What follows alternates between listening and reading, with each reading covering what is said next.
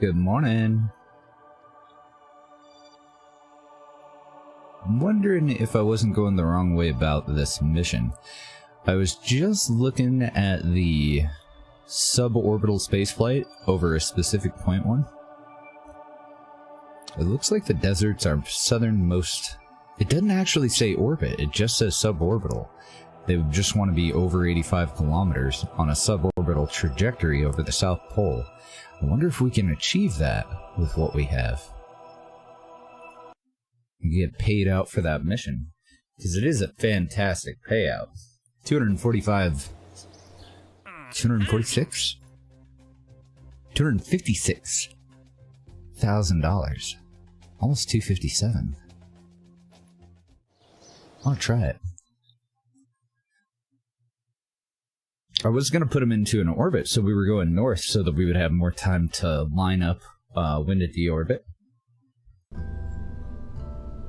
I don't think we need to.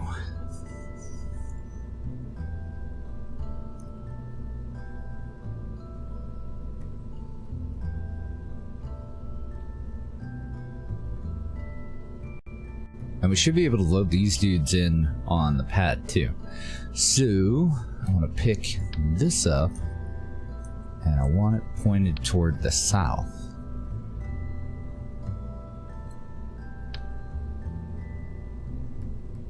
Let's get it right above the pad there.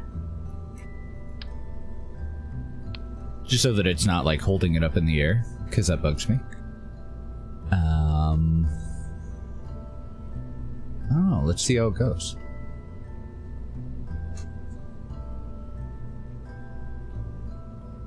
Hello?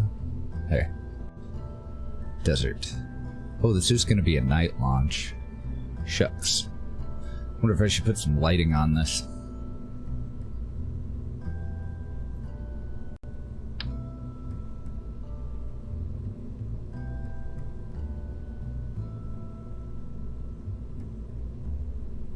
It's either that or delay it, but I think we got this. I think it's gonna be awful close anyway.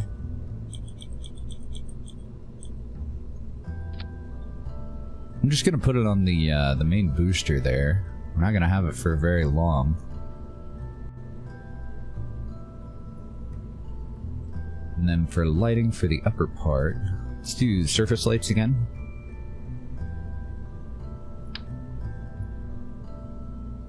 Methinks. Good morning, Isley.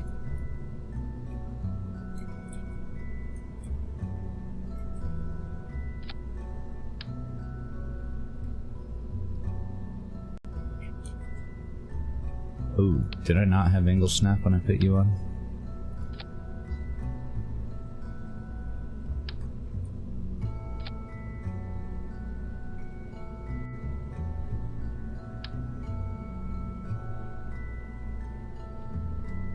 So I've already got the one there.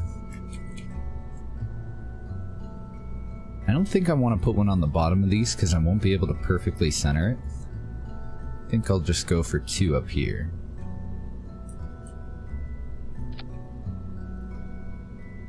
See how that looks. Still probably going to be awfully dark. They're fairly small, but hopefully it'll be enough. So, desert launch site. Let's give it a shot.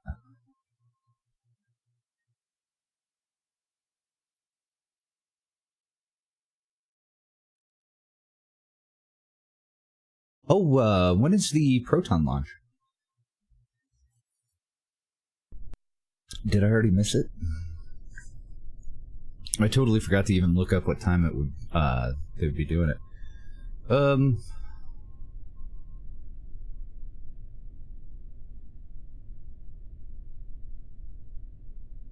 Who the hell?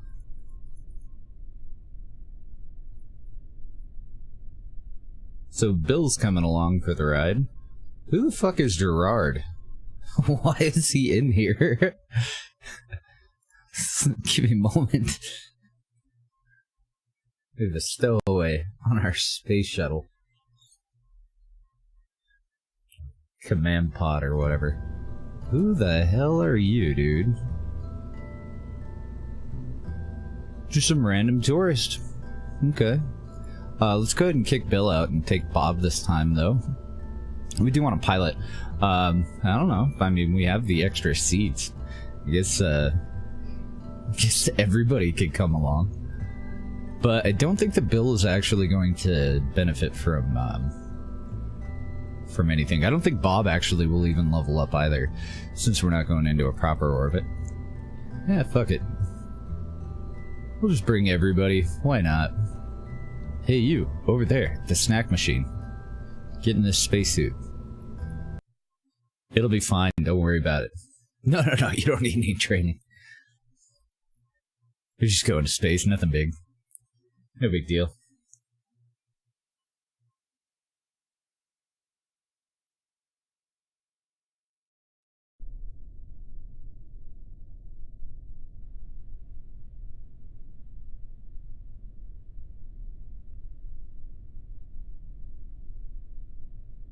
Alright, so might not work. I think it's worth a shot though. We're gonna take off and we're gonna nose down to the south. 3, 2, 1, go.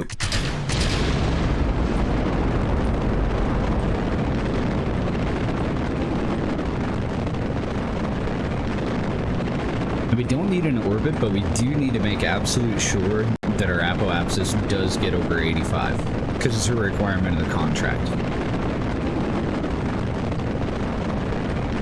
Part of the mission. And we have to get over the South Pole. Oh, damn, it was postponed until July 12th? Okay. Next month. Bummer.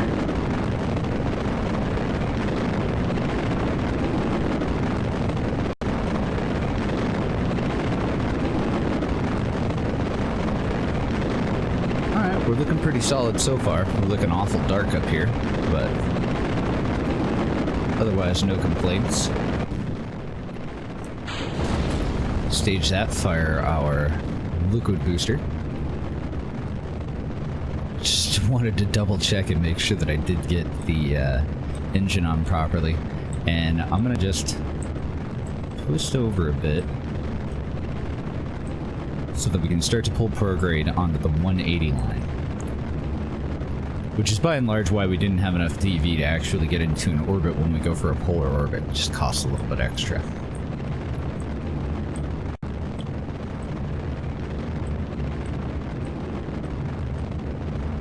Just nosing down a bit. AP just passed 30 kilometers.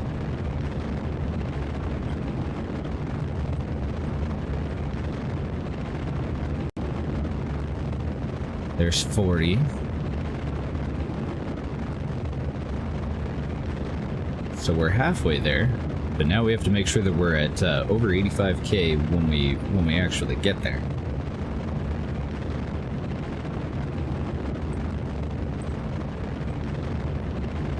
Okay, let's go ahead and continue to nose down. We're gonna stage those guys. Hi guys. AP is at 71. Thrust to weight ratio is a little bit lower than normal. I thought that we were over 1.5 yesterday on all of our launches. So hopefully I didn't screw anything up, but I think it'll be okay. It's actually gonna be at 85 in a moment here. Our AP. Okay, so there's an AP of 85. It's nearly right on the south line. Suborbital is fine, but we do need to get AP at 85 over the South Pole to be able to get paid for this. So that is our goal. I'm okay with it being a little bit higher if it needs to be, but I am going to nose down a little bit negative, just to kind of manage how high AP gets. We'll get all prepped and ready for our next stage. Which actually, all in all, works out really well. I like it, because there's kind of a delay with the engine actually activating. So it just simplifies things We can go and separate everything and not have to worry about our engines frying the main booster there. Kinda handy, actually. And we are in space.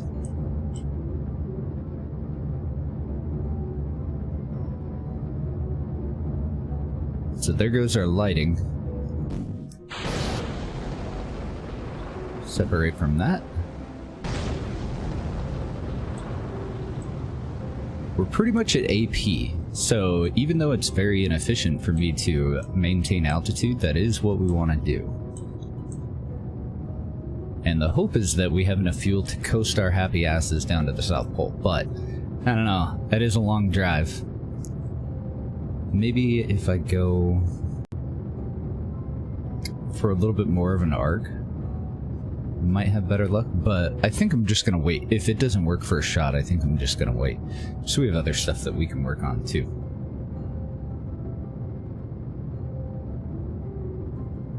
So why worry about it, right?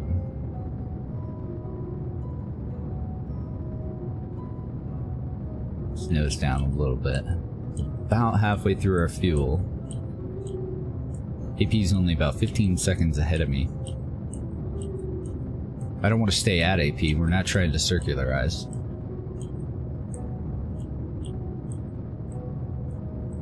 We want to get down horizontal so that we're working on horizontal velocity and hopefully getting that much closer to the pole.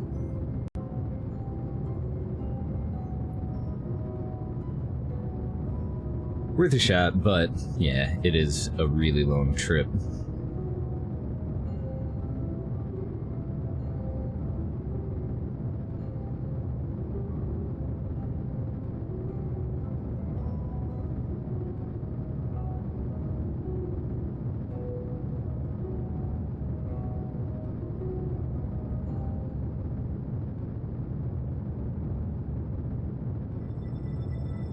Alright, let's go see how we did. We can just go ahead and separate from that guy. Goodbye, guy.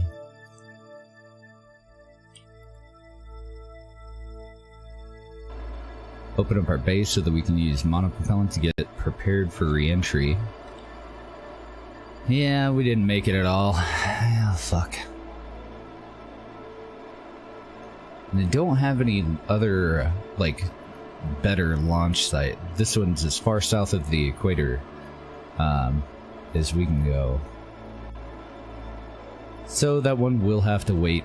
Thankfully we did at least get the contract though, so we've got 250 grand coming our way at some point. Let's go work on something else.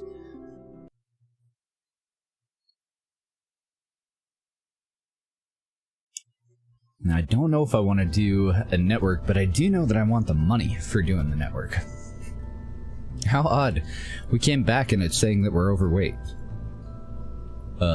Did we bring something back with us? How the fuck did we come back on a revert and go over our weight limit? So confused. So we can just save this in its default orientation. I have no idea why we're over there. I mean, I did add lights, but how did it let us launch if we were over?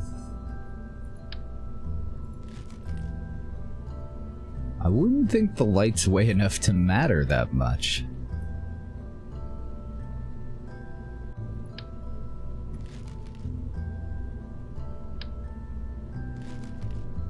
Look at that.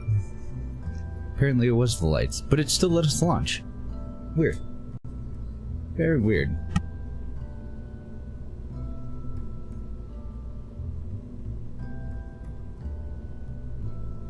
Do we even need to save that? Did I save that before I launched? Yeah, go ahead and save it. It's fine.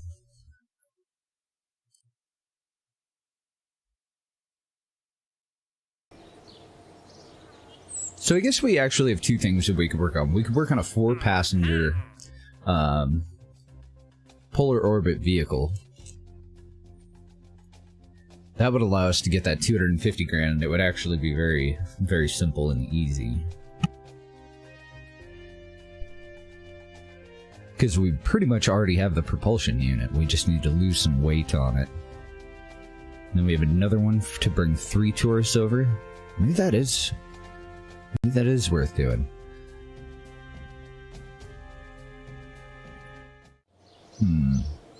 And I can't recall, did we ever get a Tarsier space telescope up?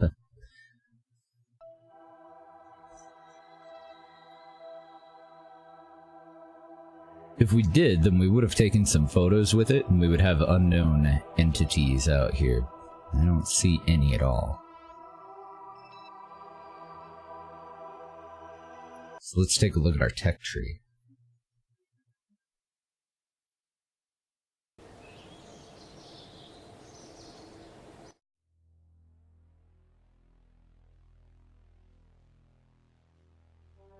Because I don't actually know if we have it yet.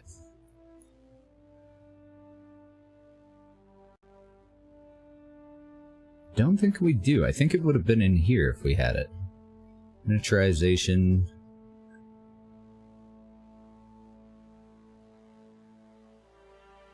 Ooh. We get our first mobile processing lab and the Thinker Research Lab soon. Those are going to be extremely difficult for us to get up into orbit in this. Yeah, we have the fungi up. I wasn't able to take photographs with it though. I tried it on the Mun and Minmus, and it wasn't letting me take the picture.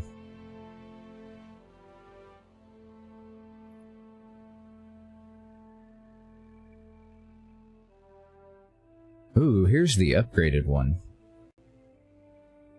So maybe we do already have it. If we have it, I wouldn't mind putting it up there. But on the other hand, yeah, never mind.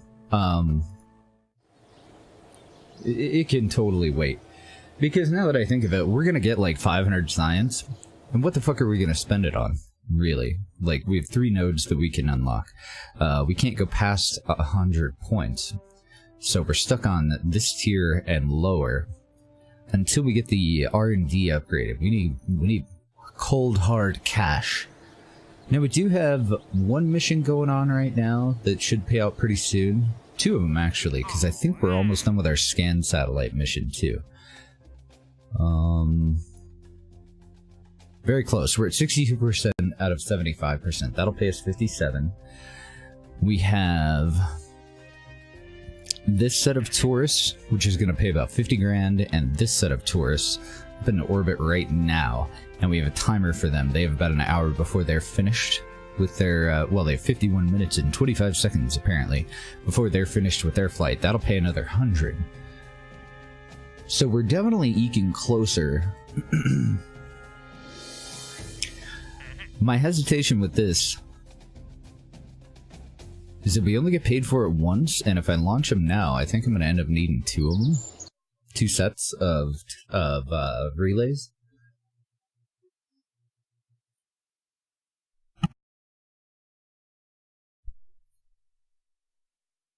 But it does pay out pretty well, so it might just need to be done.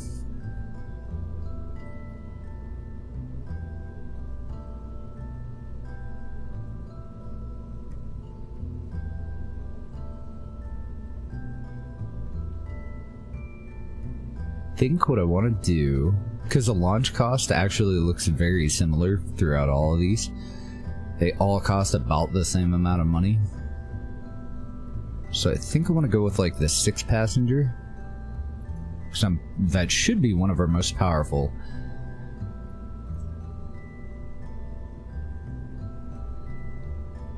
I want to change the name to 4.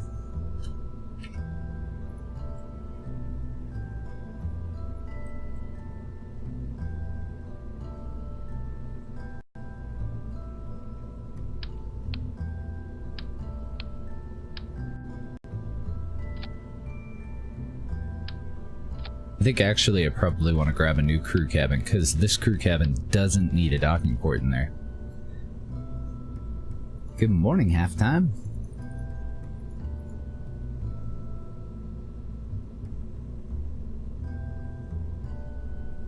So we just need 2 fresh crew cabins, right?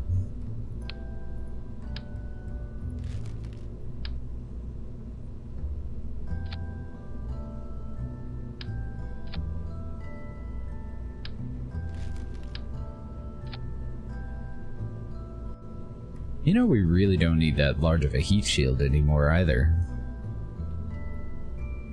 So there's actually kind of a lot of shit that we can get rid of here. Might not be a terrible idea to have an oversized heat shield, but I don't think that we need 2.5 meter for a 1.25 meter payload. Maybe I do want to rebuild some of this.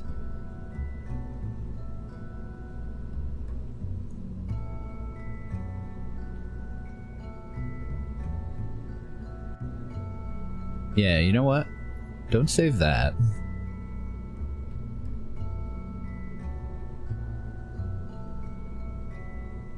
Am I tripping? Where the hell is our 3-man? Oh, right, the 3-man didn't get a proper name. It's Space Cheese. And I have no idea what the difference is between that one and that one, other than this one having more parts. Why do you have more parts?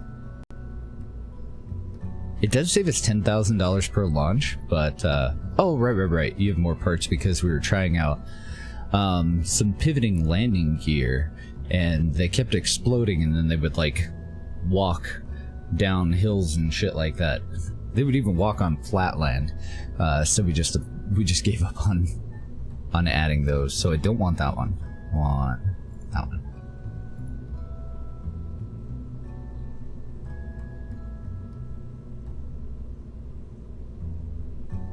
Because that way we stay in the same diameter throughout the entire rocket. Apparently I did save this one with the landing gear. I'm just gonna get rid of it. You go bye-bye. And I'm gonna take out the little motors too. Get rid of the servos that would put them into position. She just didn't work the way that I wanted them to. So, right here is where I want to add the new one.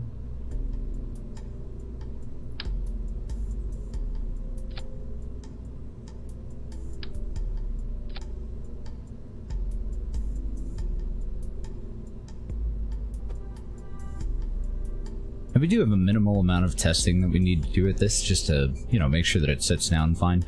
We're going to use the service bay for a kickstand again, which is what we did with the shorter, just 2-man version. And then I think for the extra DV that we need, since we did add a little bit of weight to it, it's only 1 ton. But we're talking a normal total payload of...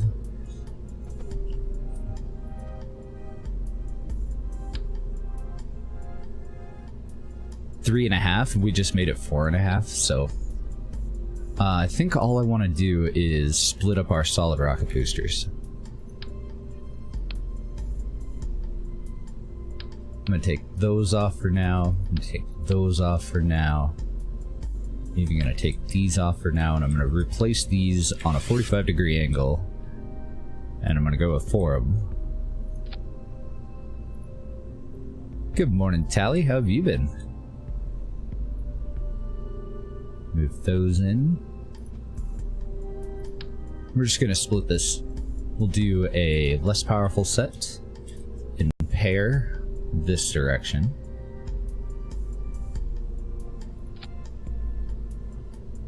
And then a more powerful set this direction. Uh-oh.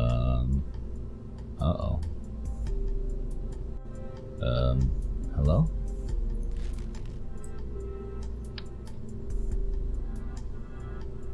Okay, interesting. Apparently I have to be at an angle to attach it.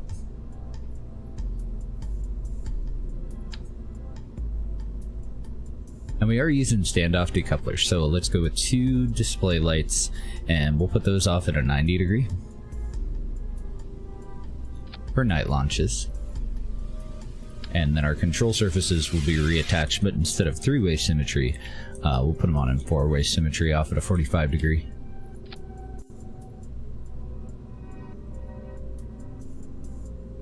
Okay. So we do have a little bit of fiddling that we need to do. Let's also check stage recovery, just make sure everything's green. It looks like everything's at 100%, so we don't need to worry about additional shoots for any of this stuff. It's just one less step. Good day from hell? Oh no. Are you roasting your butt off? Did you say you were from Arizona? Or was that somebody else? I hope it's not too hot. That sucks.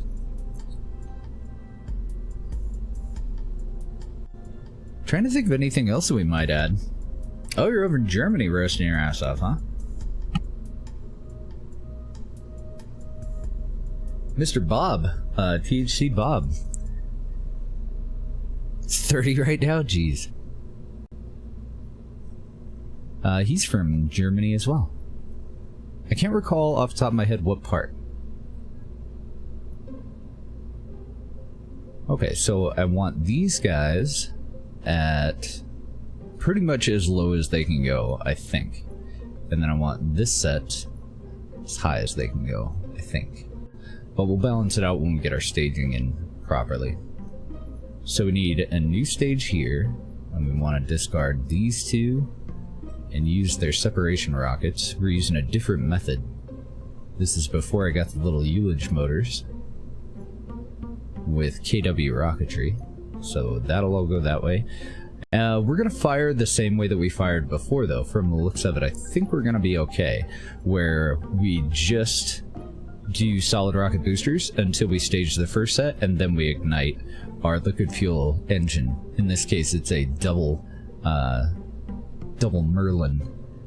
And then for the top one, we have an undersized Marlin vacuum engine. So I think we're ready for a test flight. It looks like all of our parachutes are in the final stage, except for two. What's going on with that? Get out of here. Hello? Can I? Okay, I'll move you down here then. And then I'll move that up there. And then I'll move that up there. Did that work? Yes. Looks like it worked. That all looks fine. I think I can go with fewer parts. We're still right about at our weight limit somehow. Because we do have a lot of solid rocket boosters. The tourism missions, yes, I do think that they're all in space. Good morning, Reagan. Thank you for the follow, dude. Welcome.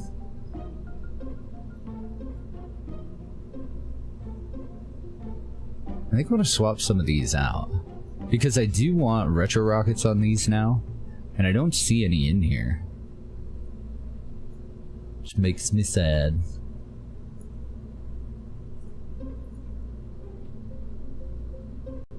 Don't think that we need big ones or anything. Do have to keep an eye on my weight, because we are fairly close to being overweight.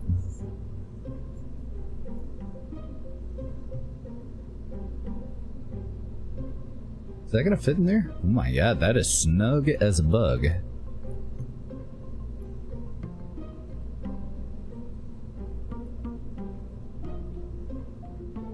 think that'll do though.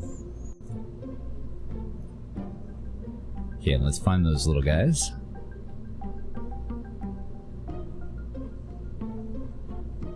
Okay, staging added them all the way at the bottom. I want those up here. There.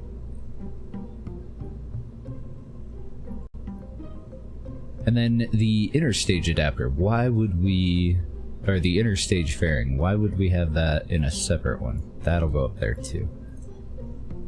Because it's actually hiding an engine and some monopropellant nozzles. I think that'll be alright. Let's see what we got going on in our bay here.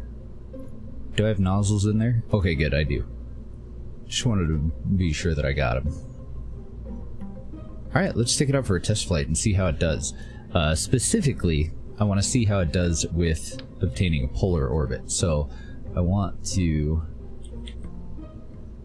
set her down facing toward the north. That'll be this thing's main goal, is to be able to achieve a polar orbit and then deorbit itself. And we are missing some features that we have on some of our other vessels. Since this is the most basic tourist design, and we just kind of slapped another crew cabin in line with it, but we'll see how it goes and then we'll adjust it from there. So as far as the launch site, we just want, I think, the normal launch pad. Take it out and see how it goes.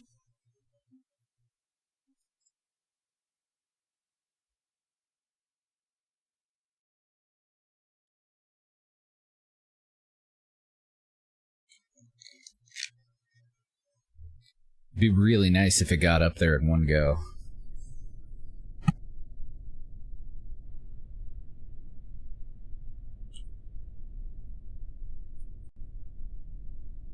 Alright, 3, 2, 1, go. Nothing but solid fuel in this stage.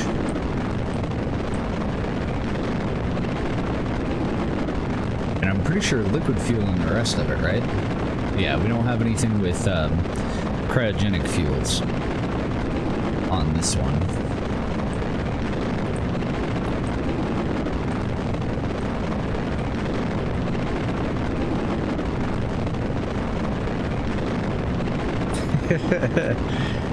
Well, we do so many launches, especially when we're testing, that I feel like I'm wasting a lot of time if I do it 10, 9, 8, you know, it doesn't work out.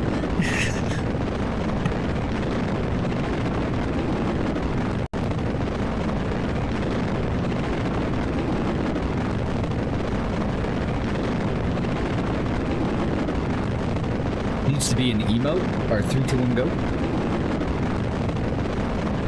It's a pretty good idea, actually.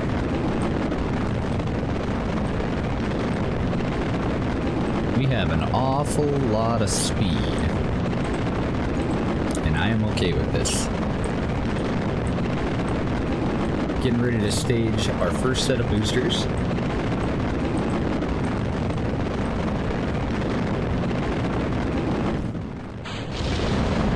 And I staged the wrong boosters, I think. Nope, I staged the right ones, just those separation rockets didn't do their job very well. So I will update those. We do have a different set that I would like to use.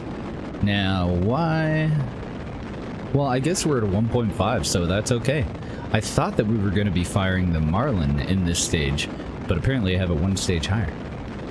But since our thrust-to-weight ratio is still over 1.5, I'm totally cool with it. Let's go ahead and continue to nose down.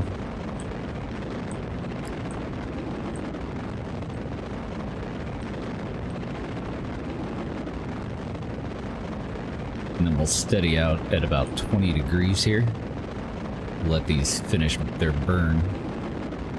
Transition to our liquid fuel engine.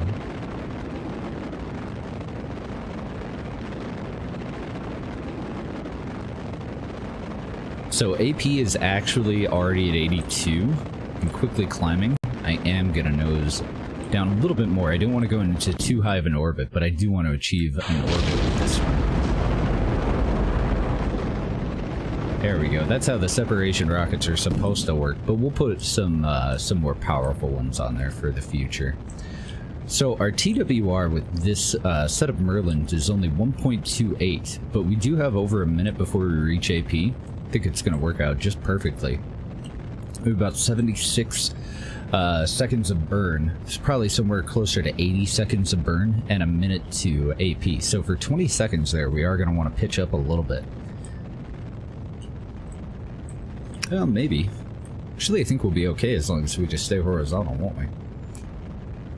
We'll probably end up circular at somewhere around 90K. If we can achieve an orbit, we might have to go and reconfigure for a better look and feel stage, or, you know, change things up a little bit.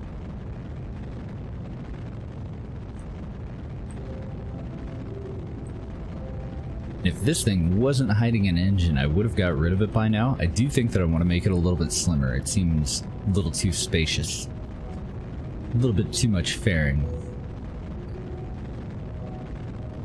Yeah, we're gonna be a couple of seconds off. I'm just gonna nose up a little bit to delay reaching AP.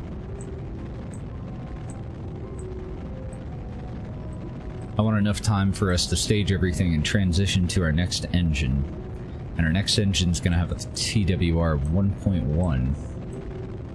So maybe I want to nose up a little bit more aggressively. It is a very highly efficient engine.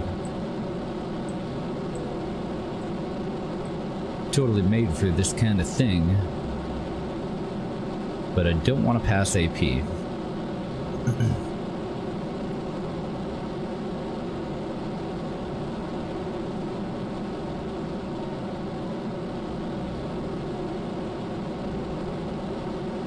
I like the plume too. Isn't that neat looking?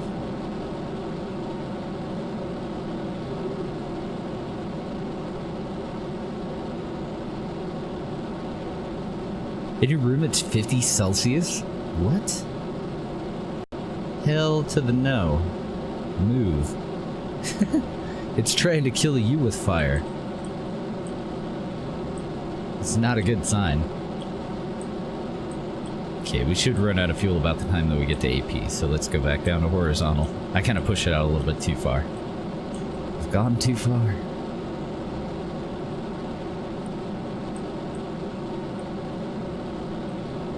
I'm gonna actually nose down a little bit and try to pull AP down.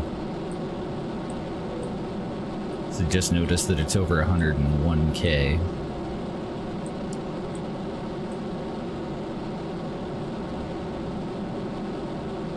If we do make orbit, we're gonna barely make orbit, which is perfect. That's exactly what we want. We're gonna want to get up there with half a tank of fuel still, because then we're just paying over and over again to bring up too much fuel. So that's 108 and 85, and we'll probably correct that to an 85-kilometer orbit later on. I think I just want to test this thing for re-entry right now, though, while we're out in the light. How close are we to... we'll let them go around one time. It'll be fine. And we don't have solar panels or anything on this either, so I do have to keep an eye on our electric charge. This is only supposed to be up there for, very short amount of time. So I don't know if I need to add electric panels, but if I do, I'll probably put them on the maneuvering stage, because we have plenty of battery to go ahead and get back home.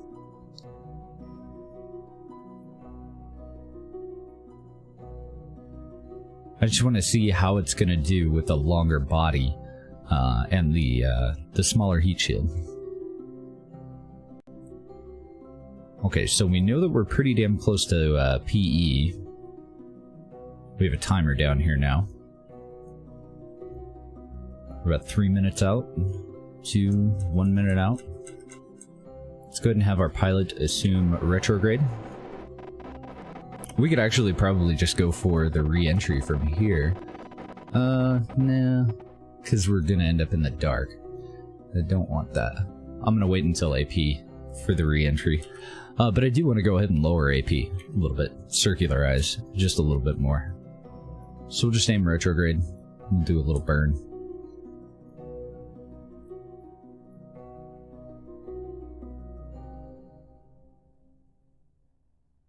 It's not a huge difference, but it does lower our overall speed a little bit, so...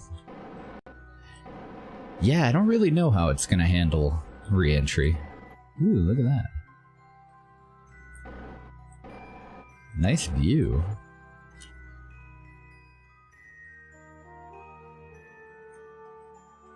Oh, we launched to the north. I had planned to launch to the south. So we're actually just fine here.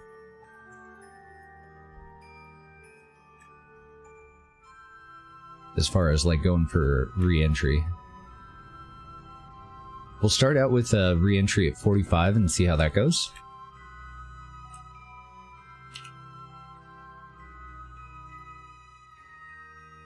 Okay, and then I just want to point any other direction than retrograde or prograde. And we'll separate from the maneuvering stage. I also want to see if that's going to survive re-entry. I don't believe I have retro rockets on it. So we'll just set it out aside of us, and then we'll open up our bay. We'll go back to retrograde.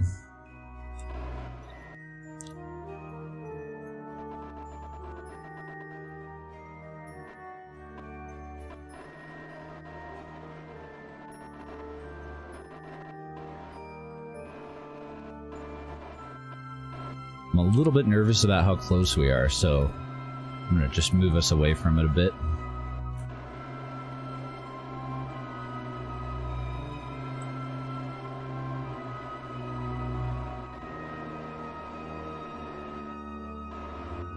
We only have 2 nozzles, so it's a little wonky, but it'll work.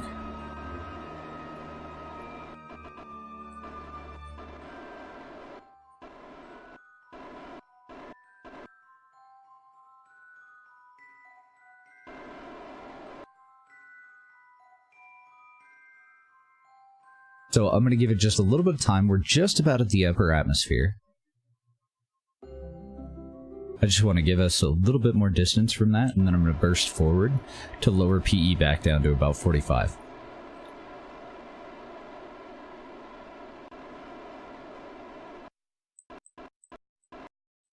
That'll do. And then I just want to vent the rest of our monoprop, so we'll just kind of spin it out till we get pretty low, and then we'll stabilize.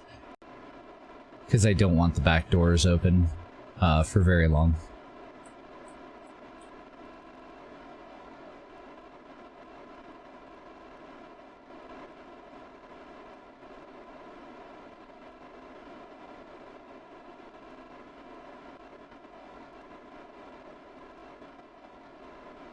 Yeah, that's just about right.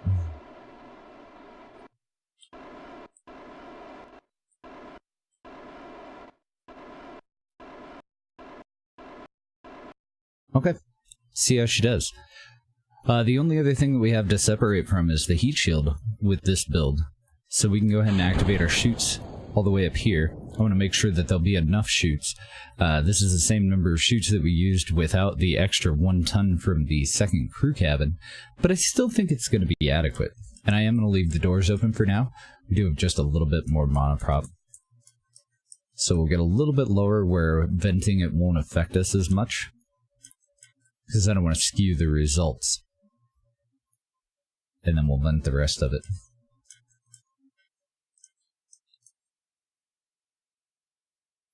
And I'm hoping that we don't get flipped around, but I wouldn't be surprised at all if we were to get flipped around and kind of lawn dart it. Which is why I'm thinking maybe some sort of aerodynamic control up on the capsule for re-entry, or a bigger heat shield and move more weight into the back of it to make it naturally want to have its heat shield forward.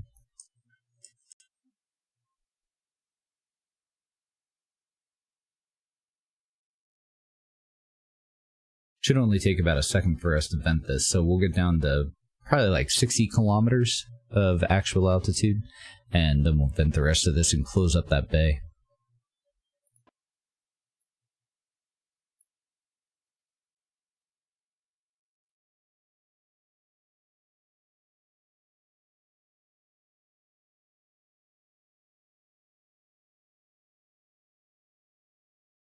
Everything's going great so far, though. The only thing that might change, we might need another parachute. And I may need to reposition these chutes some way, so that it sets down right on its belly.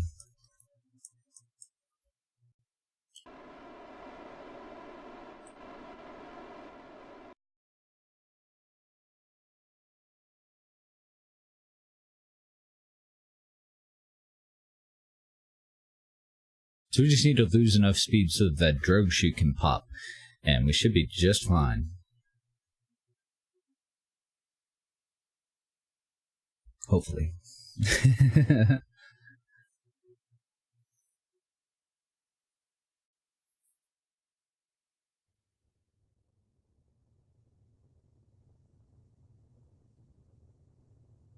We're about 62 kilometers. We're starting to see re-entry effects, as expected.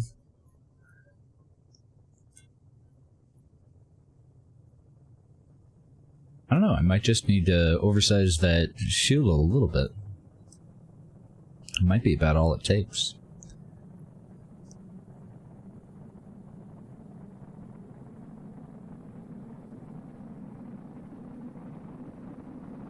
So I'm in physics warp, and I'm just keeping an eye on retrograde here. As soon as it starts to look like we're getting pushed aside, I want to get out of physics warp.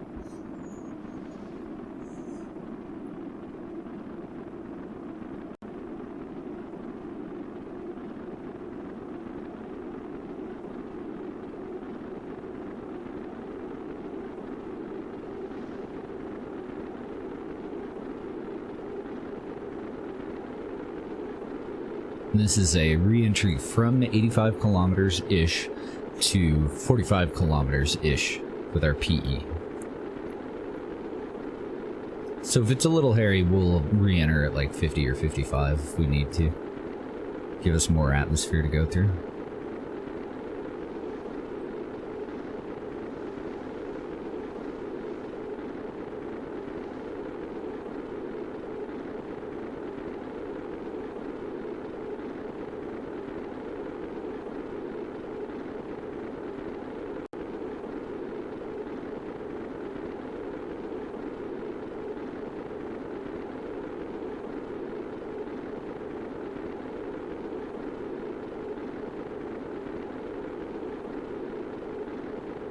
Pretty hot down there.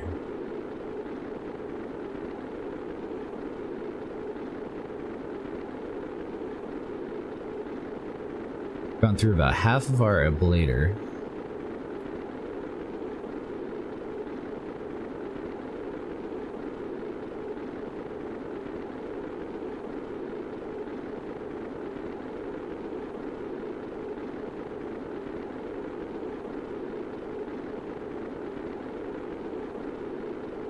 I think we're gonna have an explosion.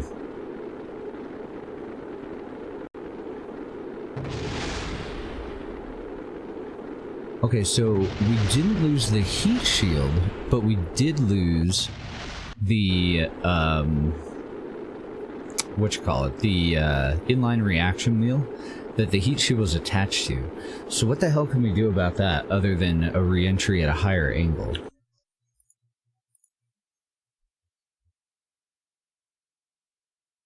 Because I think it's transferring the heat over to it, so I don't know if like a buffer or anything that we can put in there. Yeah, we got the big booms.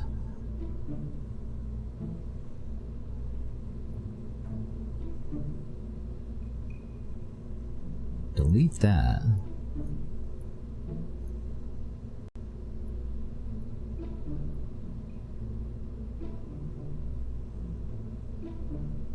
The next step up, 1.8.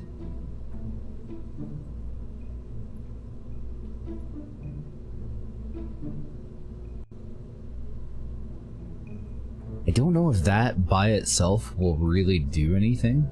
Let's add a structural piece there as well.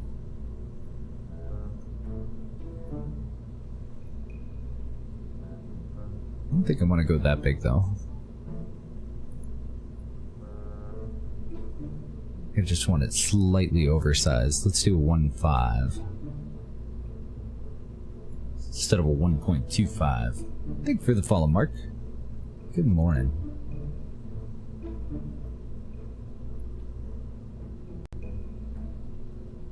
And now I'm debating whether or not I want a structural piece in there. I'm not actually sure. Do you guys know, do any of these have like a higher heat tolerance than other pieces? Looks like these are 2,000. Okay, some of them do. This one's 3,400. 34. And what is the heat tolerance on these? 2,000. So maybe I do have a structural piece that'll be better in here. That one's 2,000. That one's 4,000. The dual adapter. Oh, no, my bad. I was looking at pressure. It's still 2,000. 2,600.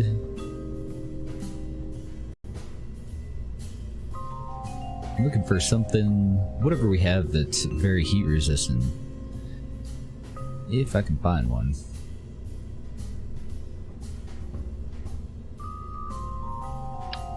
That one's pretty good, 3,400. And this one's 3,400.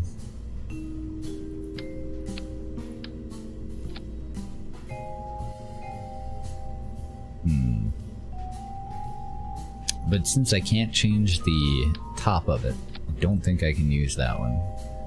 Shit, and this one's not tweakable.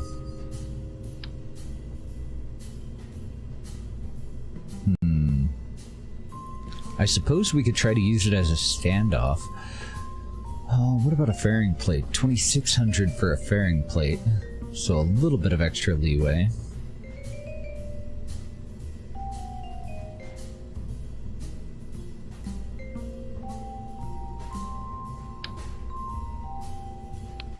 That one might be an option. Cylindrical fairing, it's 2,500. Oh, here we go. Service bays are 2,900.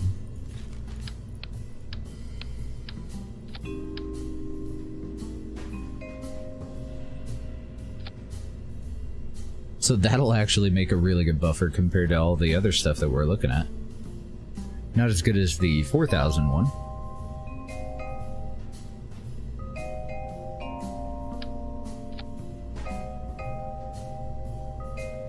Okay.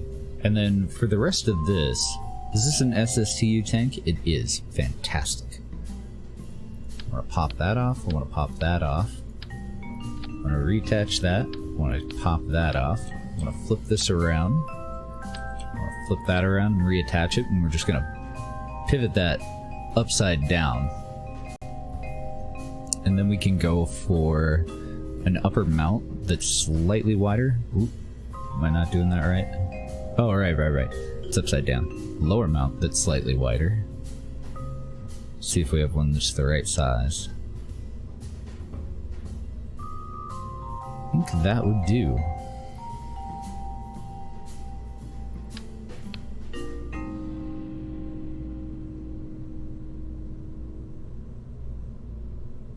Oh, I'm adjusting thickness. I want diameter to 1.5.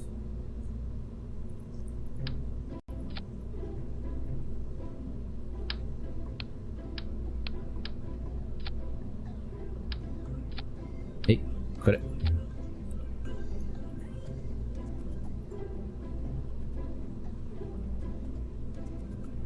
Oh, actually a fairing plate's not going to be necessary there because it's all, none of it's actually going to be exposed.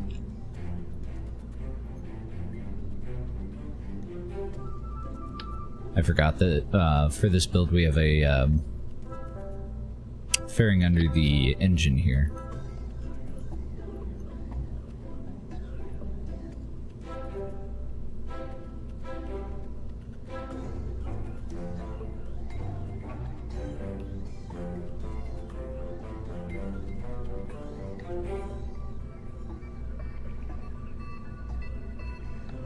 Okay, and these little guys aren't performing very well. So the kickbacks are out of here.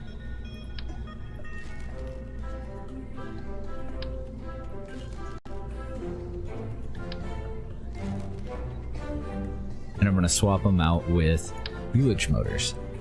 I think I'm going to stay full size on these two. And I probably can get away with one. Let's see. We'll try it anyway.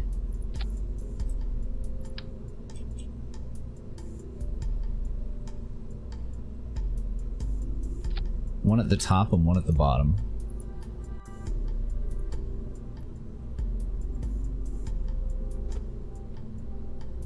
If one won't do the trick, then I'll go back in, I'll attach this on the center stack somewhere, and we'll put the two separation rockets on in mirrored symmetry.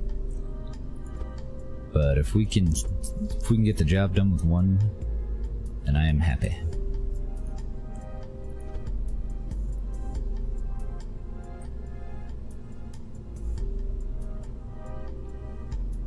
Oh, I didn't have symmetry on. I'm a dick. Let's see, I guess the easiest way is to pop this off. My mouse will work with me.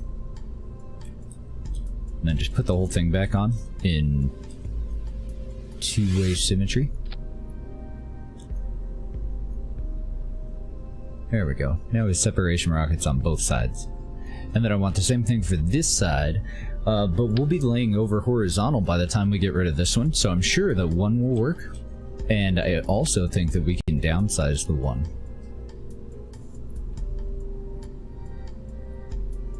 Uh-oh, problem.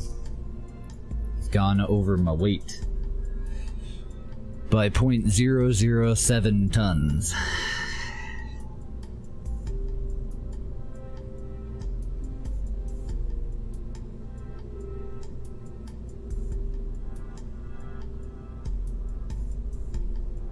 I think I'm just going to take some monopropellant out of this can. I feel like we had a fairly excessive amount.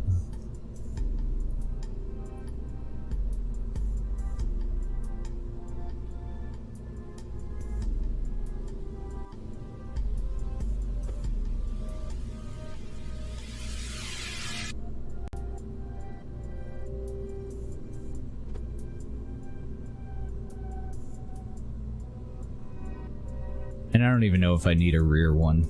I just want to move the front of that a little bit further away, and the force of the decoupler should also move it a little bit away by itself.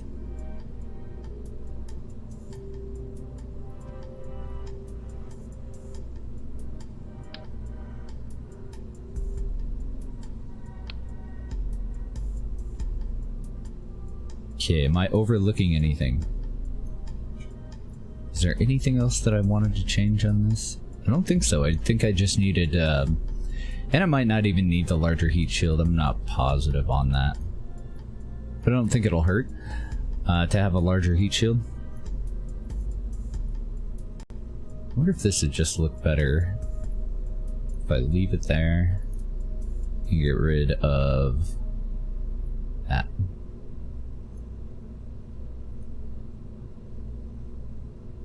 Yeah, I don't think it matters much. Alright, let's take it up for a spin, see how she does. We don't need to go through the entire thing. We do need to get it up into an orbit, but we don't need to go through the entire re-entry, I don't think. When it comes to separation, I want these guys to go first.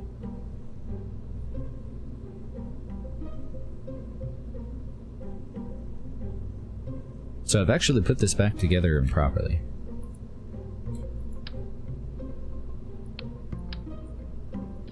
Need to pivot that around. I want these two at 100. Okay. Everything else was fine. I think when I picked it up, it reverted back to neutral, like back to the way that I had it originally. And I have the vehicle pointed toward, well, the belly of the vehicle pointed north. So we should be okay now. Stage 1, okay. That looks perfect. And now we just need the right separation rockets. There we go. Get rid of the interstage fairing. Go ahead and stage it and fire the retro rockets, the internal retro rockets for that.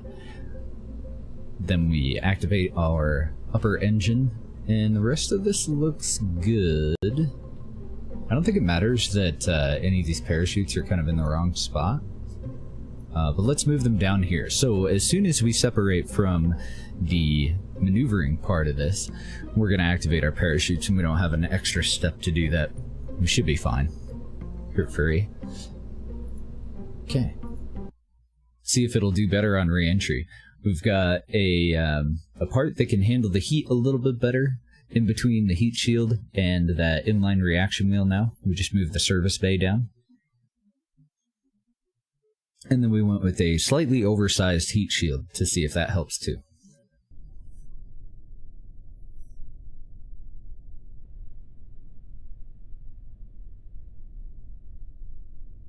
3, 2, 1, go.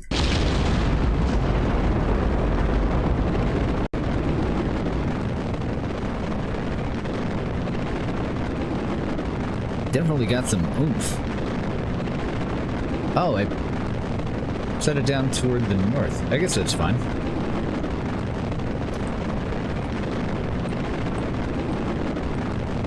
Actually, I did that last time too, didn't I? Because I had expected for it to be orbiting the opposite way.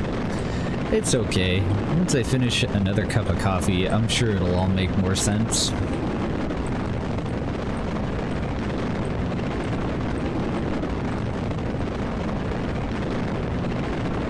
We know that we got a lot of push, so I'm only barely going to the west. I'm mostly just trying to stay slightly west of the north line. And I'm going to try to fight us down to about a 50-degree angle before we stage the first SRBs.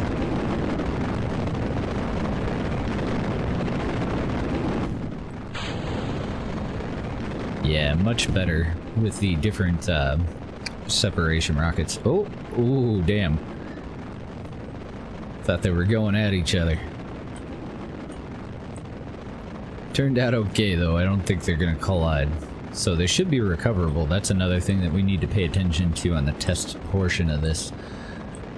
See if we're getting any of our money back through stage recovery. So, AP is at about 50 kilometers. Let's go ahead and nose down to about a 20-degree angle and keep our push going. Burn out the rest of this fuel and transition over to our first liquid fuel stage.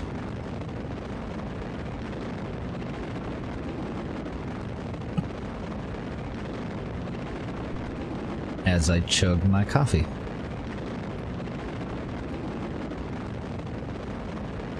So I'm hoping these separate well. We're gonna find out right now.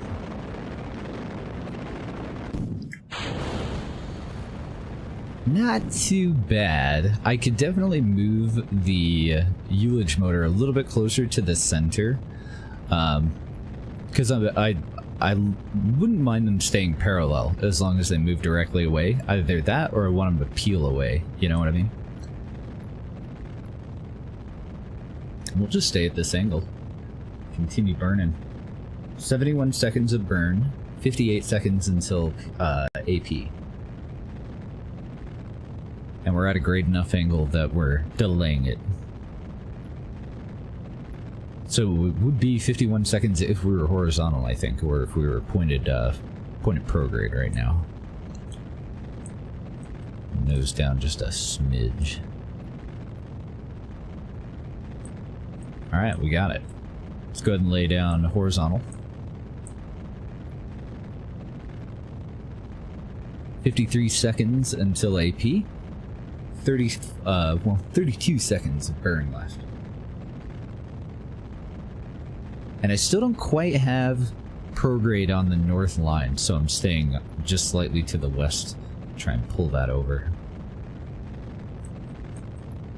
Let's see, we did circularize very high last time. So we'll go a little bit negative and we'll try to control where AP ends up. It does also lower our time to AP, but that's okay.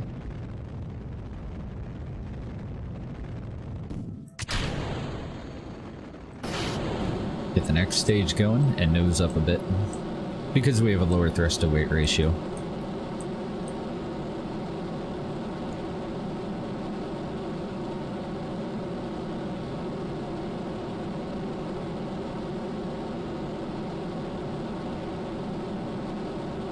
Alright, and while we burn through fuel, we'll go up to probably, what, a 20? Was it a 20 or 25 degree angle last time? To maintain altitude? Looks like 20 ought to do the trick.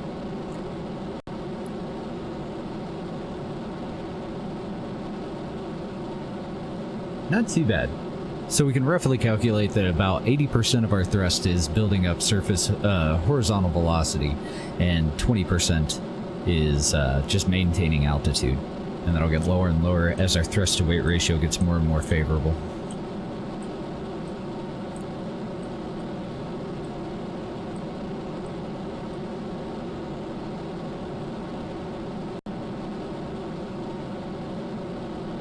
So I'm just going to keep nosing down until I start to see our time to apoapsis decline. Yeah, it looks like 10 degrees will actually do the trick, so we'll just lay down horizontal, and at about 1 second to AP, we'll nose up just a little bit. If we need to, we might not need to. I think we're going to circularize at like 90 to 95.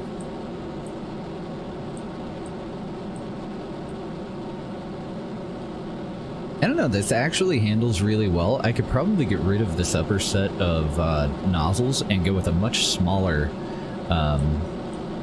monopropellant tank. Ew, 90 and 78, that is ugly. But that's okay. It's almost in orbit. Let's go and activate RCS. We'll hit F8. We'll use too many orbits to go and hide all of the other orbits that are going on here. Let's see, we took off to the north, so I'm going to wait until we get to the South Pole before I deorbit. So when we get to AP, we'll just go and hold program. When we get to AP, we'll circularize so that we don't end up entering the atmosphere earlier than anticipated. Earlier than we want. I think we're going to be just fine. Let's go ahead and time warp.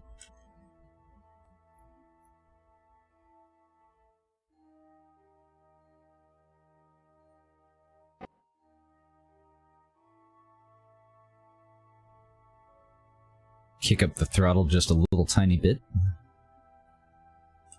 And that'll be good enough.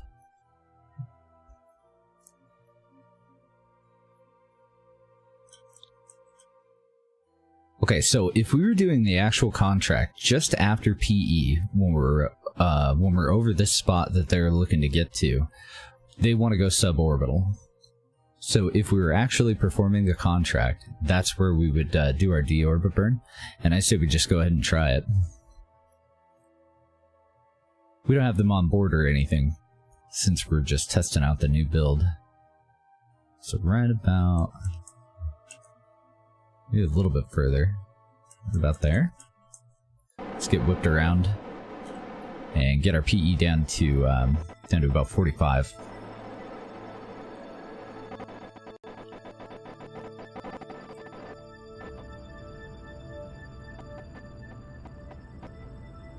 And that should complete the contract and we should get paid. Pretty sure.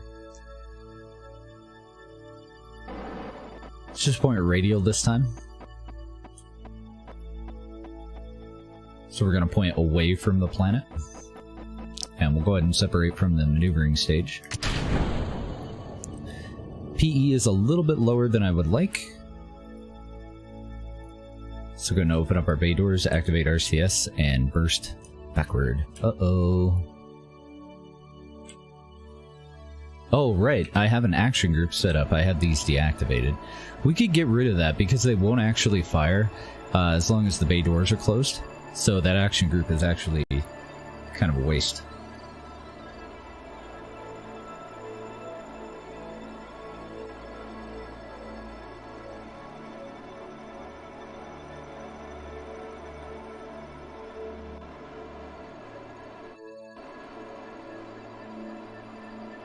I'm just trying to get AP up a little bit, or PE up a little bit before we start our re-entry. And we're also looking to get rid of that 22.5 units of monopropellant that we have.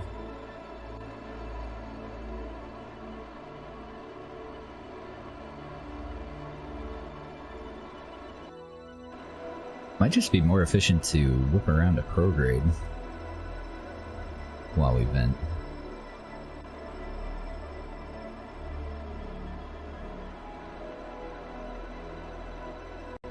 Okay, that'll do it. Let's get back around to retro.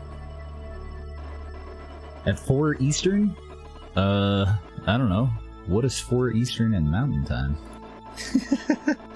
4 p.m. Eastern to Mountain.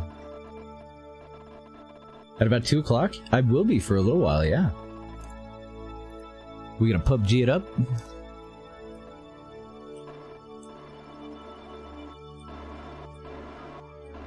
Laying down horizontal here. Okay, and we still have 3.65 units of monopropellant on board. I think that's fine. I think that's okily dokily. Go ahead and close that up. Hopefully our batteries don't eat shit. Hopefully the heat that we transfer from the heat shield to this thing isn't also then transferred to our batteries and our monopropellant and our nozzles and going to cause an explosion. Ah, man. And I also hope that this is going to be an adequate kickstand too, because I hadn't really thought that part through. I put the service bay on, I just tacked it back on. It's a little bit better of a kickstand if I have it turned to the side. That's okay. PUBG with Reed? Oh, hell yeah. Sure. Reed and you and Fraser? Oh my god, what an amazing group. Absolutely. Let's do this. I'm gonna get my ass kicked. Have there been any updates recently? I may have to queue them up. Get them downloaded.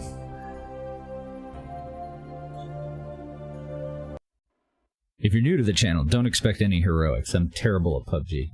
It's so bad. I have like 90 hours in, and most of that was put in about a year ago.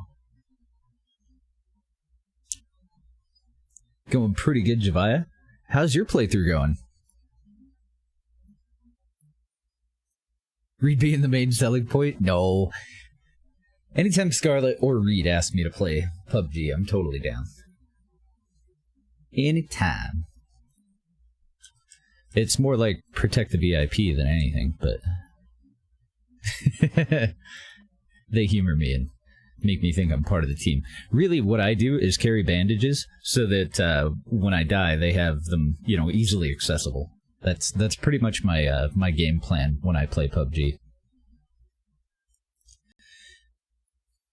Oh, nice! You got your station up yesterday. Did you get any photographs of it? Did you get any screenshots? That's the problem halftime. Like, I'm so new to the game and I'm so nervous when I play it. I have a really hard time talking. I'm like dead silent, listening for footsteps and shots. Many engines to lift it, I'm sure. So you have your Space Center all upgraded and everything already then? Your VAB and your launch pad? I think you're a couple of steps ahead of me. About 10 more modules to lift and attach. What time are you going to start your stream today? I'll have to pop in and take a look at it. I love building stations in this game. We're not going to be able to build any of the crazy shit that we used to. I have a couple of screenshots. That was a mothership that we put together. On the pad, it weighed 35 kilotons. It's just a wee little feller. It was just boosters and more boosters and extra boosters and a lot of other boosters. And the orange can there is just for scale. I just threw that on there so that you can see the size. This is the final vessel. And that was fully jump capable. Not a station though. What is this? I think this is our relay. Oh, this is one of our stations. This was our farm. This is where we would take fertilizer up to. This is one of our transports attached to it. We take fertilizer up to this and grow our own food for USI life support. Let's get out the physics work while we do this.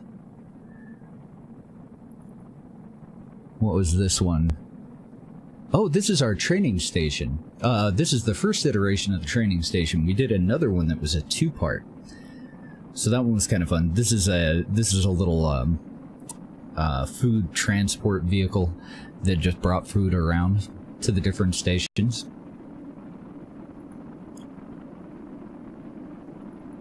Did I already show that one? This is just a standard station.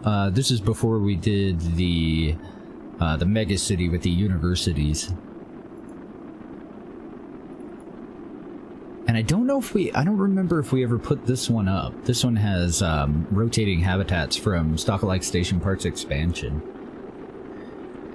Gonna get started at about 4 p.m. Eastern. Okay. Short stream today for you though. Do a Friday night show that you have to prep for? No problem. I'll try to stop by when we get done today. I think this is the version that we actually ended up going for, with the more accessible docking ports. And this is just a, this is a hotel. So this was just made to be comfortable and house a shitload of people for tourism. And I don't know what else I have. I don't see any on the desktop. I think most of the other ones that I have on the desktop are bug reports. We used to make a lot of nice stations, and we did them all single piece. We put them all up in one launch. Total pain in the ass. We also had like little observatories for the Triple Z radio telescope. We had moon hotels that were slightly smaller. Well, one of them was slightly smaller. The other one was the same as the one we were using. Go ahead and close that alarm. Yeah, I think the new heat shield and moving the service bay down is totally going to do the trick. I think we're going to be just fine. Because this is the same re-entry angle. I may have spoke too soon, but it's looking pretty damn good so far. Yeah, definitely get us some screenshots. I'd love to see them. And then outside of that, for the second phase of our game, we did like motherships, no more stations, nothing else around the local system outside of relays. Everything was interstellar for the second one. Basically, once we unlock the tech tree and we get to the point where we're making so much money that money doesn't matter anymore, we just clean up the save and restart in a science mode, and then we just go for exploration and colonization of other planets and moons. At the time we were playing in GPP, so we were using the Alcubierre warp drive to deliver jump probes, and then we would use the jump probes and motherships to go out and scan, you know, wherever the hell we wanted to. We had a couple of scout vehicles and a couple of corvettes that were jump capable, but they really were just used because we use remote tech. So they were just like remote control locations. GPP is great. The space Ubering going? It's actually going perfect this time so far. Knock on wood. I think we got a solid build going. Uh-oh. I don't even know what's up there to overheat other than the cabin. Is that the cabin? Oh shit, yeah it is. Because we've been pushed slightly aside.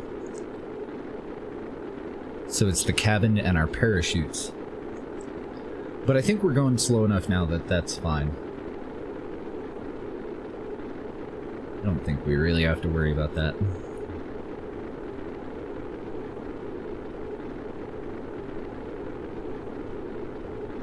Getting your makeup on? Alright.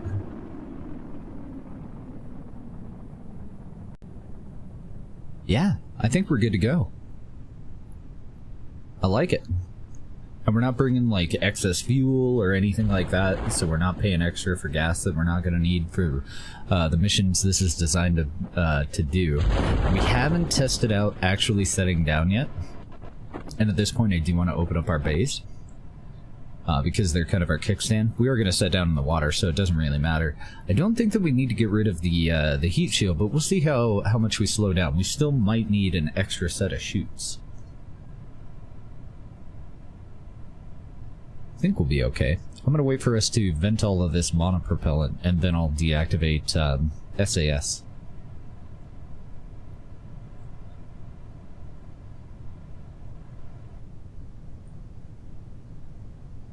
And I'm really hoping that this wants to lay down horizontal, but looks like the heat shield is actually a little too heavy. No, that's bad. Why did you not disconnect, heat shield? Why you gotta be all clingy and shit? Get out of here, heat shield. Okay. Apparently we're in this together. Apparently the heat shield is staying with us unless I put a decoupler back there. It's really weird though. It should have just staged off.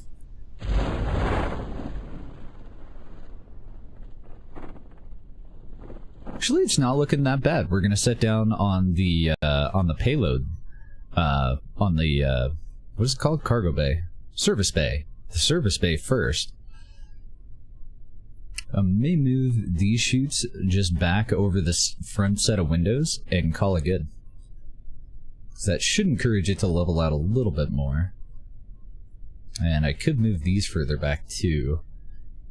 But I don't know how I feel about having a parachute built into a gyroscope. It's a little weird. Alright. We'll go back to...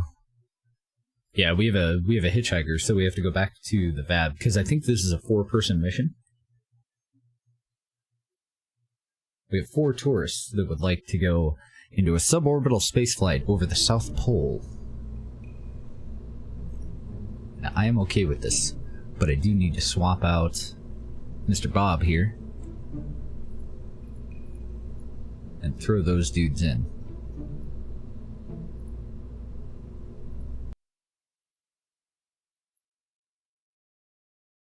I'm gonna try it without moving anything first. We'll see how it goes.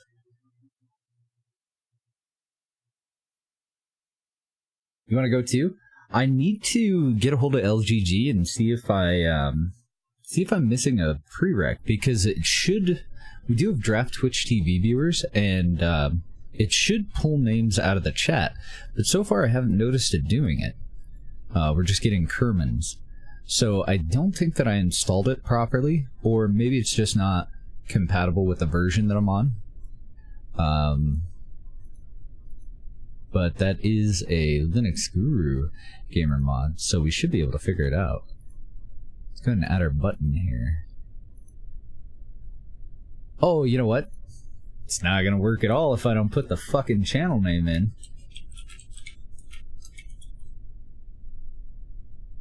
Yeah.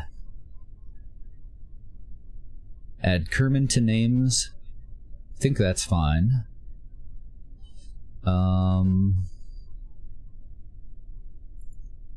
And then for bots, we have Mr. Dandroid. We don't want him added.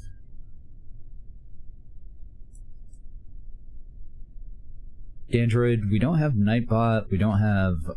I think we're fine, because we're not using like pretzel rocks or anything, so I don't think the bot should be in here. Save that. Yeah, it's really hard for this mod to integrate with the channel if I don't tell it what channel to integrate with, isn't it? Alright. We got our generic tourists.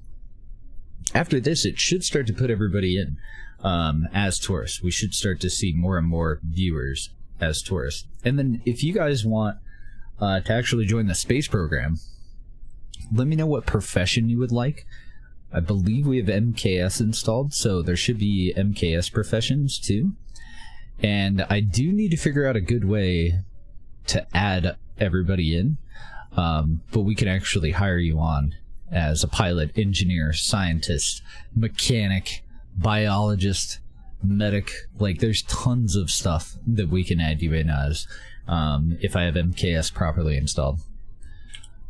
Alright, throttle up. Oh, you haven't seen that one? It's called Draft.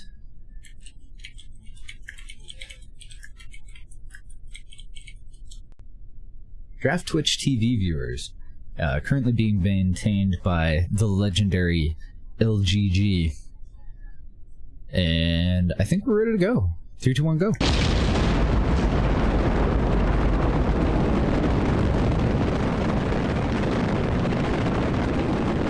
It's a really cool mod.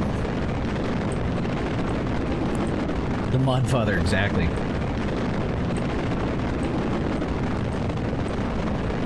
Custodian?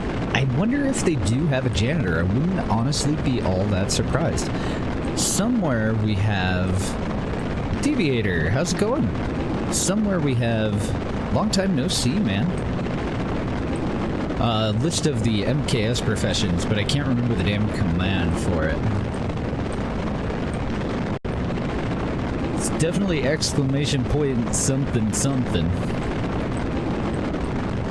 Been a hot minute since we played, though. I don't see why penguins couldn't go to space.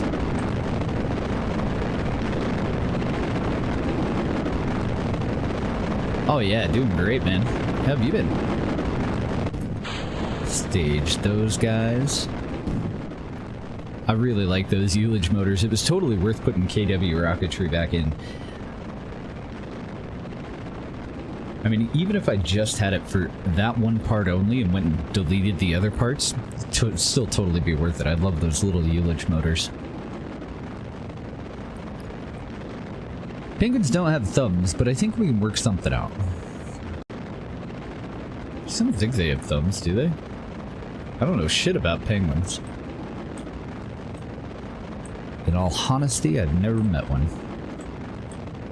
Well, except for Scarlet.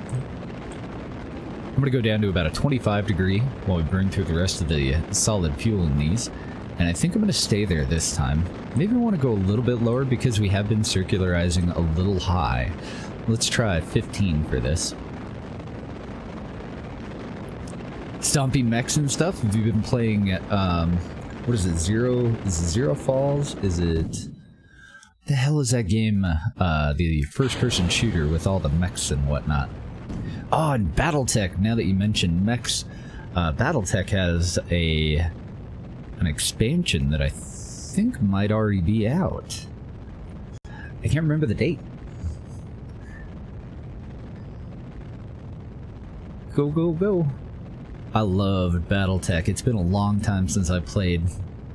D Hunt was showing me the, I think it's called Rogue Tech DLC. It's like a total conversion mod for BattleTech. It looks incredible.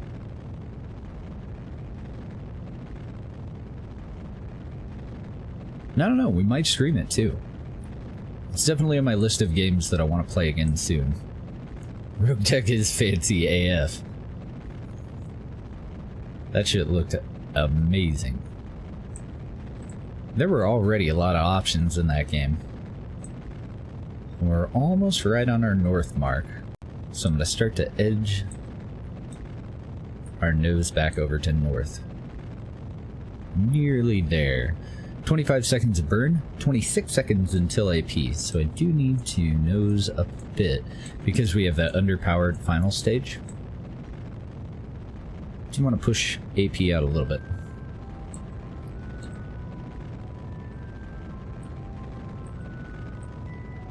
I like how it was integrated too. It didn't seem to be like overwhelming.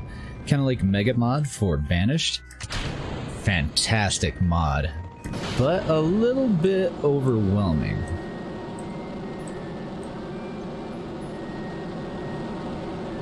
Mega Mod is a combination of, I think, like 80 something or more mods into one mod. Shit was cool. Alright, keep pushing. Not totally in love with our oversized heat shield with the fairing enabled, but doesn't look too bad, I don't think.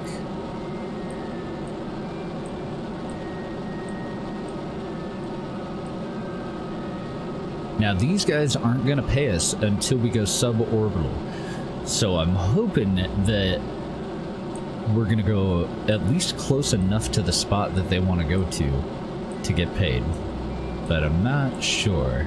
I haven't done one of these contracts in about a year, so I'm just going purely based off of memory before I've even finished my first cup of coffee, which is never good.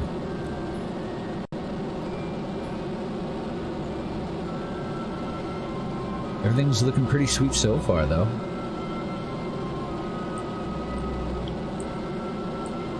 Looks like we'll circularize at about 90, which is just about perfect. Maybe a little bit higher. My nose in. Almost at orbital velocity.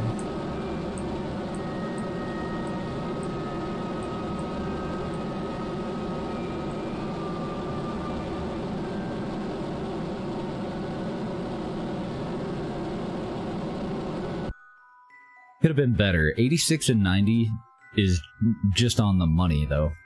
Just high enough for these guys to be happy. Not very circular, though. But oh well. It'll do.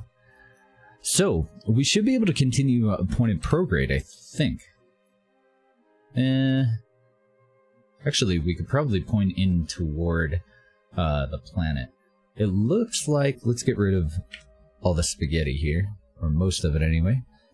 It looks like we're going to be pretty damn close to the point that they want to go to. I do think that I'm going to do a correction though. So right about at the North Pole, somewhere in here, I want to add a maneuver, and we're just going to pivot around to make sure that we go over that point as close as we can.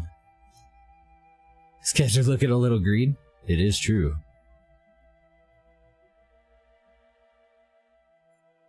This is probably going to be more efficient if I do it earlier on, isn't it?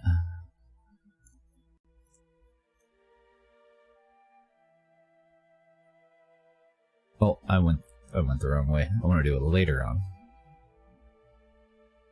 There we go. 272 though, and I don't have that in the tank. How much do I have? I have 152. Okay, so what we'll do is delay a little bit.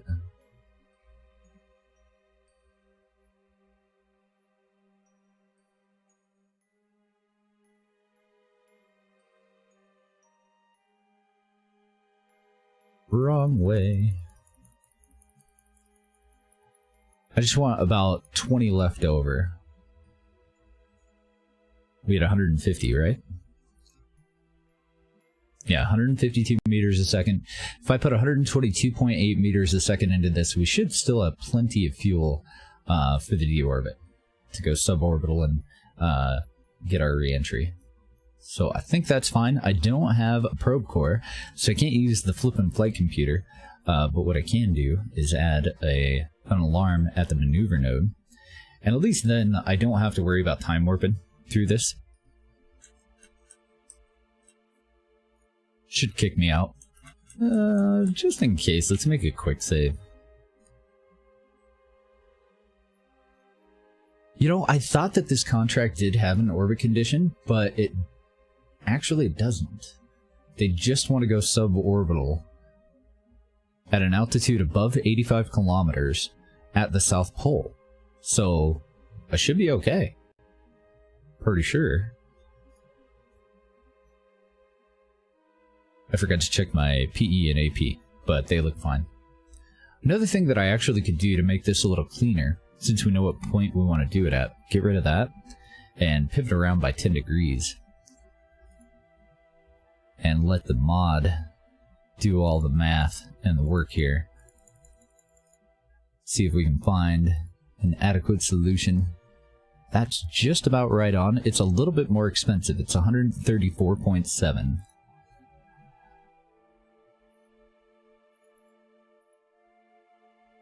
I'm looking for this orange dotted line to go directly over that.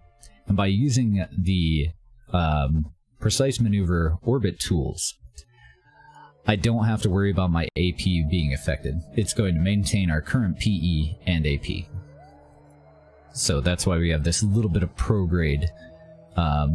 Actually, it's going to be retrograde. A little bit of retrograde, just to maintain that. 121.2 looks perfect. And I don't think I need to update my alarm, but let's go for it anyway.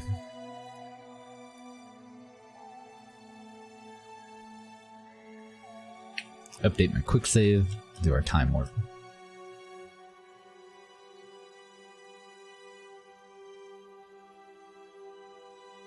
Can he hold? Yeah, he can hold maneuver.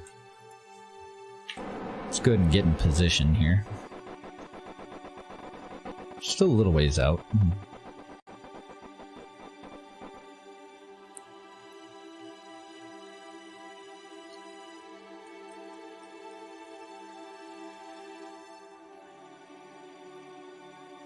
Alright, Kerbal alarm clock's kicking us out of delete. Kicking us out of time warp. I am kind of paying a little bit of extra attention to that because we do have a timer for the 6-passenger tourist vessel that's also in orbit right now. And I don't want to fudge that one up.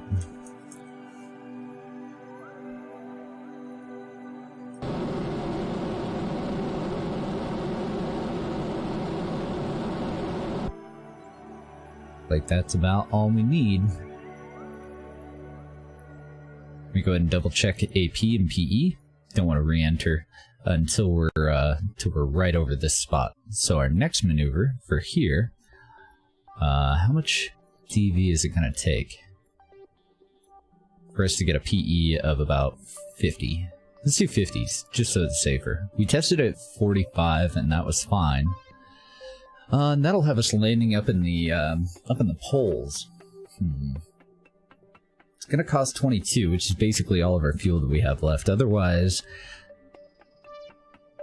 now we have 66, so we could flip back around prograde. We should be able to finish out their mission. They don't really need to set down, they just need to be on a suborbital trajectory over the South Pole. We could go around one more time, and we could try to line up with one of our facilities. If we go around 2 or 3 more times, we could potentially land them at the desert launch site without any additional DV. Let's take it one step at a time, though. And that doesn't look like it's on where I need it to be. I'm just eyeballing it.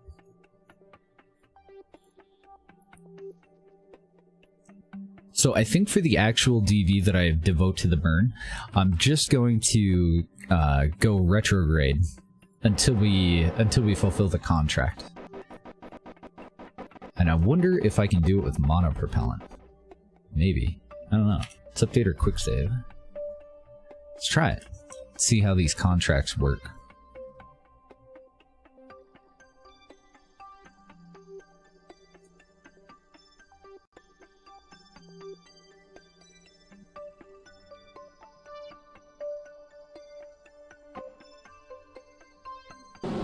I was gonna try it with monoprop.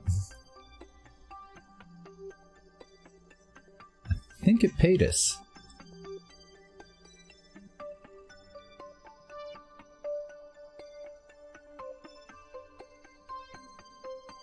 Yep, bring 4 tourists oversight, so we are good to go. Let's see if we can get out of this. Pretty sure that we can. Don't need that anymore. All we need is our AP and PE information. I'm gonna go ahead and burn prograde now. I could have done that a little bit more cleanly, but as long as we're not going to re-enter the atmosphere, that's all that really matters. It still leaves us with 34 meters a second, which is plenty for us to deorbit. So now we can choose where exactly we want to set down. So I'm thinking probably somewhere right about here. I'm totally guessing. If I were to go back to a PE of 45 or 50,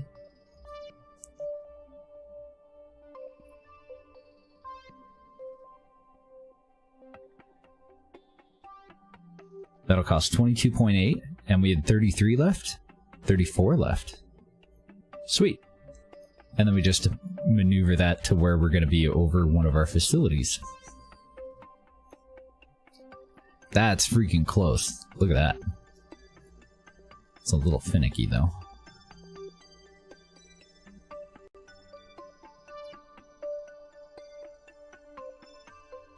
Now, unfortunately, if I wait for 2 orbits, we're going to end up on the other side of it. I wonder if that extra 10 delta V can adjust our angle to get us over there, too.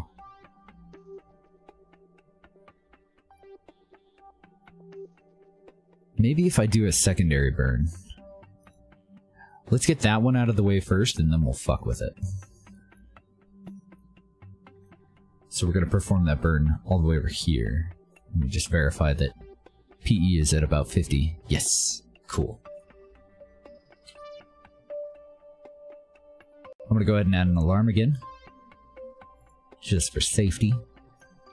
And we can go ahead and get rid of the 6-passenger tourist alarm if we want to. That's just a timer. They wanted to be up there for about an hour. These guys just wanted that specific spot, so we can just get rid of that one. Time to get paid. I'm excited. I can't wait to get that launch pad upgraded. And we do need a little bit of extra money. We don't need just the amount of money for the upgrade, or else we can't do any more launches. Should be bad. But I think we're pretty damn close.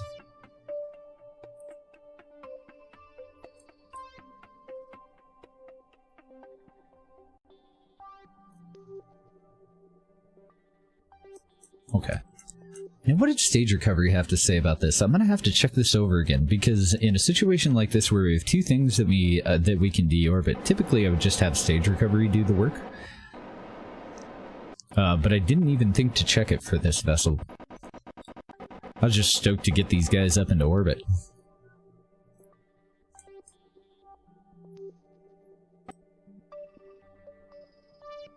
What is that one? Oh, that's the ship that we're on right now. Good. It's just telling me that I have about a minute until I need to do our little burn.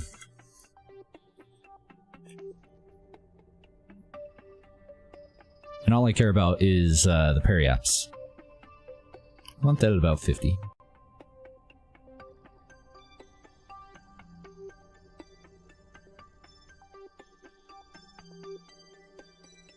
And then this other little burst, let's see, which direction are we heading right now? We're heading toward the south, right?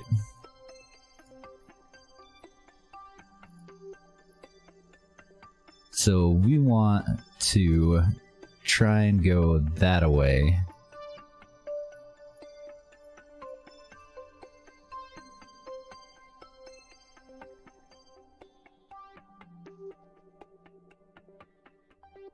Yeah, I don't have enough to get us any closer, unfortunately. Okay, well, then we'll just adjust that. That's as good as I can do. And it should be good enough. Let's go radial out.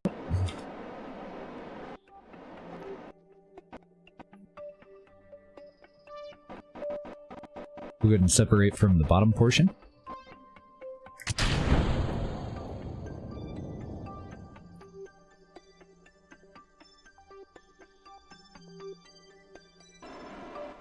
Get moved around to retrograde, just to get prepared.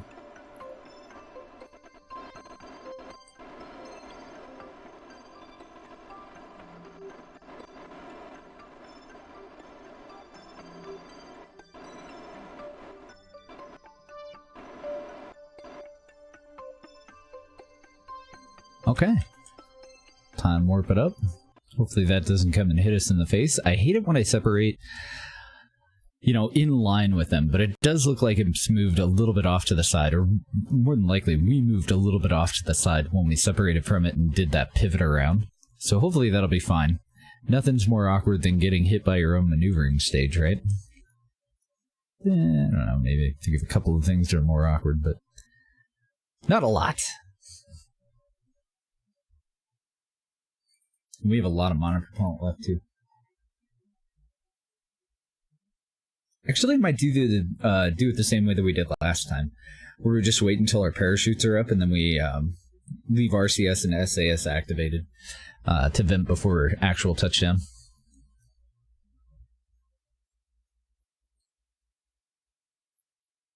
Yeah, I can think of a couple of things. Not a whole lot of things in Kerbal Space Program, though.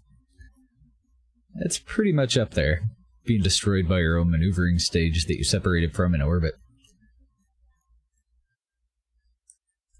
The worst part is, it would actually be kind of difficult to do on purpose. But it's not the kind of luck that you want to have, is it? You stay over there, fucker. I think we're okay. I'm not nervous. This is fine. I enjoy this. Oh wow, we ended up way short there. Let's get out of time warp. Let's get our bay open. Let's put some of that monopropellant to use.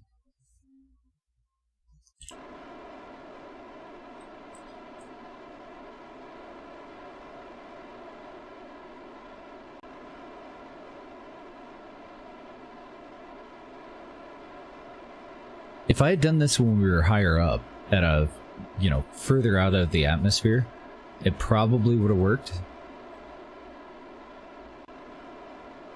I think I'm a little bit too low now.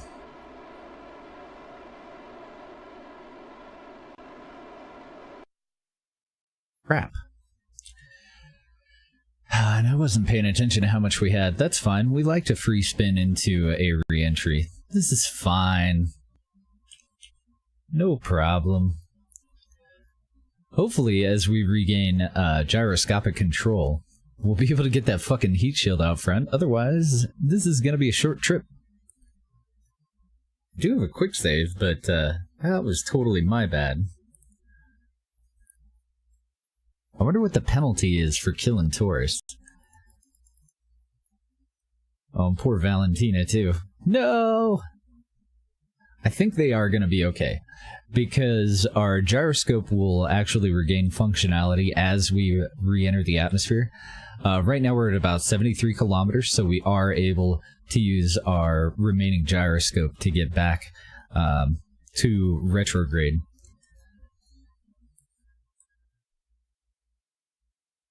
And then we're just hoping like hell that it's powerful enough to keep us on retrograde. Might start to smell like bacon soon? No kidding.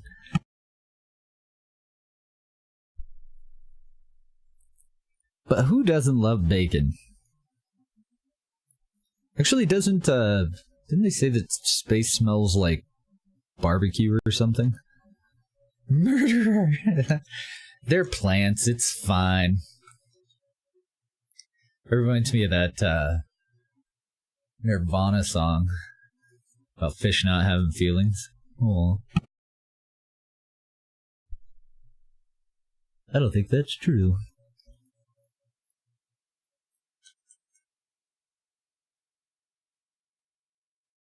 I don't know why I wasn't in time warp there. I just wanted to savor the moment, I guess. Well, we did need to get back on retrograde anyway.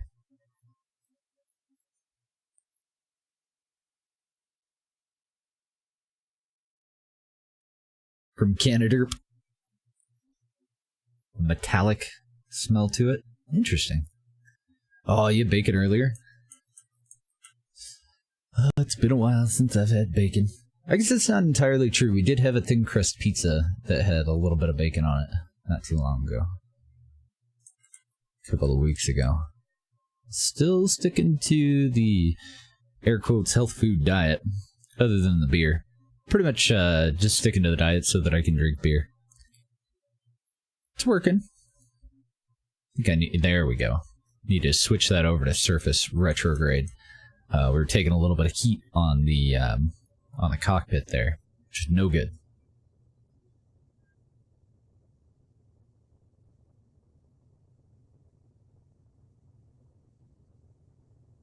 I don't know, it's looking pretty okay, so... Oh, fuck.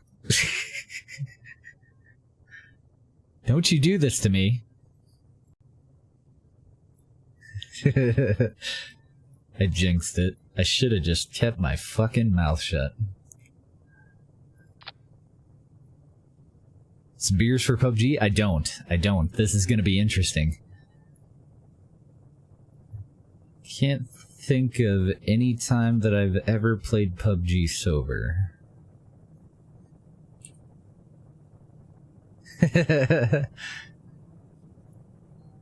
But it's not exactly a performance-enhancing drug. I'm pretty sure I'll be okay. What is this? Is that a probe core? I did have a probe core. Why weren't we using our flight computer? Oh, right. I actually can just take that out. The SSTU probe core. I need to write a patch for that. A remote tech compatibility patch. Or just find one. I'm sure somebody's written one. And I can't remember the command or the module that it needs to.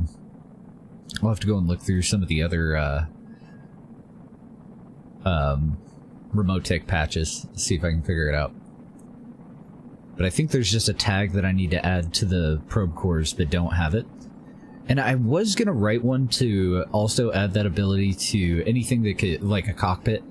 But I can't decide if that's a little cheaty or not. All it really does is cut out one part that needs to be included on a vessel. So it's not really like that big of a deal, but I didn't put a whole lot of effort into it.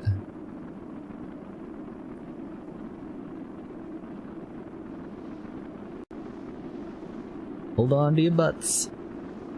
I think it's just the heat shield overheating right now. I think we should see a second little meter a little bit further up if the service bay starts to overheat. Hope. Anyway. Maybe. Oh dear.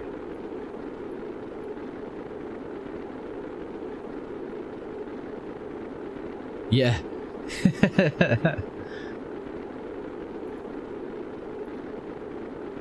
Oh no, they're thrill seekers. They're liking this. Not as much as Valentina is, though. She's a bit of a psycho. But we accept her for who she is.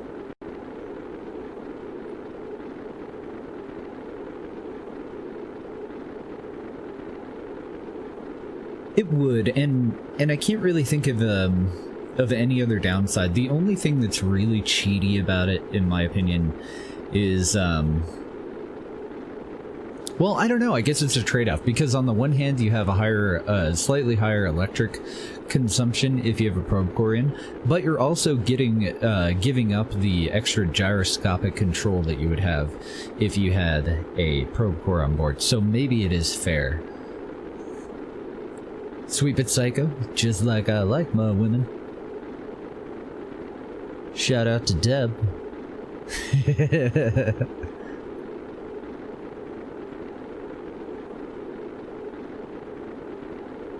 Oh dear. Oh dear. Nah, I think we're gonna be okay. The thing that worries me is that we've been overheating on that heat shield for so long.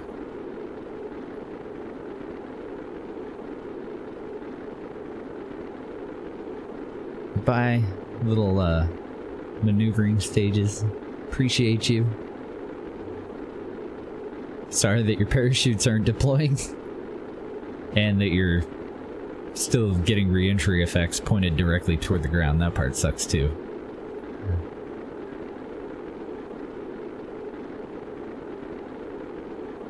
Not much in the way of mountains over this way though, huh? Just some foothills. I like it.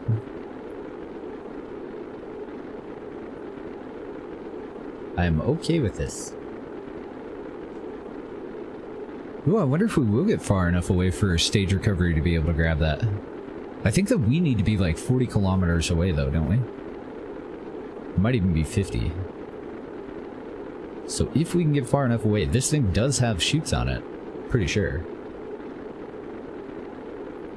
Let's go ahead and look at our other stages. Oh my god, look at all those destroyed stages. I think that was before a fixed, well, I didn't fix it. Before Sigma fixed tweak chute. That should have been recovered. It's only $1,000 thing though. Terminal velocity of 1.1, less than 12 needed. I'm no math genius, but I'm pretty sure the 1 is less than 12. Oh, come on. Lose that speed. Don't you blow up on me. Don't you do it. We're being pushed aside by air resistance. Taking a little bit of heat. Nah, we're gonna be fine. We're fine.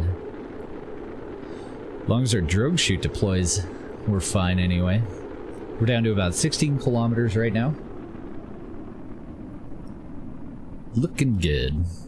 Uh-oh. And this is where scatter ruins everything. I don't know if it's actually scatter though, or if it's the shadows.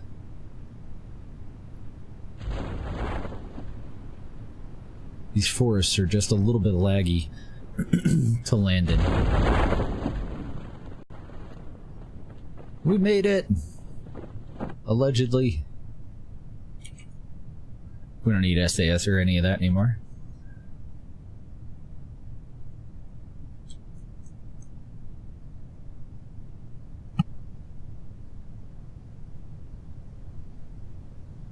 This is where we find out if we should have finished out that fully deployed parachute test. I think we'll be alright though.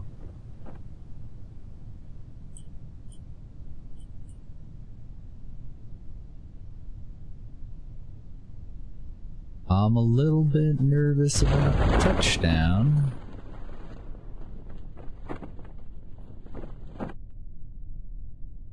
Come on, put your nose down. And I don't think it's gonna happen. I think we're gonna land at an angle.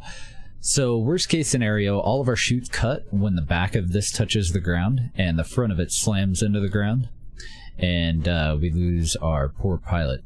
That'd be bad. We don't want that. So I'm hoping to take it out of physics warp right before we touch down, and try to nose down.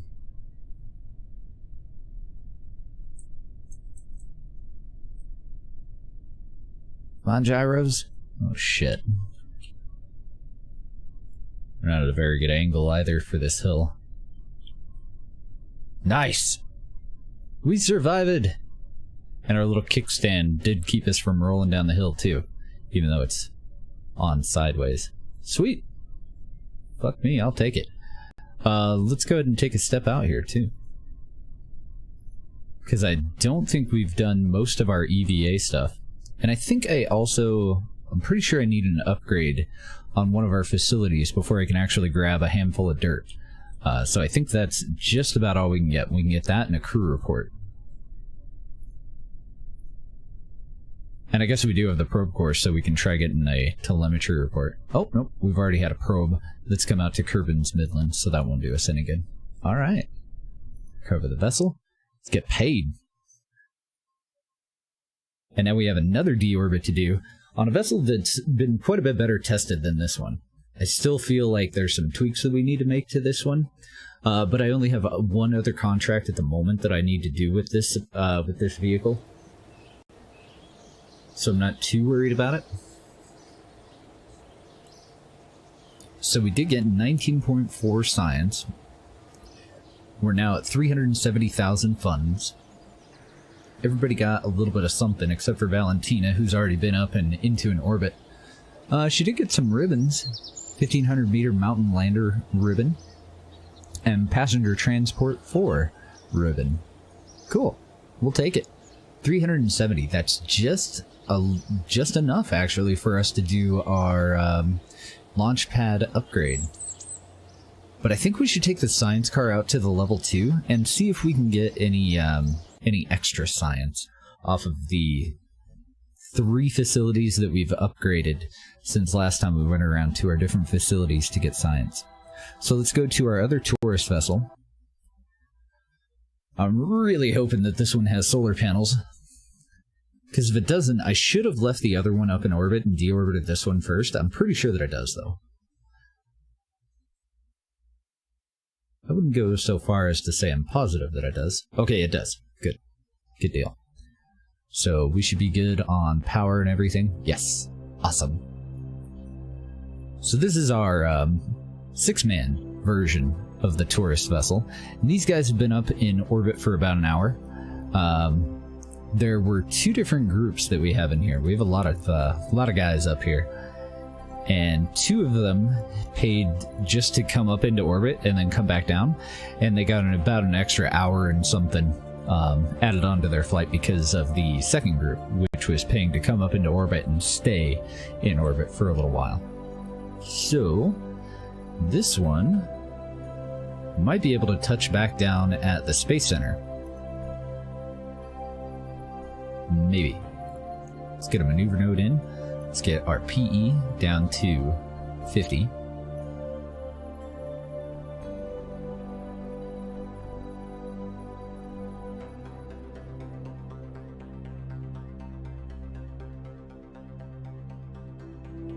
We're going to aim as close as we can to the center, using this little red indicator of where we enter the atmosphere. Let me get precise maneuver out of the way. It's telling us this is where we're going to hit the upper atmosphere, and this is where we're going to touch down. And the red X is actually representing like where on the, where will the ground be even. So if we were to, let's get this one lined up first. If we were to wait for an additional orbit, it's going to tell us the trajectory and where exactly, well, generally anyway, where we would set down if we were to wait for one more orbit. Really, really handy mod for kind of eyeballing where you want to go. So it is going to deviate a little bit because we do have a separation that we're going to perform in the middle there. But otherwise, it should be fairly accurate. And Jeb doesn't have all of the command options that the other one does. I'm assuming that that's because we don't have the SSTU probe core. But that's fine. We'll just tell him that we want him to hold retrograde. I'm not going to activate RCS for now.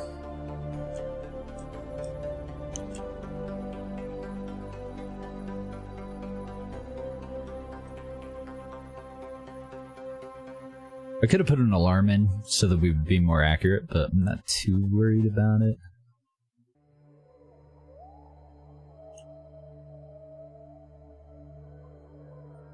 Let's give him enough time to get on target. We know that our target is retrograde, so we don't really need to worry about holding maneuver. The little blue mark. The little blue mark should be on retrograde when we go and do our burn. How much monoprop do we have? Not much. I think I'm going to have to wait to pivot us around so that our belly's pointed down until after we separate from this guy. Alright.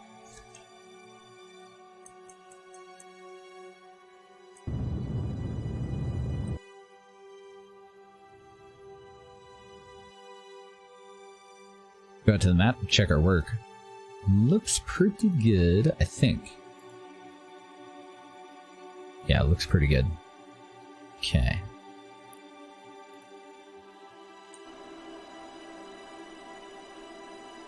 Same as what we did before, I'm just going to point away from the planet. And we'll separate from the maneuvering stage. It's probably actually safer for me to point out to the side, but... Oh, this has retro rockets, so never mind. We're gonna point directly forward.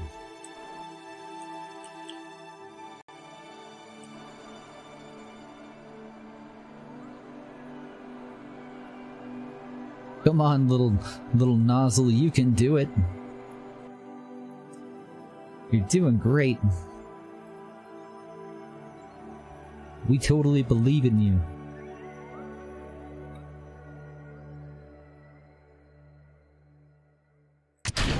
Bye-bye. Yeah, we shouldn't have to worry about that hitting us at all. And then after that, we just get pivoted around to retro.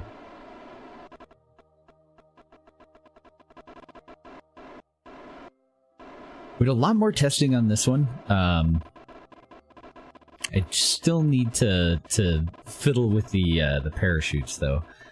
Line us up a little bit better for landing on our belly. And I hope I loaded the right version. One version has a couple of minor improvements. Yeah, it looks like it did. When we separate from the adapter with the heat shield on it, we're going to retain the inline stabilizer and the monoprop nozzles in tank and cargo bay. And we're just doing that to kind of use it as ballast to offset the cockpit on the front. Hopefully we'll set down a little bit more stably and not roll all over the place. Okay, back out to the map. I want to speed up. We're pointed retrograde, so I want to burst forward. Because we're going to end up falling a little bit short of the Space Center. Because of the separation and all the maneuvers and everything that we've done, we do have mandatory RCS installed, so it's very difficult for us to move around unless we have a very powerful gyroscope and a very light vessel. But it looks like it's going to work out just about perfect. We have 1.37 units of monopropellant left on board. And I think it was safe for us to leave the doors of this open until we spend all the rest of that because of the larger heat shield, but I can't remember for sure. So I am going to do a quick save just in case. Let's go a bit further, kind of overshoot it. We don't have anything that we have to separate from.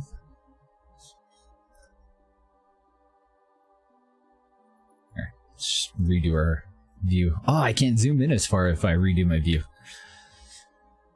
Balderdash.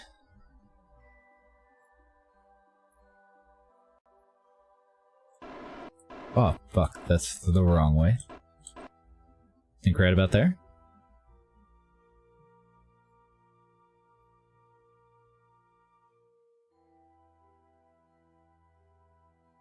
I think it'll be okay. Alright, let's speed up time. See how she does. Now, we did have issues with this one. This one really liked to overheat up here at the adapter. It's just a little bit wider than our heat shield. It's not able to completely deflect the heat away from this part. So, fingers crossed. Hopefully that won't be a problem.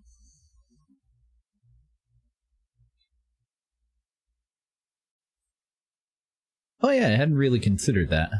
But I thought that it went by mass. I thought that it looked up all of your atmospheric data and went off of your gravity and mass data for the planet to do what it does. Because I thought that trajectories was pretty much compatible with almost anything, right? I don't recall seeing any compatibility patches or anything anyway.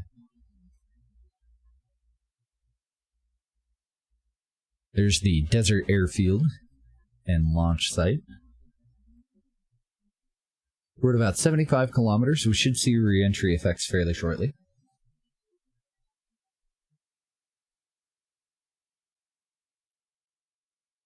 Gotta love on almost steady green clock in 4-time physics warp. That makes me happy.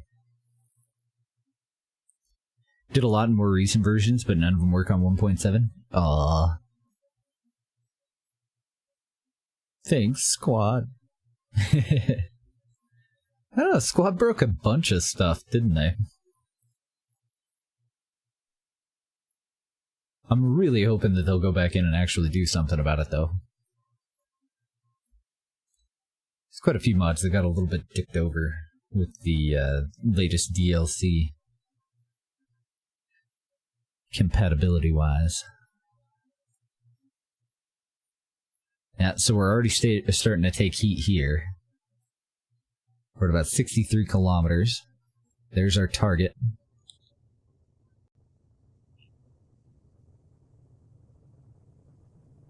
Might have to shut those doors for safety. I think I'm gonna go for it.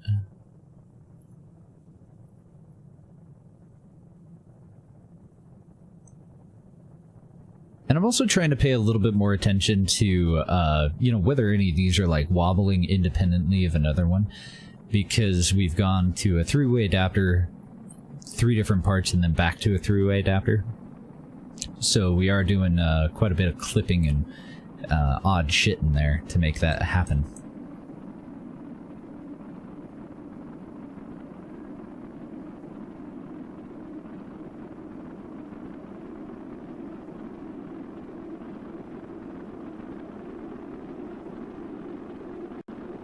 No, it is true. It's just in this case, there's things that don't necessarily need to be incompatible. If Squad goes and changes some stuff and there's no way to really work around it other than rebuild the mod from the ground up. And I don't even know if you can do a fully compatible inventory system at the moment. Even if you were to want to rebuild it. But, who knows? See how it goes.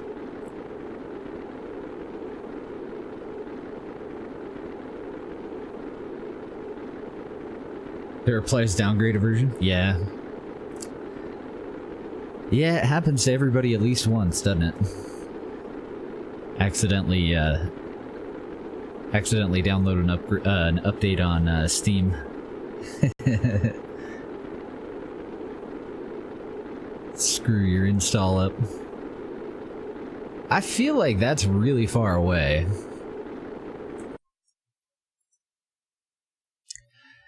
Bummer, dude. Yeah, so we need to overshoot by quite a bit. Trajectories is not quite accurate.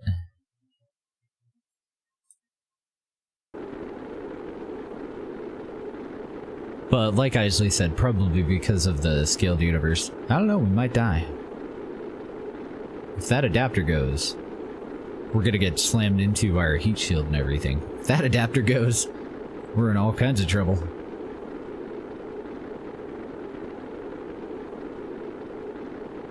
Don't you do it. I think we're gonna be okay, but I don't know. We have washed off a lot of our speed already, but is it enough? We're fine.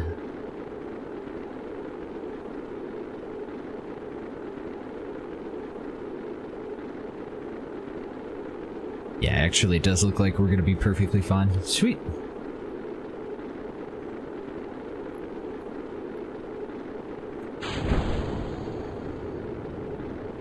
I'm gonna go ahead and activate our parachutes before we separate from that, just in case. We did test the ejection method several times, and it passed every single time, except for when I downsized all of the retro rockets on it.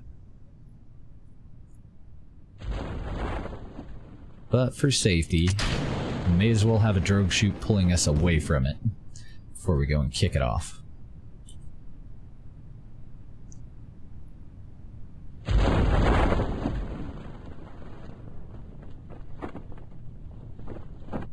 We just have a little smidge of monoprop left, so I'm going to open up the bays and get rid of it.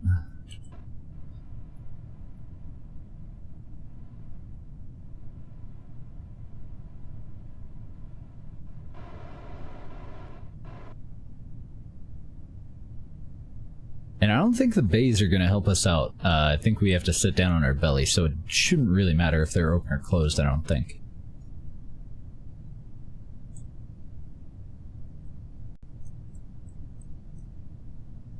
Alright, let's coast on in. Bye, heat shield. What a trooper.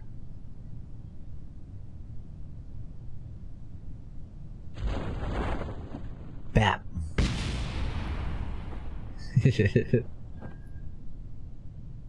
Yeah, not as accurate as stock though, unfortunately.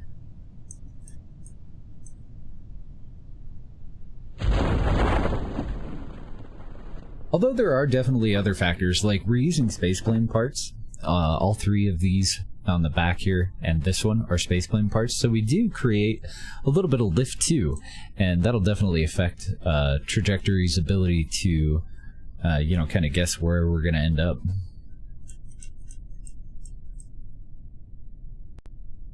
Yeah, it's looking pretty good. We've kind of moved the parachutes a little bit, and now that I think of it, I don't know if we actually tested them out.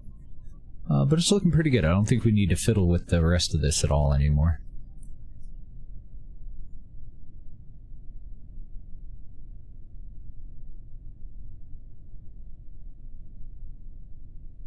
Yeah, did you have to do anything special with yours? I was having a problem with trajectories where if I wasn't like zoomed out to a fairly specific point, it wasn't actually like I couldn't visually see it. It seemed like it was still telling me what I needed to know, but I couldn't see it unless I zoomed out a little bit until we downgraded the version.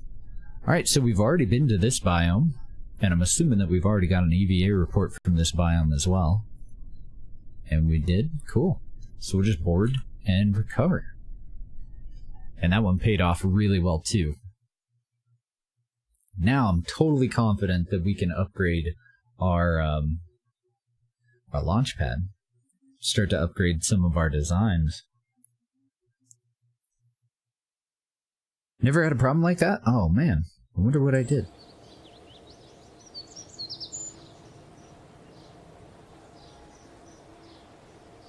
Arguing with Deb on text right now. It's fun. She thinks she loves me more than I love her. No, I don't think so, buddy. Yeah, we have 534,000. Oh man. It's a little tempting to go for the R&D upgrade, isn't it? Mr. Jeb got a 1,500 meter mountain lander ribbon and a passenger transport 5 ribbon. Excellent. Let's go and take a look at our moneymaker contracts. See if we have anything that's come up. Flyby Minmus with 2 tourists. Risky. Very risky. How much are these tourist oversight missions paying? Oh man, those pay so well. And it's only 2 and 3. And our vessel for that, we do have a 2-man. that we could use. We also have a 4-man. Unfortunately, we don't have our 6-man upgraded to the point where we could put both of these together and try to do them at the same time. One's at the Great Desert, which is just to the northeast of the desert launch site, I think. I'm pretty sure. Let me go look. That .1 science, it all adds up.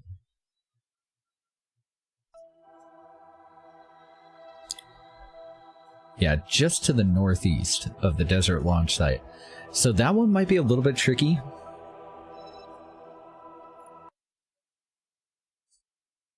Trying to think if we can get away with just going up to 85 kilometers right over that point and then just setting right back down. I think that we can. Aha! Because I don't see an orbit anywhere in this. Just the fact that we have to have a pilot, and be in a suborbital trajectory. I think we can get an easy 192,000 there. I'm willing to try it. I'm gonna accept that one. We will end up taking the one for low orbit too. It's only for 2 people. So we'll probably be able to combine that with one of these other ones. Like the South Pole one. Yeah, perfect. Take that, and we'll take that. So we're at 534,000. Let's go ahead and upgrade the launch pad, but we're not going to update any of our stuff yet. We'll just invest it now into that. This group of contracts should hopefully pay for the R&D upgrade, and then we are on our way. Yeah, reason, USI. Almost always. Almost always. But I am, because of the length of time that it takes to get out to even just the moon, this universe is fucking huge. So I am debating whether to downgrade it to snacks. I do still want some sort of life support, but I think that snacks is going to be a lot more easily managed.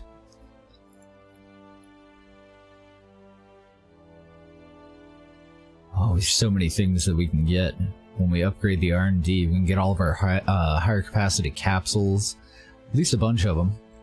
Proteus and the Near ID. Specialized control. Oh, getting antsy in the pantsy here.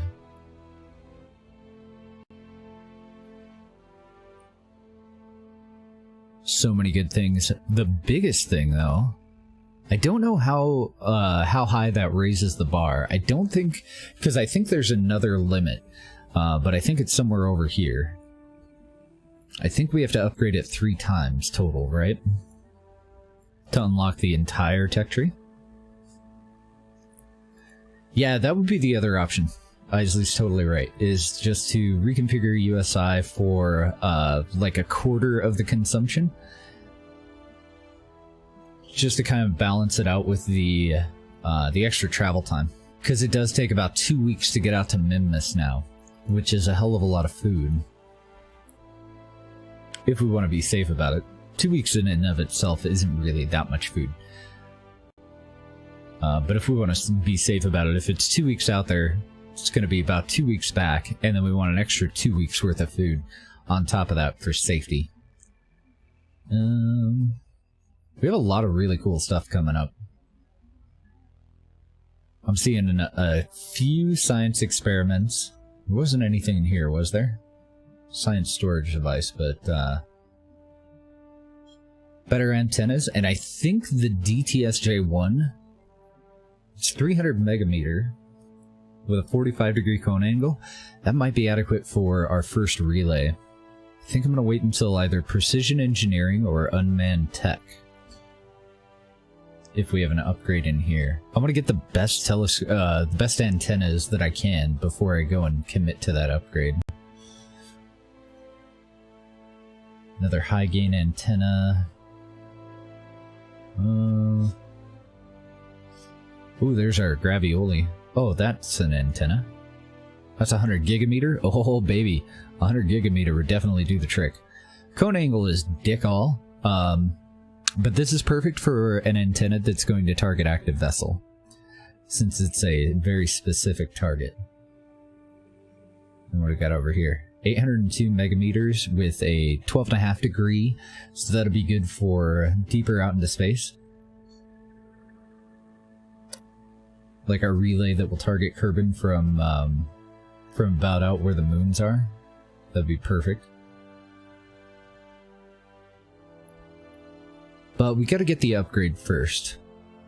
And a bunch of good stuff in here too.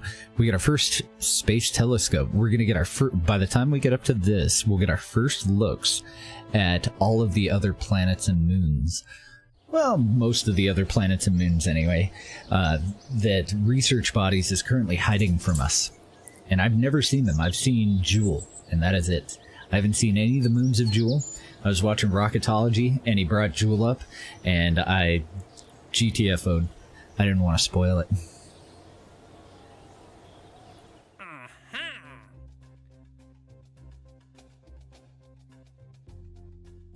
Yeah, I think we're good. Oh, what do these pay? Build a communication network that provides coverage of the moon with a link back to mission control. 87 days until it expires. It pays $300,000 with a $100,000 advance. And we have another one from Minmus that pays a little bit better. 41 days before that expires. That's perfect. So we're going to take these pretty soon too. Build a new surface outpost on the Mun. It's a little ambitious. I don't know about that one right now. And I'm not too sure if I want to take any of these either. They just don't pay all that well. And they're going to end up adding a lot of clutter. A lot more spaghetti. So let's focus on the two that we have. Let's go and look them over again. We want... First, I want to try the one that's going to pay out really good. I want to do... Actually, if that one's going to be an up and down, then we need to get these guys up into orbit first. Bring 3 tourists oversight, bring 2 tourists oversight. I want to combine the mission to go over the South Pole, so Theany and Gimbal Kerman. I want them to be in the same mission as these two.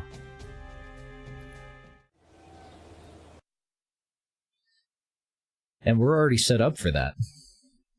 We're going to launch to the north. By the time they get around to the South Pole, we'll go ahead and burn retrograde, fulfill the mission, and then we'll figure out where the hell we want them to set down. And hopefully do a little bit better of a job about it this time. So all we need... Since these guys are going to spend a little time in orbit, all we need is the 4-man. Why am I not seeing it? Oh shit, what did I save the 4-man as? Did I overwrite a previous build? What a dick. I totally did.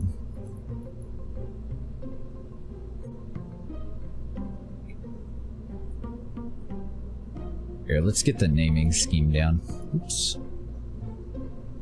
So, 4-passenger tourists.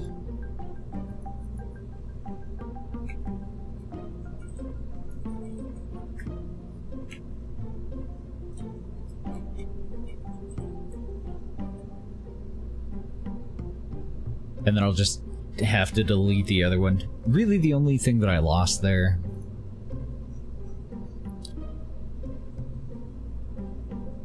Oh, we're good. We're good. Because the prototype is the same build as the 3-man. Oh no. I saved it for the prototype? Maybe we're not good. I was gonna say the only difference is... Okay, cool. We didn't lose it. We still have our 2-man. Yes. Nice. Tweeted for Elon to join. I would be surprised if he didn't have better shit to do, but let's see if he shows up. That would be interesting. How you doing today, Mr. Bob? We're gonna be playing some PUBG later. It's gonna be scary.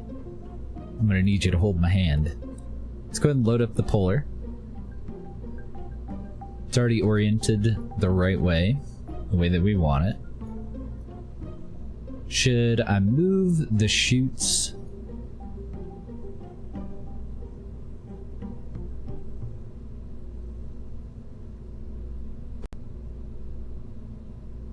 Go ahead and nudge this one up a little bit further. We'll see if that has any impact. Because it was the tail end that was touching down first, right? So I kind of want to shimmy that one further up, and the back too, a little bit further up too. See if we can level that out at all.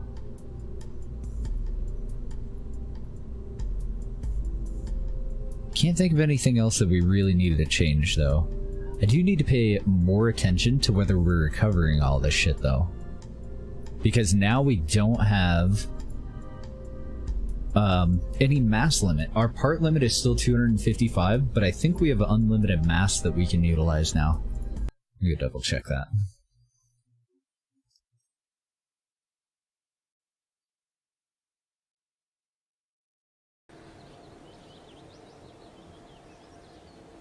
Yeah, so vessel size and weight are unlimited, but we do still have that part count until we upgrade the vehicle assembly bay. And then we're at unlimited part count, and custom action groups become available. Sweet! That's expensive. That'll be one of the latest ones that we do.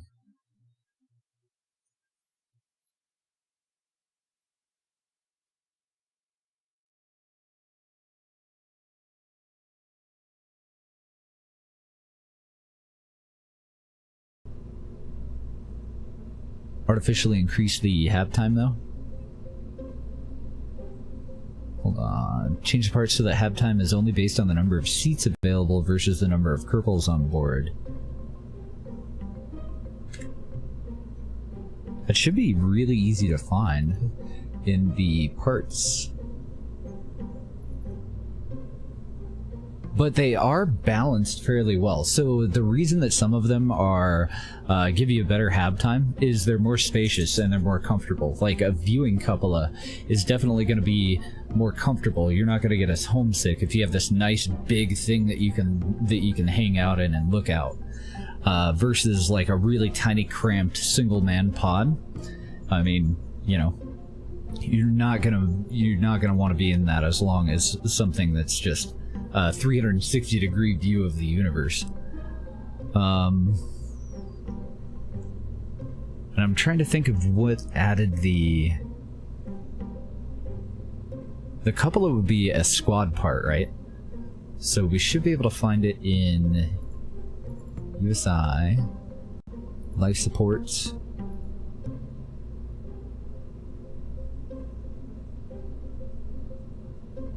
I don't think it would be under parts.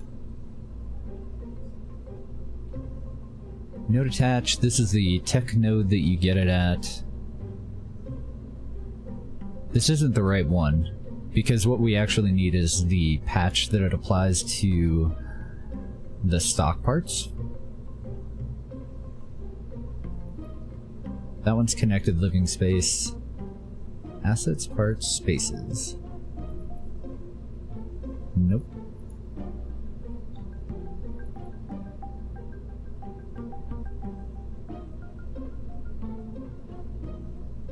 Is it all under settings? No, doesn't look like it.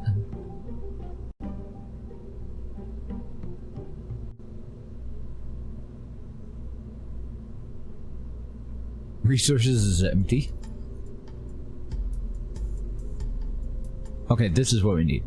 So this is what they did to edit that, and it is custom. So to change its base hab multiplier, to change the multiplier. So what you would do, just guessing here, is probably at part,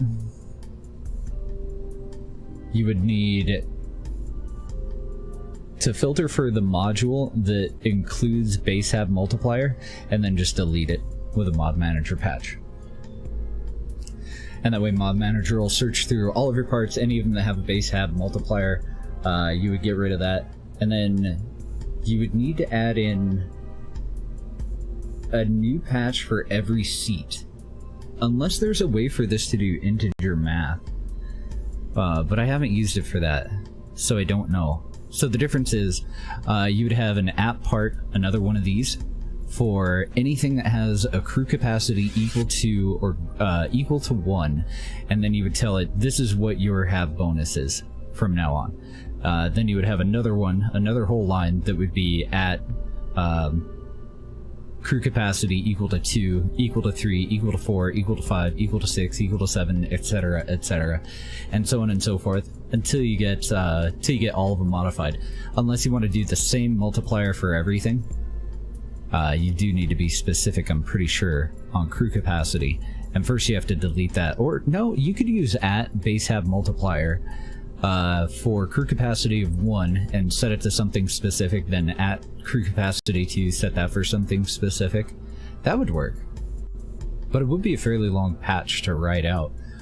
I guess after the first one though, you'd just be cutting and pasting the rest of the commands and changing the crew capacity target for the part, and for the, for the module. So you could totally do it, and it looks like LS module is the one that you would want to do. But I would do just a mod manager patch that looks for anything with a crew capacity, and then it should be compatible with like stock parts, any remodded parts, you know, all that good stuff.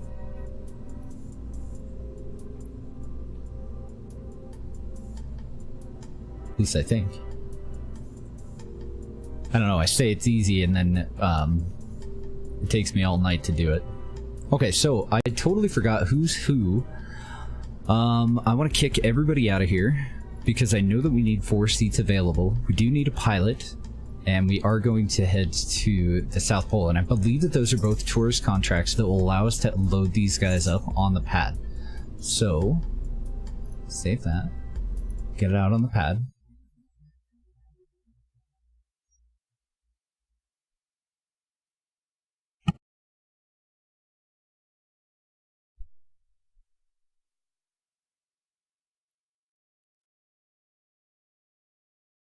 Oh, what did you send me, Isley? They weigh almost nothing, 6'2" on top of each other. Oh, okay, that was about that, turning that into a 7-man bay. So we want 2 tourists to low orbit and 2 tourists over sight. And we'll just load them in from here. And let me double check this just to make sure that my info's in. Okay, so I think it's got a list that it's pulling names off of that's already been generated. And once we exhaust that list, it should start to throw in viewers from the channel down there. Alright, throttle up, SAS on. Turn on our lights. 3, 2, 1, go. And we're gonna nose down to the north again. Easy peasy. And make a boatload of cash. It's gonna be great.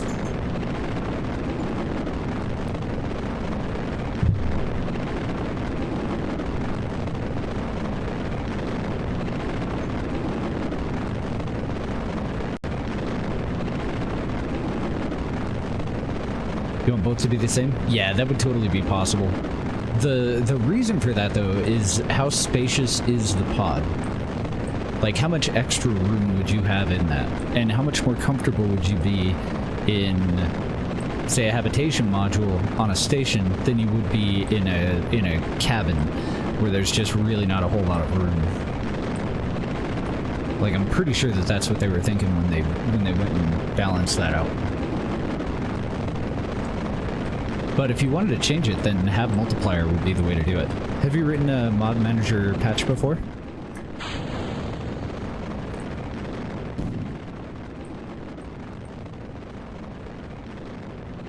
It's fairly straightforward. There's really good examples on the mod manager wiki. And once you get that first part to work, I would start out with just one man. The one-man stuff. Once you get that first one to work, you just cut and paste the rest of it.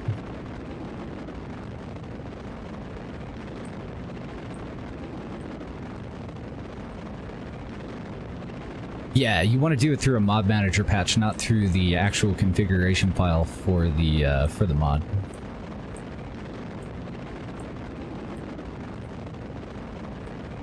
That way, instead of crashing your game or fucking anything up, and doing stuff that you're going to need to revert later. Oopsie, I did not have this on the right thing. I thought that we were heading north already. I need to go a little bit to the west and correct. It'll just throw errors if you mess anything up. Okay, and this is a little bit longer of a burn, so just real quick here.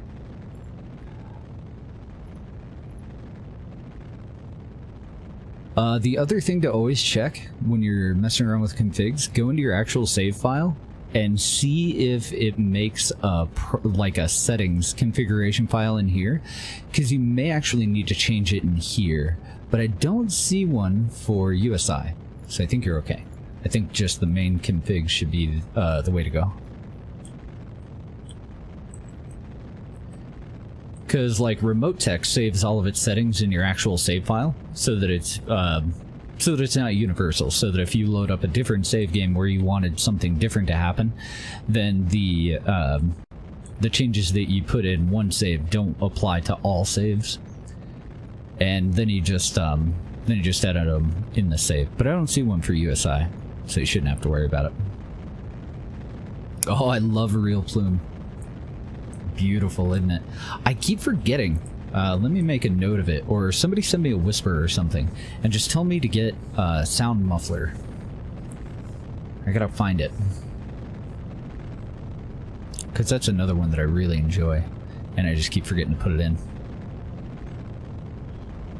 So I'm a little bit negative right now, but I'm just about at AP, and we do have that lower thrust to weight ratio. I'm going to pitch back to a little bit higher than I normally would, about 20, because we're going to have to stage this pretty quick here. And it does look like I'm going to go past AP, so let's go up a little bit higher and recover.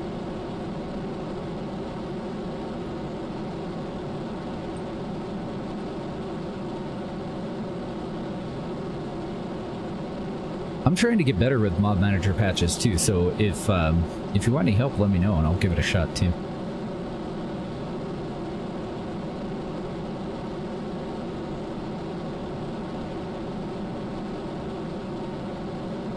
Okay, now we can start to nose down, I think.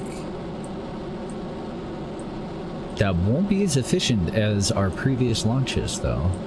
I think we did end up with more horizontal velocity, so it'll probably pay off, but hopefully we can still achieve our polar orbit here. Let's get a little bit closer to the north line here too.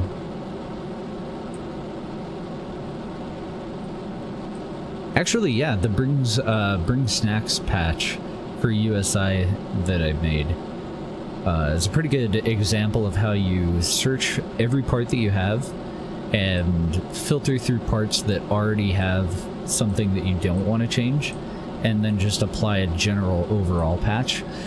But for that, for what you want to do, if you want to base it off of the number of crew, the crew capacity, you would want one of those, you would want a line for that for every single different type of crew. You wouldn't want to just say, anything with a crew capacity of over 1, do this. Because all I did was add a little bit of food to everything. Or the capacity for a little bit of food.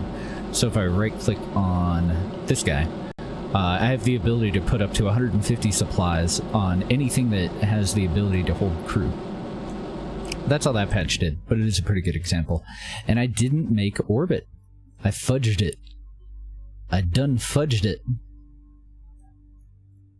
By a lot, too.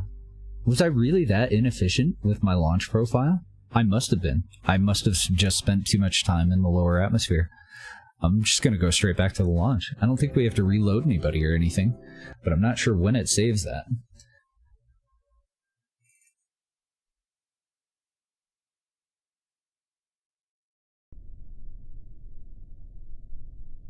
You worried that it was loud?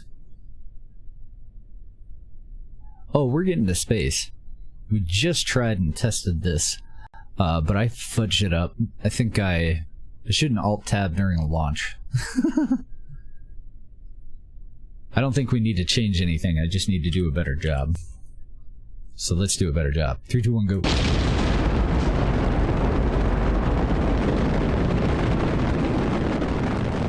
Either that, or I loaded up the wrong version, but it certainly looks like the correct version. Oh, you know what? I'll be able to tell once we stage to that final one.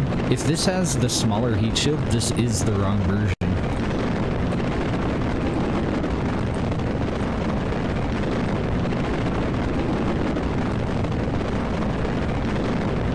Oh, and another thing that I needed to do is go a little bit to the west. So definitely screwed that up the first time.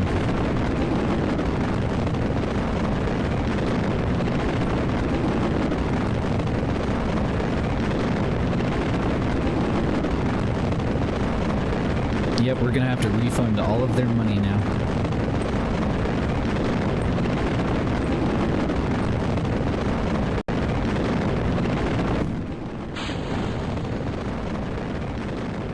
Get rid of those bad boys.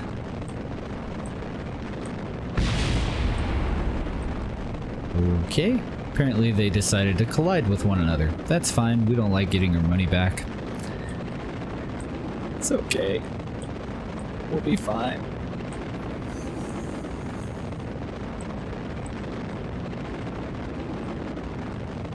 I think the efficiency that I lost was actually just staying on the north line and then later on in the flight having to correct to get prograde onto the, you know, all the way onto the north line. I think we're gonna be just fine. But it was a little wonky too, because usually we would maintain like a 15-degree angle, or at least on the previous flight we were at about a 15-degree angle, and on this flight I was laid down all the way horizontal, so I don't know what the hell happened, but I shouldn't alt-tab in the middle of the launch probably.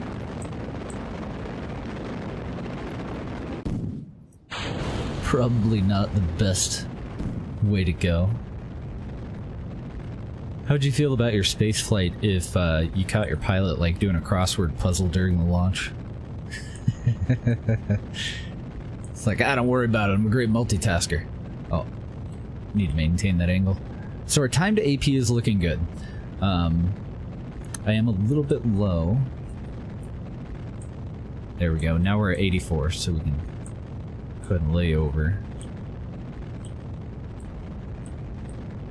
I'm a lot more confident about this one. We've got 60 seconds of burn, we have 56 seconds until we reach AP. Thrust to weight ratio is creeping up on 1.4, actual altitude is 77K. So everything's looking much better this time. And we'll see if I have the right heat shield. If I don't, then this is just the wrong... I saved the wrong freaking ship as our foreman.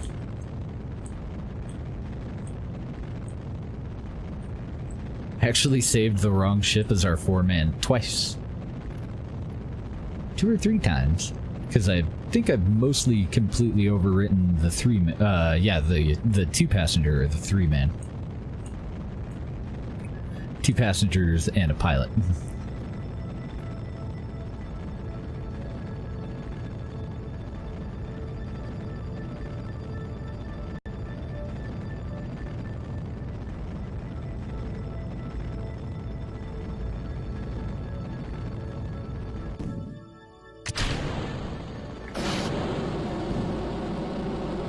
Oh, instead of deadlifting the center one? If I had a little tiny booster that would last long enough, I'd throw it underneath it. I do agree. But we're powerful enough on the SRBs that I just left it exposed. Deadlift that little shit and save all of that fuel until we're at a higher altitude, because it's not very efficient at sea level.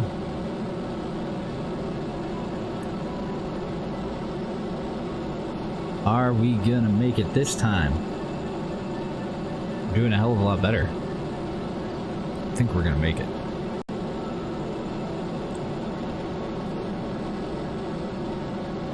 Hopefully with enough fuel to do some corrections too.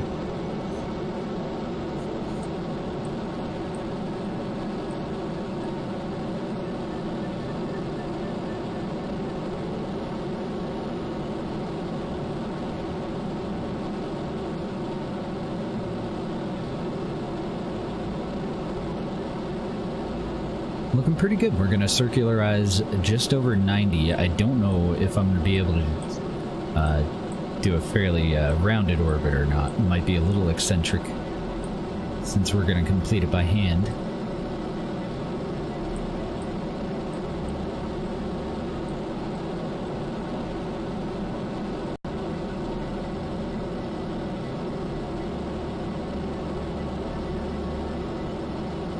didn't really even need to activate the monopropellant nozzles or anything, so we could scale that back a little bit and get rid of one set of nozzles too.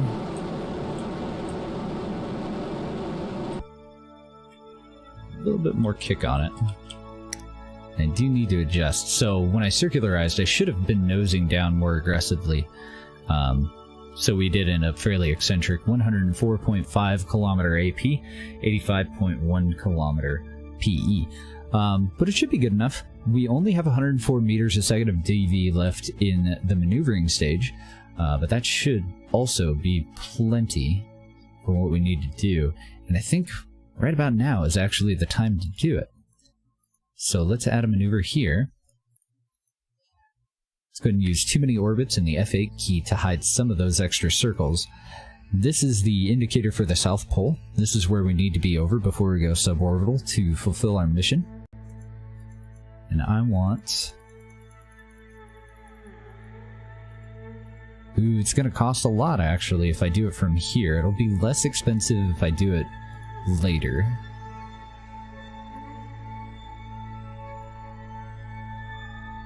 I thought it was going to be, but I guess it isn't. Actually, I don't know. Depending on the angle that I look at this, we might already be going right over it. Just going to adjust my view. No, we're definitely too far off to this side. So I think it'll be worth it.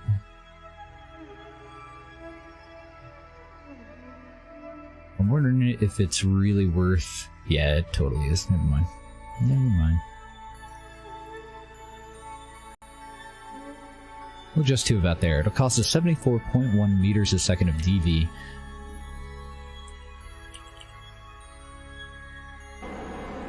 Let's go ahead and get on maneuver prograde. I am just barely over the atmosphere on my PE, so I do need to keep an eye on that for sure.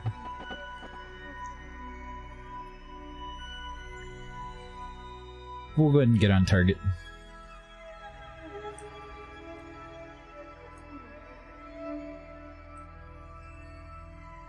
And hopefully I won't fuck this up. Oh, I'm already messing it up. Let's go ahead and burst upward. And... oh, is it downward that I need to go? Kind of off to the side, too. I want to get PE up above 85. I don't want to be suborbital yet. What are we at, actually? 96? Yeah, we don't need to worry about it. We'll fix it in a second. I'm going to keep an eye on our altitude, though. Technically, we're not in an orbit anymore.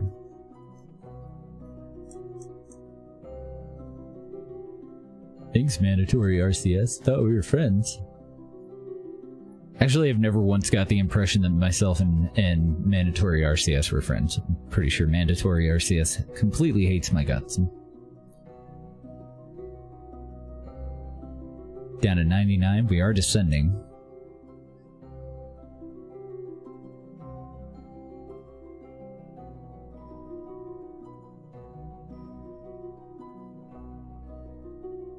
Whoa, did I overshoot? Was I looking at the wrong part of my orbit? I'm a fucking idiot. I forgot that I launched north again. I keep expecting for us to launch south.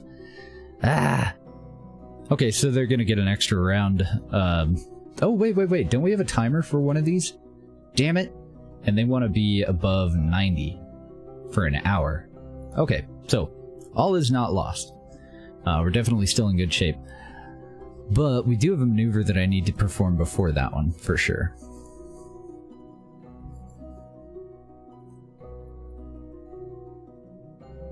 Let's get a look here. So AP is at 103. PE, which we're approaching, is just barely over the atmosphere. I think if we hold prograde, we can use monopropellant to fix it.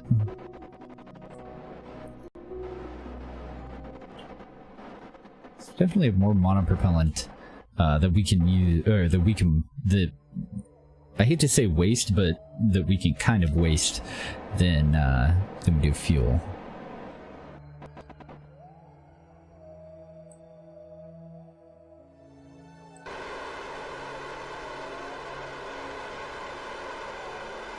So I'm gonna correct it to about 1 kilometer over the atmosphere, just so that I don't fuck that up again. And I'm just using monoprop to do it.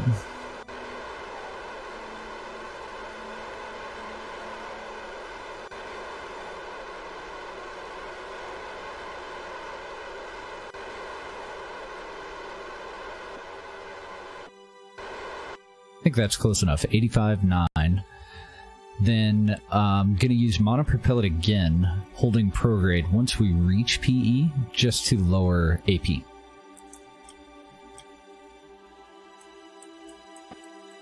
Oh wait, they needed to be above 90. Okay, that's fine. We'll have one more follow-up maneuver that I wasn't planning on.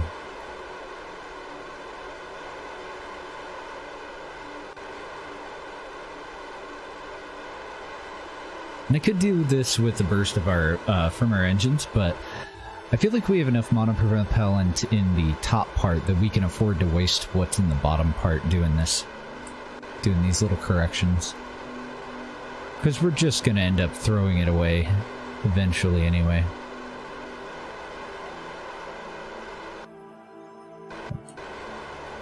Don't think I'm going to be able to actually reach, because I think we have 27 in the upper portion, so I'm at less than, well, I'm at just about 10 left in this one. So let's aim for, let's see if we can get it down to 95. Okay. And then we'll use just a little burst from our engines over here at AP to circularize at 95. That'll be 5 kilometers over the requirement for the contract. And it's only going to cost 5.2 meters a second of DV. Then another thing that I might consider doing is adjusting our angle so that we get a little closer to that. But if I adjust it from AP, where's PE right now? Okay, so it's not the most efficient point for me to do it. It would be better for me to do it right in the middle here, right in between at a 90 degree from AP and PE. Right there or right there. So I guess I'll wait. Because that still actually might be close enough. We were definitely close enough the first time that we went through. Trying to see if, yeah, the planet rotating is actually going to move our marker even closer to where we want it to be, but will it still be there when we get back over there? I don't know. So these dudes are going to want to stay up here for about an hour. But I do need to correct our periops. It's a little bit low. I was aiming for upper atmosphere, just outside of upper atmosphere, and the contract, I hadn't noticed that it actually required upper atmosphere +5. We need to be at 90 on our PE. So we're still just holding program.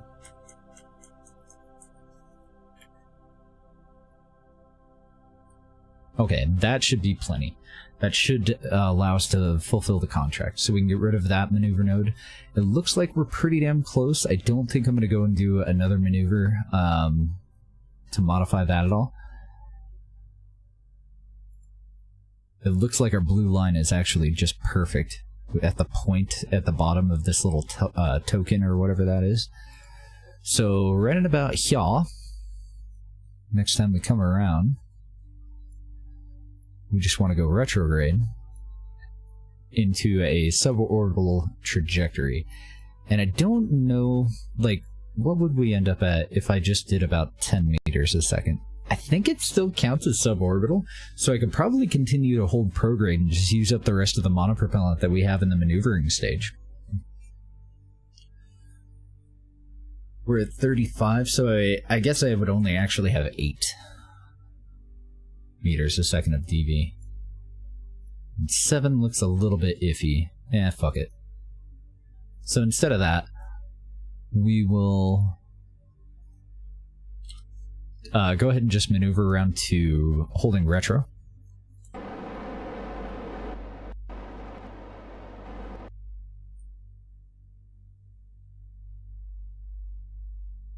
And then we'll do our adjustment and finish out, fulfill that contract real quick. Oh, actually, wait a minute. I want to wait for the hour before I do that, don't I? So, with this little guy, it's a shame that I don't have a flight computer. Our time to Our maneuver node is 18 minutes.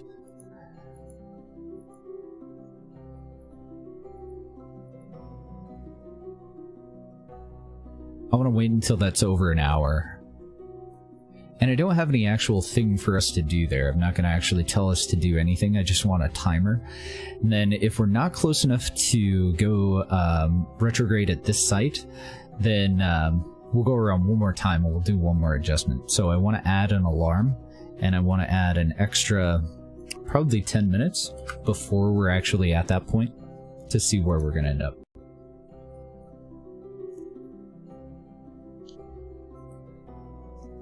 Did I not do that right? Was I looking at the wrong contract that whole time? Those are the guys who want to go suborbital. Oh shit, is there another parameter to this? PE above 90. Did I not? Oh, it's 89.98 because of me adjusting the adjusting toward retrograde. Okay. So I stopped our timer on accident. There we go. Finicky little fucks. Now we've started our timer. I think I'll just do a timer for an hour.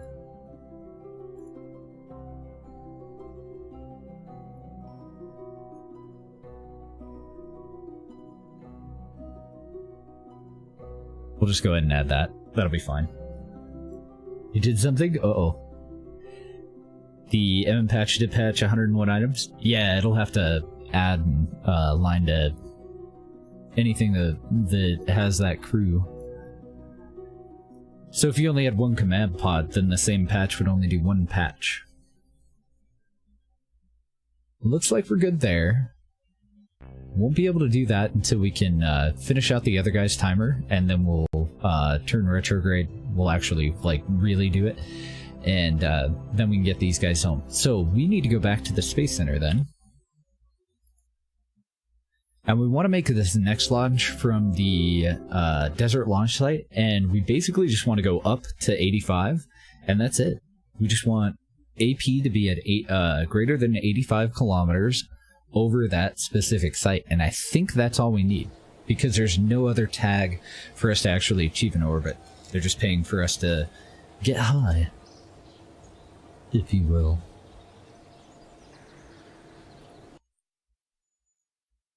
And we should be able to do this with the two-man, the little two-man craft, which is about $10,000 less for us to launch. So that's always nice too.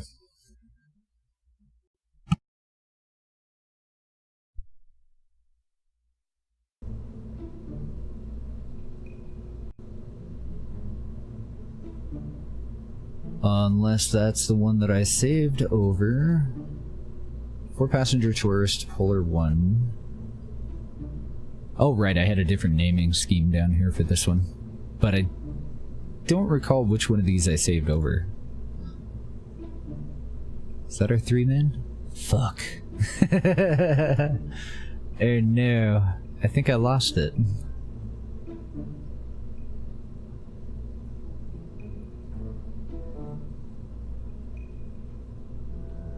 Nope, there she is. Okay. So this one is not designed to go into a polar orbit at all.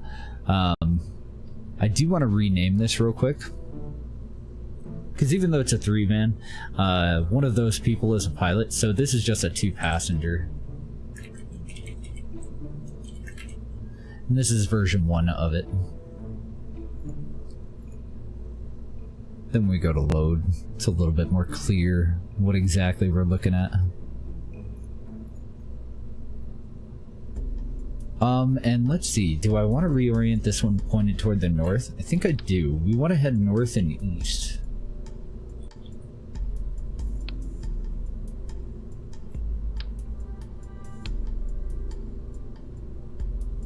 And I believe we should only have 2 tourists available here. Oh shit, was it a 3-man contract? It's fine if it is. Any of our vessels should be able to do it. It's fairly close to the desert launch site, so if we really wanted to be money growers, We could even take off our lift system and replace it with just solid rocket boosters and probably be able to get over there.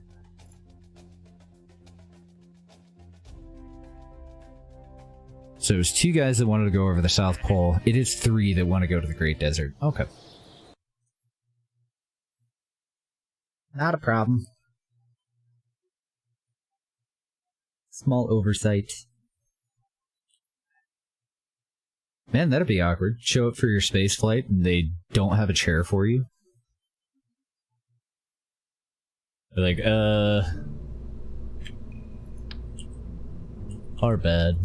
I'm gonna go ahead and save that pointed off to the east because it's what it was designed for. And then we'll load up the 4-passenger. We could use one of our failed versions to do this mission too, but this one's already pointed to the north and everything, so. And I guess it'll be okay if Bob comes with us, but we're not probably gonna get any extra experience off of this. And we are gonna have to mess with this just a little bit. Oh, and I forgot to check for the oversized heat shield. Okay, it looks like we do have it, so we should be okay. We're gonna have to go over to map view and see exactly which way we need to go. Yeah, wouldn't that be funny? Sorry, we need to put you on the next flight to Mars. We kind of overbooked.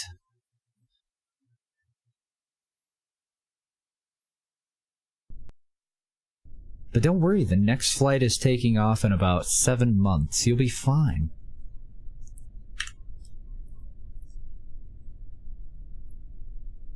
Then you got rock, paper, scissors with your family to see who's going first. I put it on the wrong pad. Why did I do that?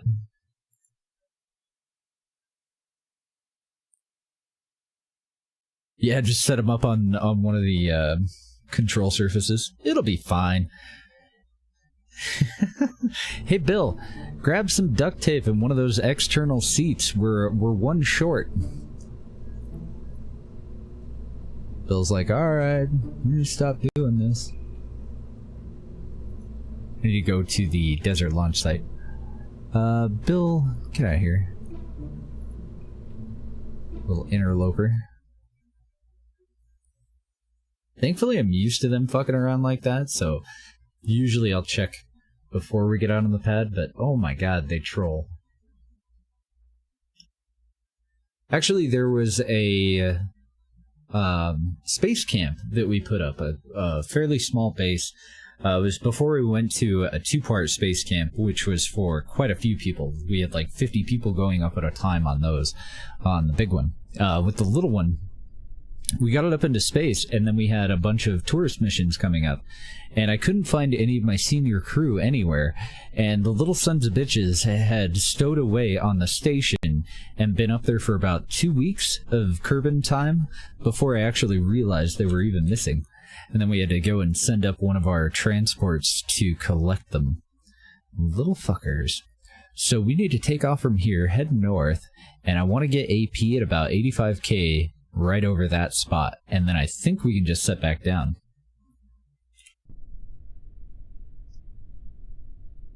Door Monster. No, never heard of it. What is that about? I think we have a little too much power here, though. Let's see how it goes. 3, 2, 1, go.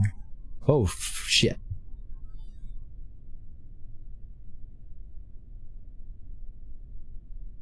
No, it isn't. Why is that alarm going off? There's no way. Let's just close the alarm. We'll leave it up so that we can jump over to those guys and see what the hell's going on. Unless I don't know. We just had a hangover moment where we lost an hour and have no idea what happened to it. So we're not aiming for an orbit. We do want to go up. Just up.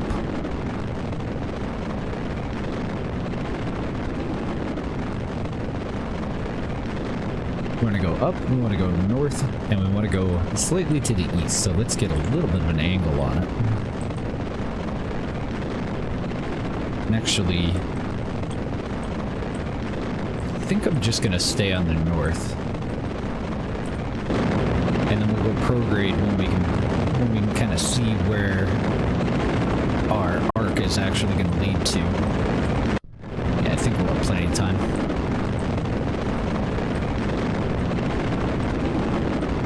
So I do want to get this stage out of the way. I'm looking to push AP up to 85 as soon as I can.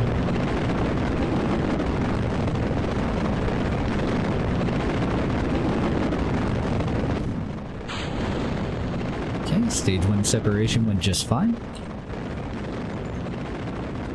So right now we're pointed off that way. I'm just going to stay on north because we're still going to be pulling it toward north, and we're not going directly for north. AP's already at 60. Let's go ahead and start to lean in a little bit.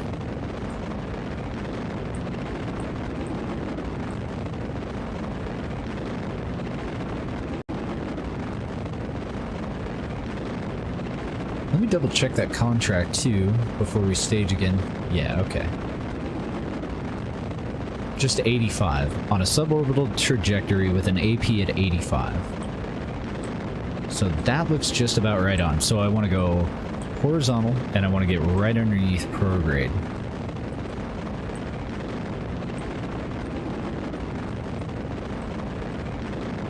And I'm going to try to push AP at 85 directly over that spot. I may have gone a little too far. Let's angle to the east. Got a stage to do here. That was a little iffy. Angle to the east.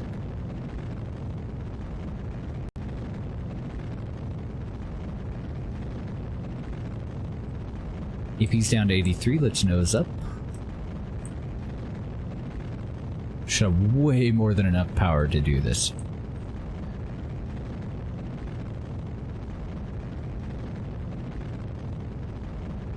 Build a relay network in orbit? Sure.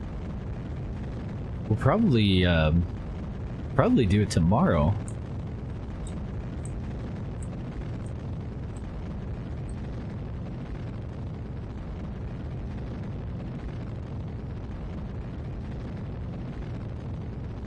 And our time to AP is about 30 seconds, so we're just going to ride the lightning here once we get our angle on.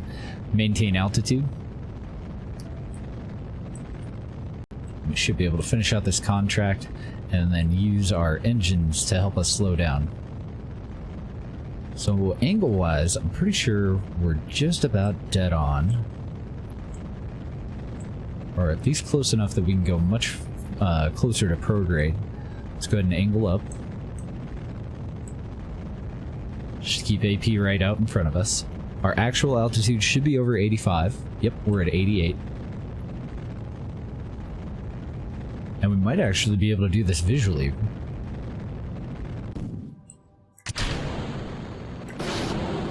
Got it. Got it and got paid for it. Let's turn on RCS. Let's pivot around. We're going to use the rest of our fuel to assist with setting back down.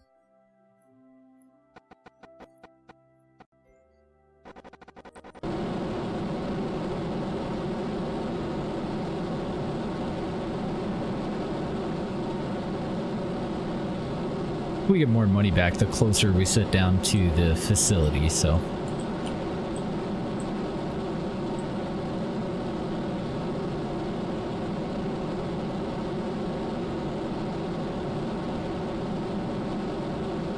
Added a mod to the atomic engine that lets Zach has an RTG when the engine isn't firing. Yeah, good idea.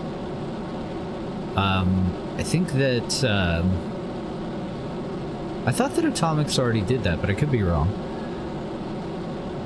I know that some of the engines from Interstellar and some of the Nerte engines from his mods do generate power if you have nuclear fuel in there. I know that IE does it because you have a lifespan, like a half-life on all of your stuff.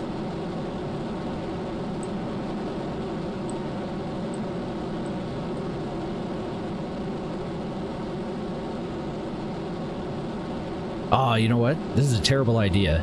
All I need to do is make sure that I point radial out before we actually stage this. I don't want this in front of me when we stage it.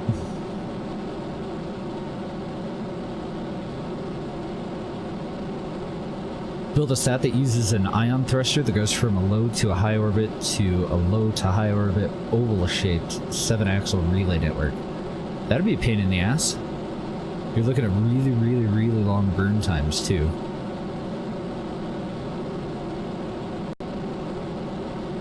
Really. 5 seconds of burn left. Let's go radial out. Separate from that. I wanted to be aside. I wanted to be up above that when I separated.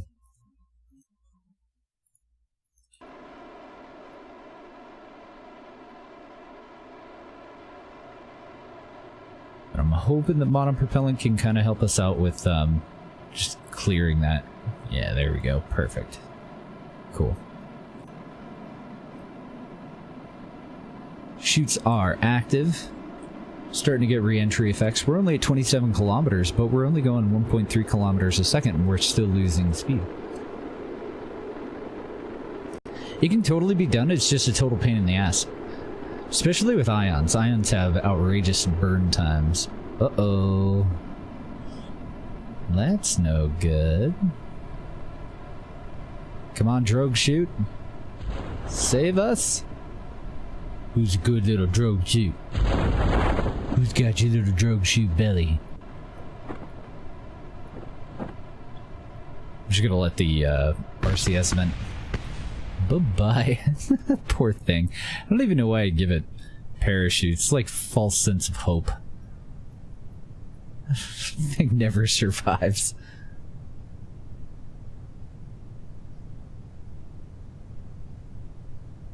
So do you want your 7 orbits all to be on the same, like in the same line?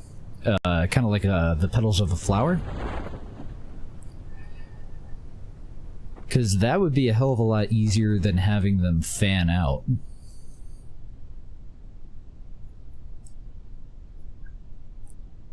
Yeah, Bob. He doesn't look very happy about it either. Poor Bob. Oh shit. I moved these parachutes the wrong fucking direction. These need to go further to the back. These need to go backward. That would be my bad. I just made the problem so much worse. Let's see if we can still set down and not die.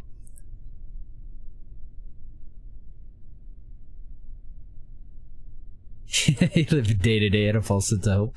You're like, it's getting by, okay? Judge.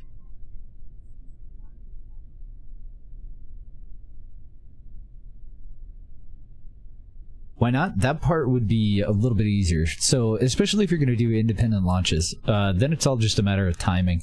You need to figure out what your final orbital period is going to be. Sorry, I'm hoping that we don't separate from our chutes. Yes! Thank you, parachutes. Recover that vessel. Yeah!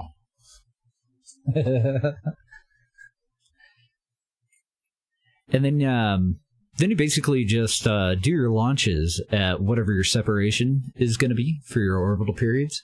So if you wanted 7 of them, just take Kerbal Day and divide it up into 7s, and that's the difference in originating orbital period that you need. That'll space them out properly. Do all of your launches on probably the same vessel, and then pop your probes off. Reposition them so that they're in position with periapsis, and then do your burns individually around the whole thing. Should be okay. Think it'll be a great relay network? It will be, but a highly eccentric pair of 2 with 3 on the equator would probably be safer, or 4 on the equator would probably be a safer way to prevent any loss of line of sight. Oh, too many orbits isn't hiding all this stuff. What the heck? I guess I have to be in map view. So from up above, you want something that can get a signal from here to here to here. And then your 4th one over on the other side. And then just in case they get out of phase, or you have a moon in the way, you want 2 of them in a polar, highly eccentric orbit, basically to the edge of the sphere of influence, because they won't ever have to worry about a moon interfering with them and knocking them out of the system. And you want one of them to be at the top of it, while the other one is approaching PE. So anytime one of those satellites is going to be blocked, like it's going to be on this side and it won't be able to communicate with all 4 satellites, that's still fine because the other one will be way the fuck up here. And then you can do it with 4 fairly basic satellites in around the equator, which is a lot easier to set up than an odd number, and 2 highly eccentric satellites. That'll be your long-range satellites. Those will be the ones that bounce your signal out of the system.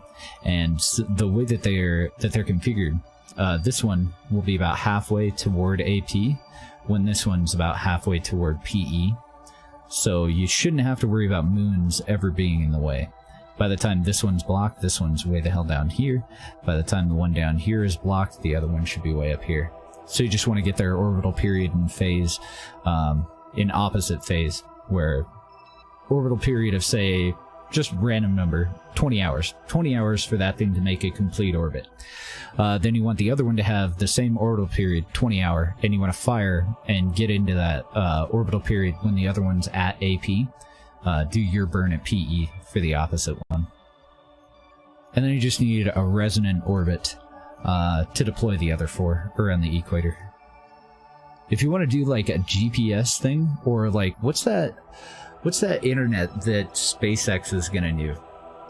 I don't know how the hell you would put all that together, because you're launching at multiple different times. I would imagine that there's a schedule, there's got to be an underlying science to it, where, okay, every 20 days we need to launch 8 of these sons of bitches into, you know, Starlink is the name of it, yes.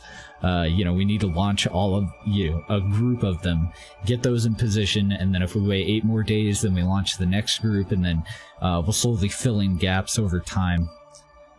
And then if you have a launch delayed, then that would throw, you know, a second launch on the 8th day, like a month later or something like that to make up for it. But I have no idea. That there's so many satellites involved in that. Even GPS is a little tricky. Like, there's just so many things in sync there that the math. Figuring out how to do it.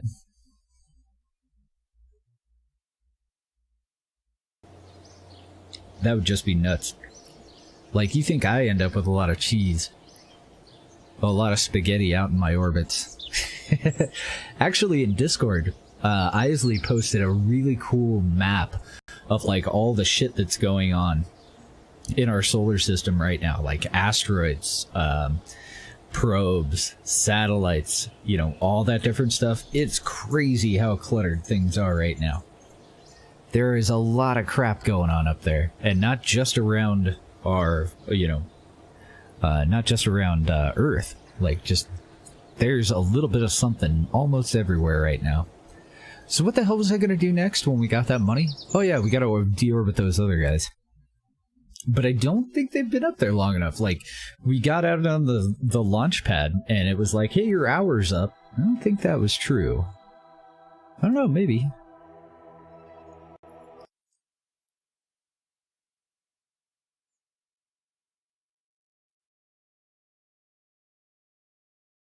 Lets them go into lower orbit and delays each slowly to a higher orbit.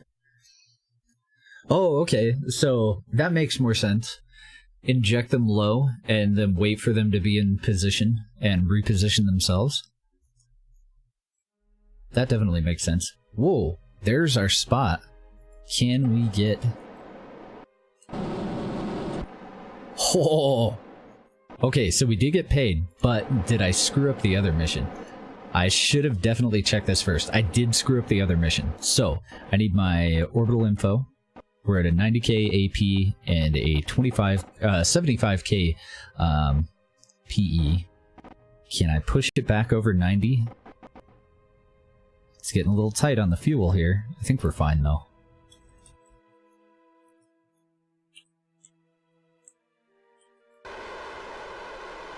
Okay, that'll restart our timer. Now I definitely need yet another alarm here. I did get the suborbital contract paid out. We don't have to worry about when we do that anymore. But I do need... Oh, okay, and I need to get rid of this. I just couldn't pass up the opportunity, but that was kind of irresponsible. We just need a 1-hour timer. These guys are getting a lot of extra time now because I've screwed up their 1 hour solid in orbit over 90K a couple of times, so it restarted our 60-minute timer. But that's fine, as long as they're gonna pay us, and as long as we're not gonna run out of electricity or anything. Ooh, shit. That's iffy. We are pretty low. So one of the downsides to this design was not having power generation. It's just got batteries. It does have an alternator, so we do generate a little bit of power when we use our main engine, but we don't have a whole lot of fuel left. So I don't know if we can actually rely on that. You're right. Turn off SAS, turn off RCS. Does turning off lights matter? Apparently turning off lights matters, so we're going to turn off the lights. This does have a probe core. We are going to put it in, because I don't think I can turn it off, like all the way off. We'll put it in hibernation mode. We're going to get our power consumption as low as we possibly can. See if we can make it last long enough. Let's go ahead and make a quick save. If we need to abort, this is the point where I want to abort. And we're just going to time warp through their hour, or until our electric charge gets down to the point where we have a clear emergency. I may have to send those guys back up on their own flight, or bundle them in with another flight. And then they get a bonus flight up into space. It's kind of a good deal. You gotta kind of wonder what kind of contracts we're presenting these people with if they have an out clause that allows them to just not pay us if they're not happy. Wouldn't that be nice? Name one situation where that's a thing. I think we're going to be just fine. We're going to end up with about 150 electric charge left over. We are going to use our main engine to do a retro burn. That won't generate a whole lot of electricity, but we don't really need a whole lot. We do need enough electricity to be able to use our gyroscope, our reaction wheel, for re-entry, though. So it is definitely iffy. Got 10 more minutes before our earliest opportunity to deorbit them. Down to 198, 195. Okay. So I think what I'm going to do when we get back down there, unless I forget, I'm just going to add one solar panel to like the bottom of this. Just so we don't have to worry about that shit. Figured out why the hitchhiker is different. I'm assuming that it's because it's got more room in it, you know? Like, it's a fairly large module. You can only fit about 4 people in it, and they have plenty of space. Like, you can stretch your arms out, you can move from compartment to compartment. Whereas, like a little Gemini, like, you're in an iron suit shoulder to shoulder with the guy next to you, you know? But I don't know. That's just totally my assumption. So, we need to come home. We kind of need to do it now, but that's going to have us landing in the dark. I think we're going to have to land in the dark. I really don't see any true alternative here. So, I want to activate RCS, SAS. I want to get on retro.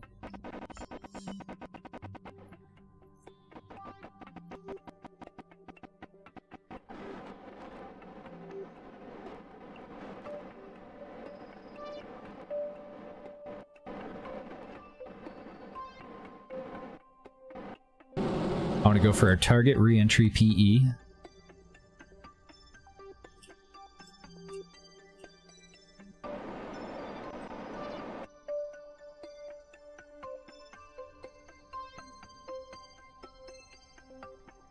Oops, nose up. So the plan there was to try and burn through the rest of our fuel while maintaining the target PE. But I turned off RCS a little bit too early.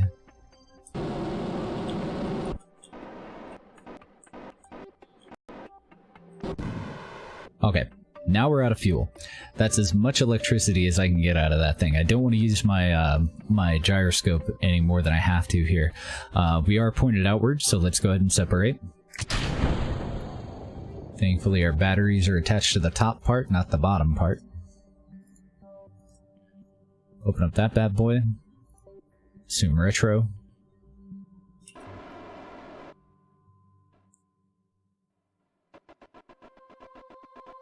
And then pray to the heavens that 156 electric charge from this point is going to be enough for us to touch down. We do have our parachutes already activated.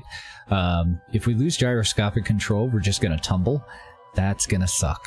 Might tumble anyway. Not really sure.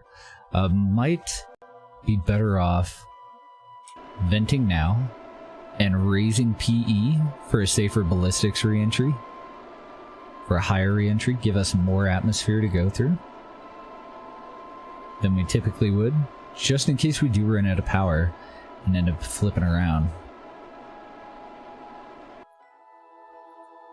But I have no idea how this is going to go, and I hate to update my quick save too, because I probably should have aborted this a long time ago. Now, it's going to be dark, and I apologize in advance for that. It's kind of an emergency thing. Typically, we wouldn't do this. And typically we would have adequate lighting on this, and that's one thing that we can start to do more often. Delete that on close. That's this vessel.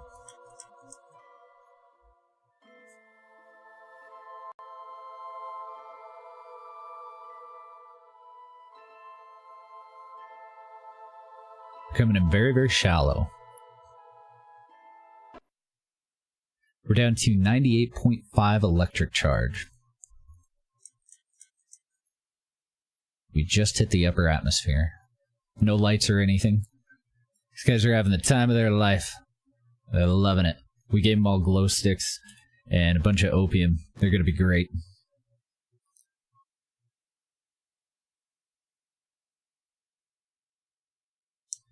Do I understand what you mean? Let's see. Starling, look at the North Pole and imagine a cross. On each side there's 7 oval orbit flowers. Okay, so yeah, that'll be fine. You're probably going to want a deployer with all 7 of your satellites on the initial launch, on for each flower, and you want that deployer to assume a resonant orbit to position your 7 satellites, and then have them go and circularize if you can.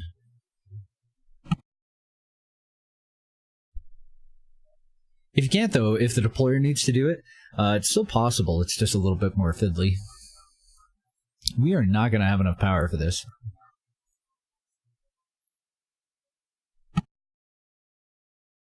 Watching it plummet.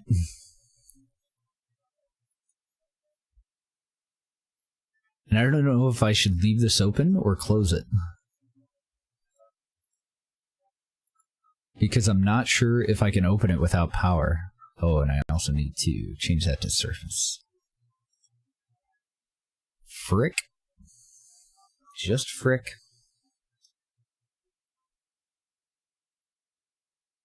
Oh, I can't wait for my neighbor to get home. I don't know if you guys can hear the dogs barking in the background, but he has like these really annoying dogs, and he's really good about it, but he's out of town right now, so he has a house sitter. What? Contract draft failed. The hell does that mean?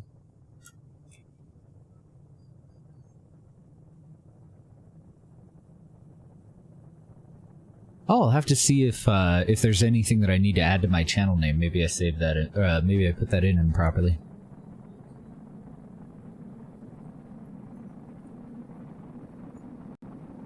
Gotta read the freaking manual. Told me to put it in lowercase. Save.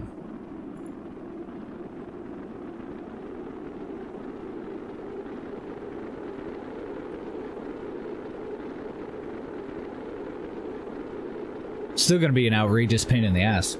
The upside to it is, as your satellites go out of phase with 7 satellites, you have a very, very, very long time before you would actually have a gap that would, like, you wouldn't have a whole lot of opportunity to lose line of sight. The only real downside to it is it's a hell of a lot of work, and you could use the same number of satellites or fewer to do a little bit better of a job. Because you're still going to have a problem unless you have them in that very highly eccentric orbit. You're still gonna have a problem with the moons getting in the way.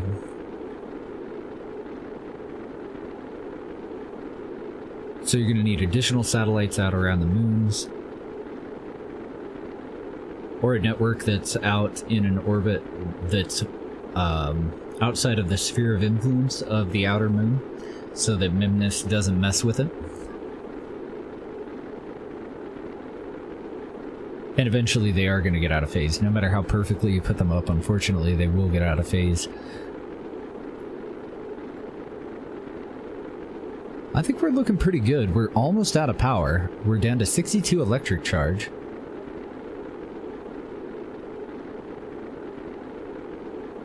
We're still at 45 kilometers right now, and we're bleeding off speed fairly well.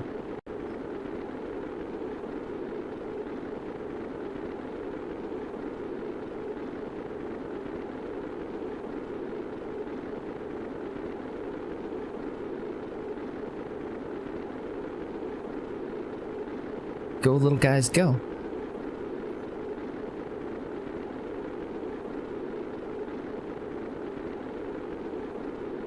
Yeah, we can probably do our communication network tomorrow.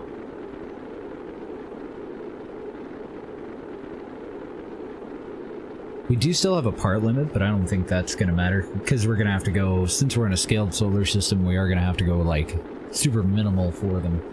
But I would want to launch with all 4 of them attached to the same platform if I can. And I want them to have their own propulsion to get themselves into position too. It's just easier that way.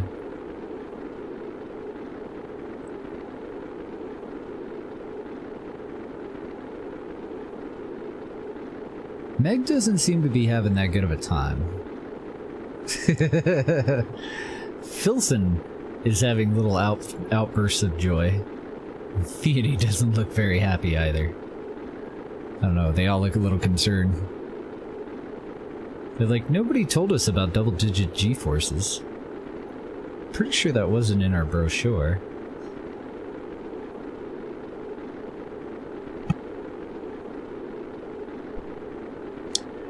Can evolve it and still have 14 satellites, 7 orbit flower on each side, North Pole cross, so you don't have a problem with the moon till tomorrow? Oh, I'm not gonna launch 7 satellites. It's just too much of a pain in the ass. I'm just saying, you can do it if you wanted to. I'm gonna do 4 around the equator and 2 in polar orbit, and the 2 in polar orbit are gonna be far later.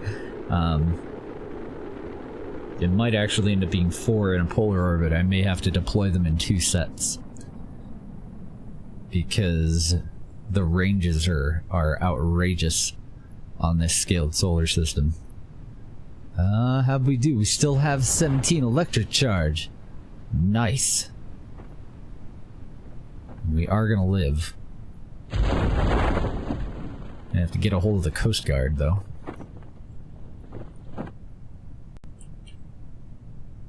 We're alive!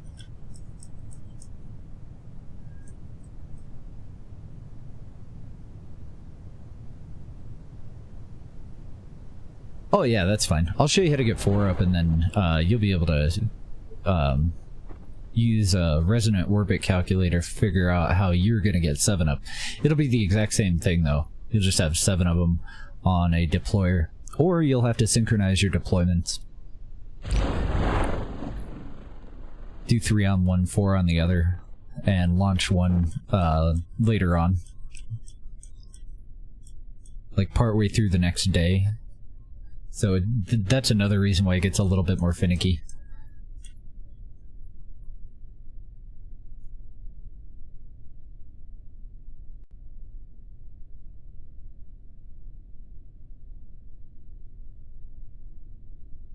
I really wish I hadn't fiddled with the parachutes on this, though.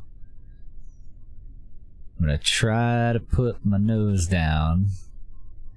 Yeah, I didn't realize that I needed to fix the chutes until we were setting down the exact same vessel that was on a different flight. So these guys were already in space with the wrong parachute configuration. I have no electric charge, so we're fucked. Oh, baby. The luck. Go buy a lotto ticket, guys. You should not have survived that. Can you grab some water?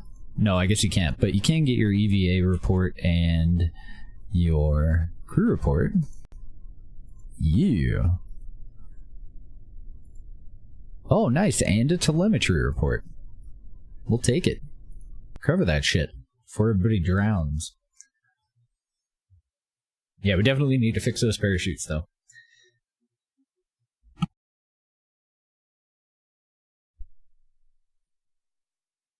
What time was I supposed to go play PUBG? I just noticed that it's already noon.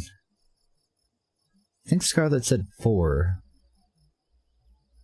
Her time, 4 Eastern, right? I should have just left the tab open.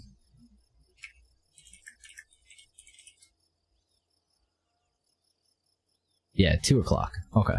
So I got a couple hours. Alright, so we did get our 20 science. We did get our guys home. We're up to 620,000 freaking dollars. I'm loving that. About time we made some monies. Valentina got a Research 2 ribbon for getting 50 or more science points and a EVA and Kerbin's water ribbon. Nice. Not too bad of a deal. Now, decisions. Do we want to upgrade the R&D? It would leave us plenty of money, I think, for our next launch. It depends on how much science equipment we're going to have on it.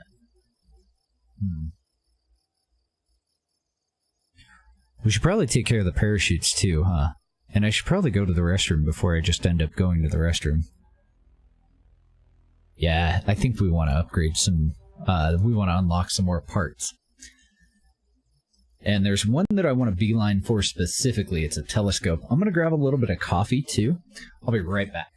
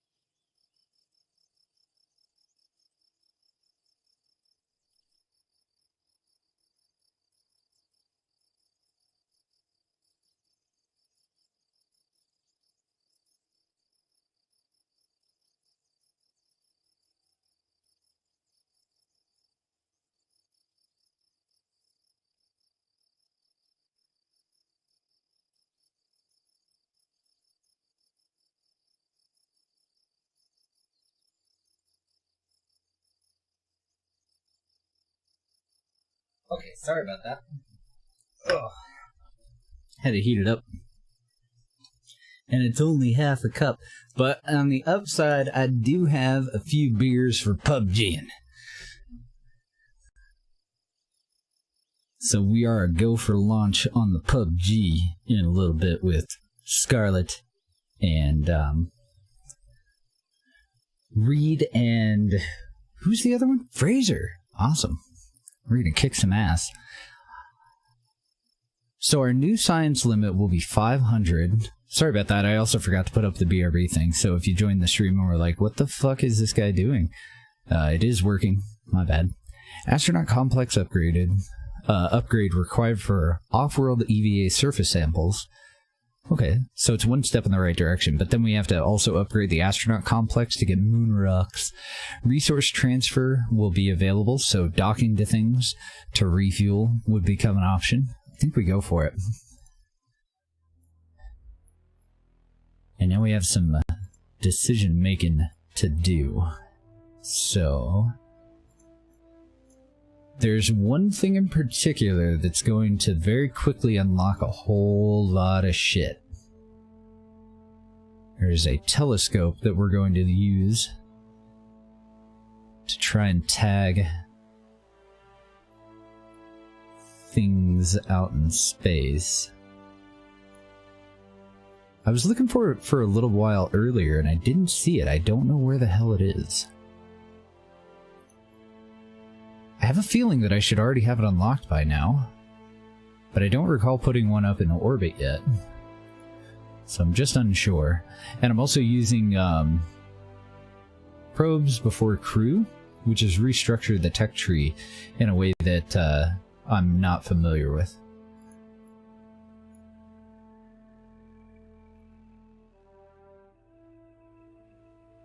Where the fudruck is it?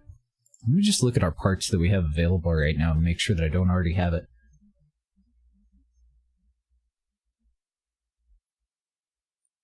Because we should get it before we get the James Webb looking one. And we're 2 nodes away from that one. So I wouldn't be too surprised if we already had it. We do already have it. This is the one that I was talking about. Now, why didn't I put that up already yet though? I'm confused.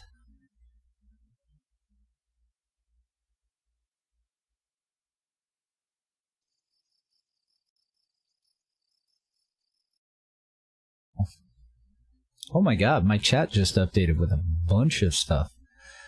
Still need to fix the parachutes? Yes. How to get the mods and mod packs, the ones that we're using? Just go to the Discord. We have a channel set up in there underneath the KSP channel called KSP Modding. That's got a CCAN favorite list. So go into... gonna have to have CCAN. Download the list. Go into your settings for CCAN. Go to compatible KSP versions and tick everything from 1.7 to 1.4. Click accept. Do settings. Do file. Import downloaded mods and select that CCAN favorite list. That'll give you everything that I have in here. And then there is a short list that's also up there. Trajectories is actually not on that list, but it needs to be. You need to get trajectories, textures, unlimited, planet shine, Copernicus, and right now I'm using version 1-5, 171-5, and I'm only in version 171 of the game too. So just keep that in mind too.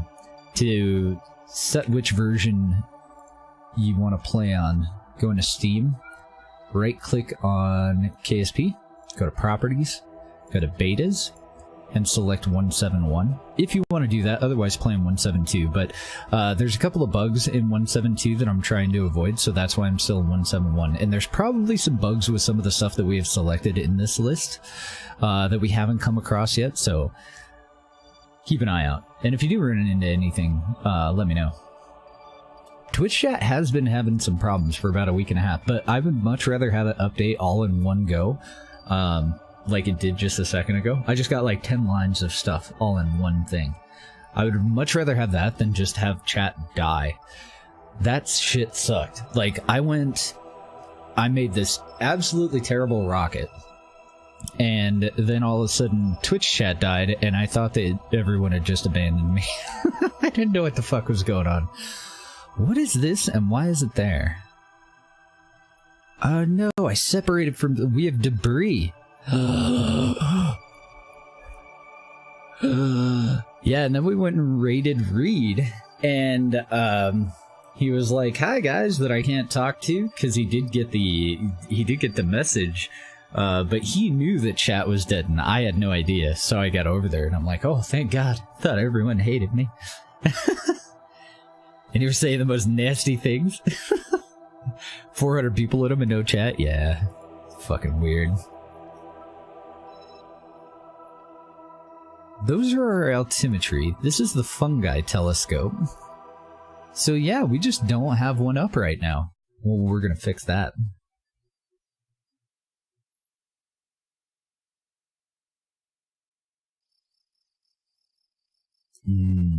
Coffee. It's even warm. Now we already have that part. What is it going to take for us to get to the next telescope so that we can actually take some photos? TB Kerman's taco, huh? Okay. The survey scanner would be great for us to get. I think we have some timed contracts that we can take. More importantly, though, this is the node that we have to unlock before we can get scanning tech. And this is what I want to beeline for. I want to go as quickly as possible to here. So we have 180. We can grab this one. That leaves us 280 away from being able to get the narrowband scanner, the freaking universal storage version of the orbital telescope, the multispectral imaging platform, the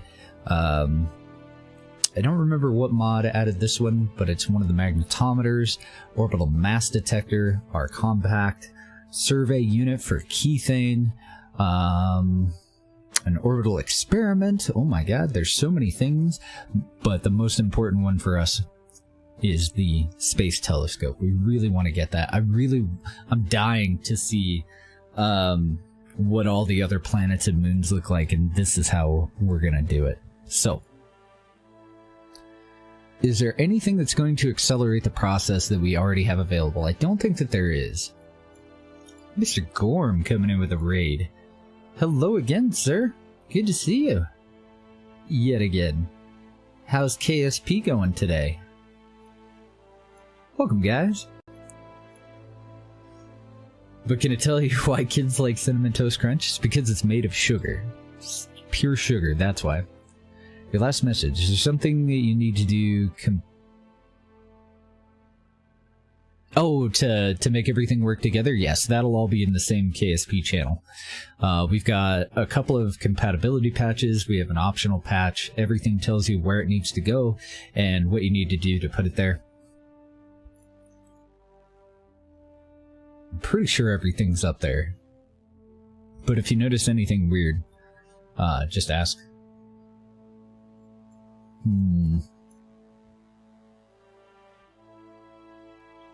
Better landing gear, a couple of alternative parachutes, an advanced heat shield. Oh, interesting. When I scrolled down a little bit, all of our pictures came back.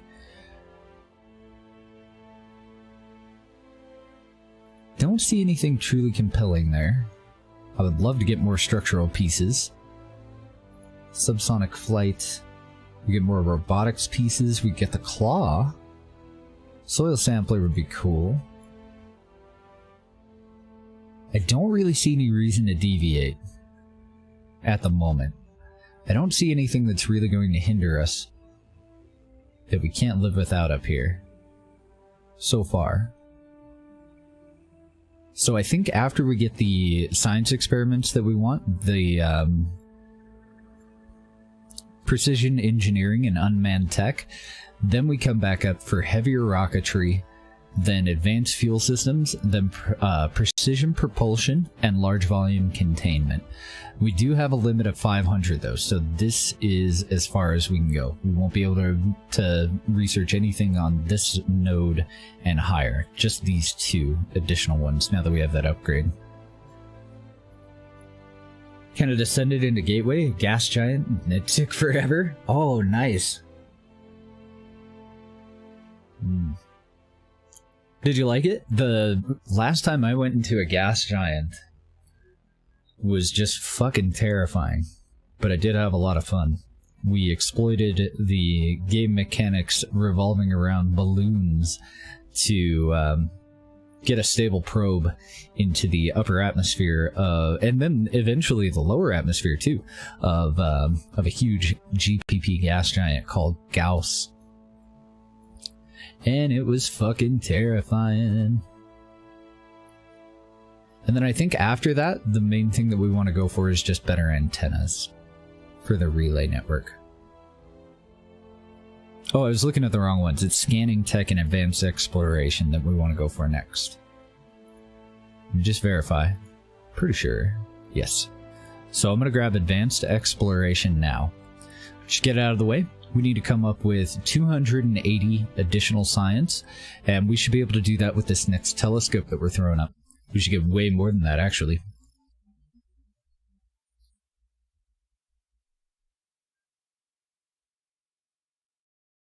Oh, for sure, Jackin. For the most part, you just open it up and throw it into the folder that it needs to go into. It's fairly specific on like whether you have to actually delete anything. For the most part, usually you don't. They're just mod manager patches, so they're just go into game data. If they're associated with anything specific, then it should say what you need to have. Oh, damn it. I forgot to put the science car out on the level 2 launch pad and try to cheese some science. I'm a silly boy. I have a sneaking suspicion that we've already started to build a deployer for this, but I don't see it. That's our station prototype. The proto is just like a modular, untitled spacecraft, basically. So I don't think we need to load anything. I don't see what, I don't see anything that we've already worked on. And I want a fairly small probe core for this. And I don't think we really need for it to have gyroscopic control. So we could probably go with either a Slim or a QBE. Looks like the Slim weighs just slightly less. Mr. Carr, how are you doing, sir?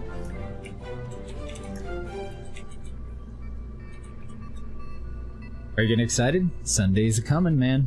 Sunday is a-coming. We're gonna burn our mouth out. It's gonna be great. I think we're just gonna throw it inside of a service bay. But I'm trying to think if I just actually want to, like, implant this little son of a bitch inside of the piece of equipment. I think I might. Okay, so yeah, let's just go over to science. There's a problem that I have with this thing that I've never really been able to figure out, where for some reason it's built-in RCS. I'll just touch you there. It's built-in RCS jets forward instead of backward. So I am going to right click on it and disable its built-in RCS, and I'm going to replace it with nozzles that will actually function properly. You don't know if you'd say excited? Are you mentally prepared? Crazy Way, thank you for the follow, dude. Welcome. Pleasure to meet you. I don't think I'm going to put it into a polar orbit. Although I could.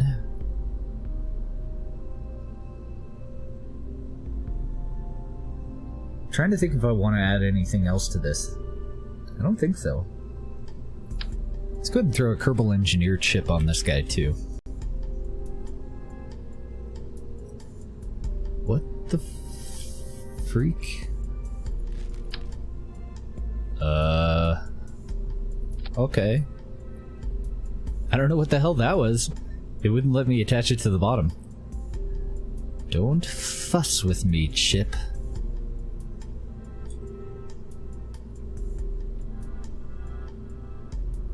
Don't you do it. I'm just gonna throw it right there. We're gonna end up sandwiching it into something else or surrounding it with batteries or something.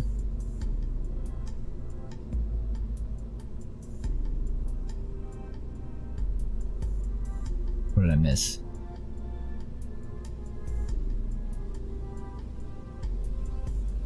Oh, for CCAN? Yeah, just grab it off of GitHub. It's at the bottom. It should be like CCAN raw, or I think you can download it directly as an executable. It should be at the bottom of the GitHub page. Kind of think maybe we could throw like a magnetometer or an RCWS on it to make it look cooler. Ah, fuck it. Let's keep it basic. So let's go with nozzles first. And I kind of want to use these to cover up the previous nozzles. And we'll just pretend that they never existed. Gonna throw those right in there. Yeah. Oh, you want your build ID. So in CCAN,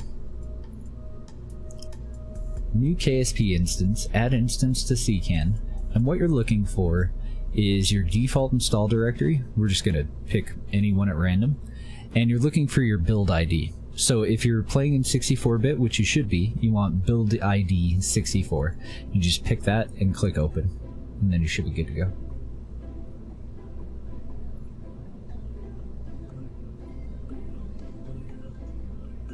Going pretty good, Connor. How are you doing?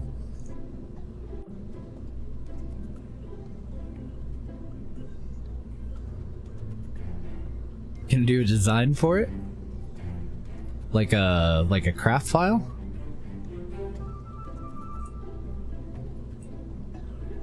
I'm gonna move those down just a little bit lower. I think they'll look a little bit better if we line the seam of that up with the seam of the bottom of this.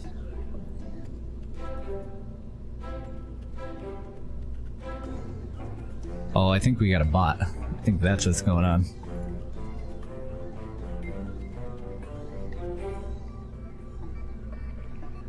So now we need batteries. And I think I'm just going to put those on here. And we do want a decent number of batteries. I kind of want them to go on flush though. So I'm going to move them up a little bit so that they attach flat. So that I don't have to fiddle with it later.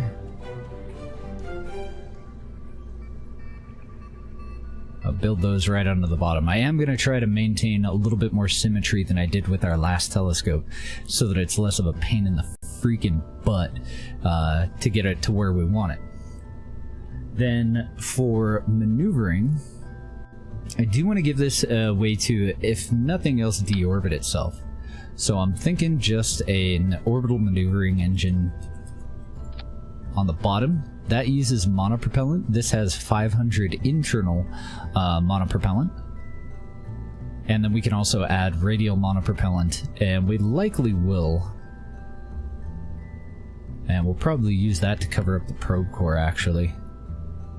Yeah.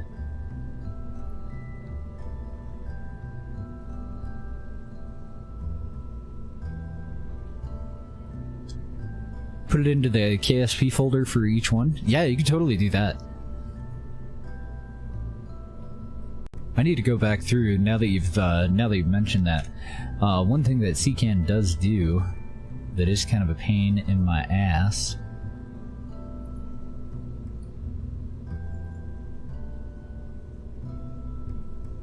It's got all this stuff. No, that's no big deal. It's only 9K. I thought that it was making independent backups of all the mods that I've downloaded in every save file, and I make multiple copies of my save files just so that we never have to worry about losing anything. But it doesn't look like it's that bad. What do we want to do for solar on this? Oh, is that still our best battery?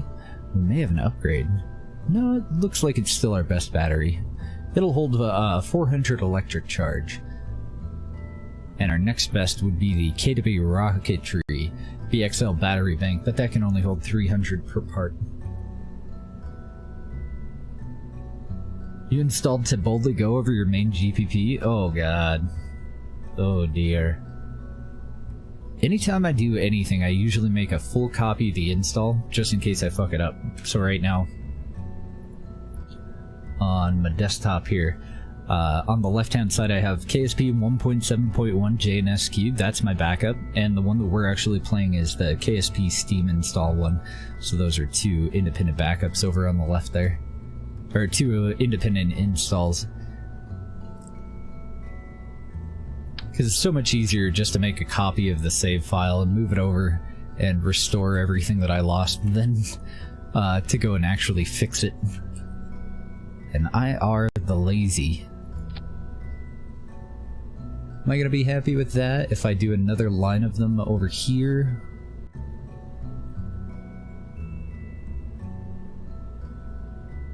Maybe. I think for the line, because these are a little bit more rectangular than these. Like, this is just small. If I make a copy of one of these and I downsize it, so it's just a little bit bigger. I think those are going to end up looking a little bit better. They're a little bit longer.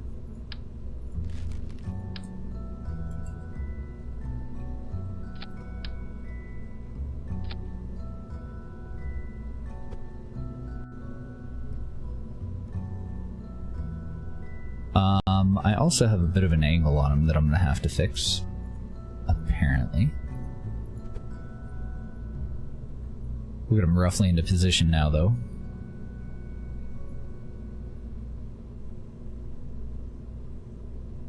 Kind of see what I'm thinking here.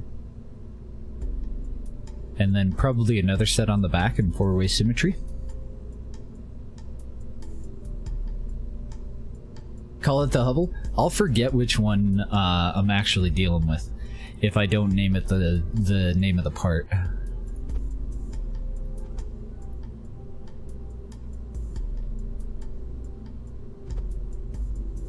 Oh, you little shit.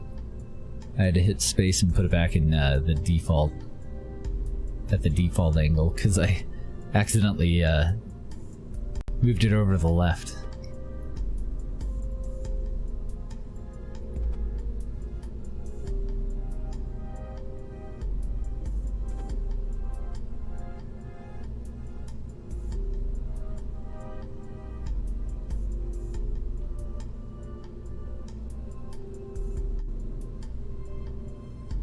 Okay, I think I'm fairly happy with that.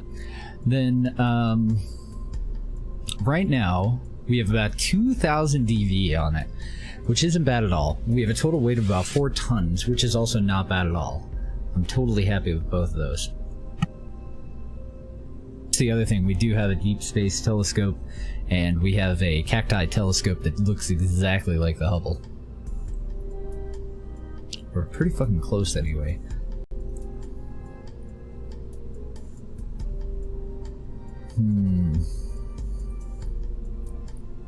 I feel like this is wasted space where we should have another set of batteries.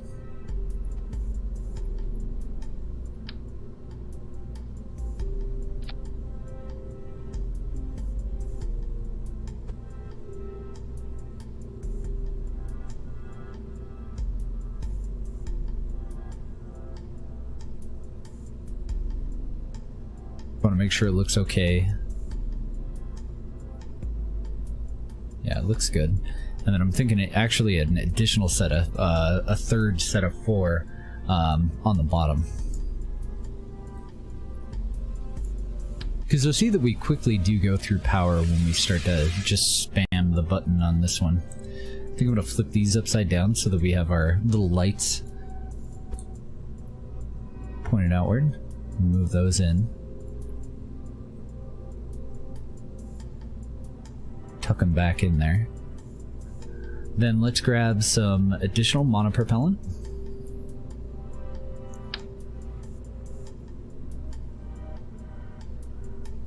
Do I want that, or do I just want solar panels on the bottom?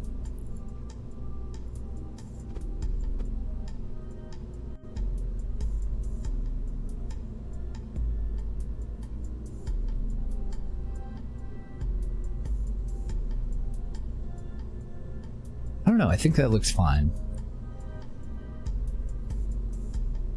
Yeah, if you could give it a silver, like, foil finish, that would be good looking.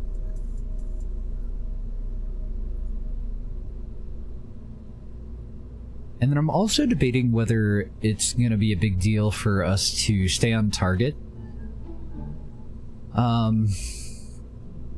Unless we go and balance out our RCS and go with some very, very small thruster blocks. I don't know. No, we don't have any RCS higher up. We've just used this to burst one way, get into a spin, and then reverse thrust on the other side to stabilize. And I don't think we have any gyroscope in this either, but we are using mandatory RCS, so it will be very, very nerfed even if we did have it. So I don't know if that part's really going to matter all that much. One other thing that I am considering, since I don't have any backward or forward facing solar panels, is I like the look of this one, but I think I want to pop it off and I want to reattach it in two-way symmetry and then move it back to where it was.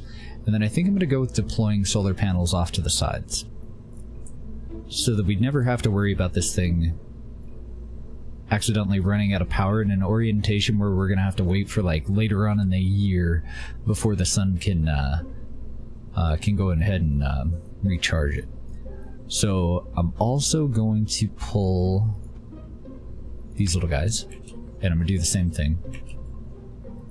Put them back on, but in two-way symmetry. Oopsie.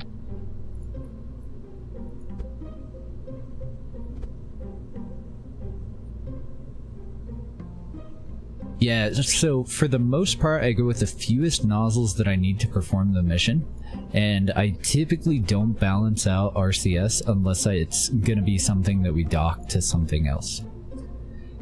Since we don't need to worry about docking this to something else, that's why I'm not really all that concerned with having equal RCS on the front. Plus the texture of it, it would just be a little bit of a pain in the ass. I'd probably, if I were going to do that, go with two 5-way nozzles, one here and one here. Because it's going to be fairly difficult for me to put 4 nozzles anywhere on this. Since this is thicker than this part, you know? That'd be a pain in the ass.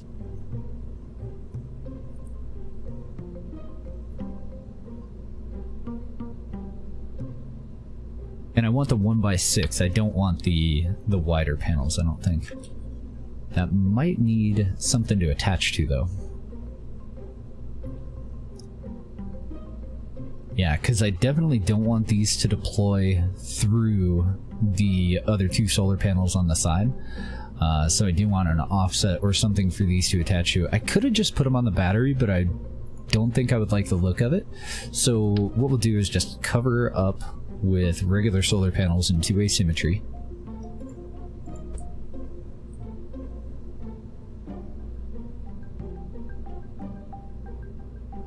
And those will mostly be to hide the gap here.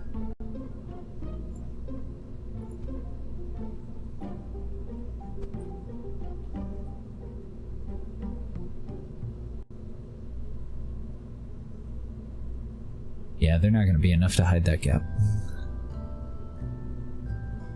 So I need a structural piece to attach these to, which is fine. I'm still going to leave the little solar panels in there. I want probably the medium. And I think it looks better if we use a planer. Why the fuck is that at an angle? Did I accidentally hit an arrow key?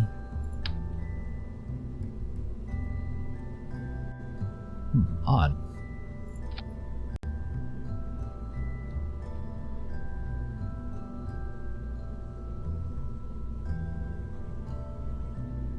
How's it going, Kazoo? Difficulties with unbalanced RCS? Yeah, it is a little bit trickier.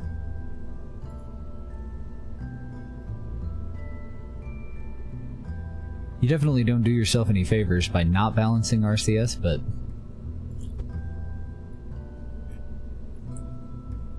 Since we're not going to dock this to anything, I don't think it's going to be a problem.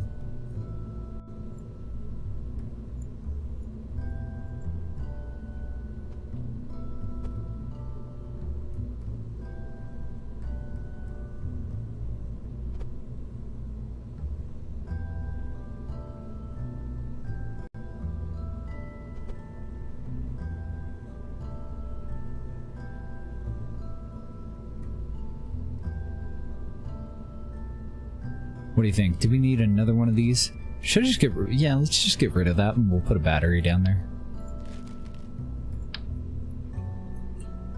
This is one of those builds where we just really can't have too many batteries as long as we're not going, like, totally apeshit with it. I don't want to make it into a 10-ton payload because of batteries, but...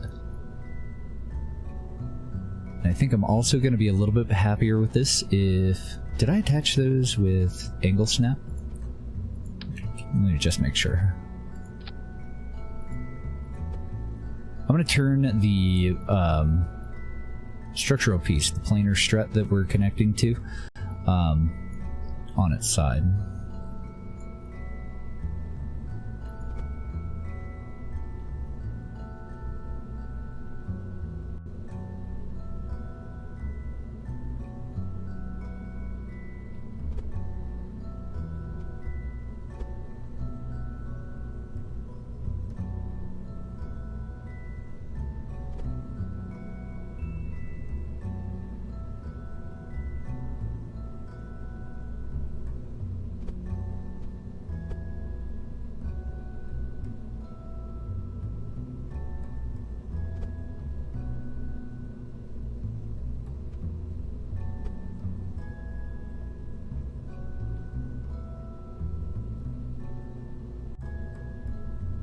What do we think so far? What are we trying to build? We're throwing up a Tarsier space telescope. Just a little tiny guy. So we've given it an orbital maneuvering engine. It has an internal capacity of 500 monopropellant.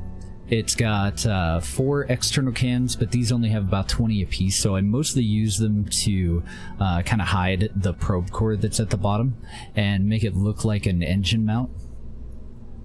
Then we've got the 4 nozzles on the back to replace the built-in ones because they have a visual bug that I don't know what causes it, but... oh, you just kind of get that way as you go. Car. Like, I didn't start out giving a shit about perfect symmetry, weight distribution, any of that stuff. Like, you just, after a while, realize that everything in your life is easier if you put that little bit of extra effort into the initial build.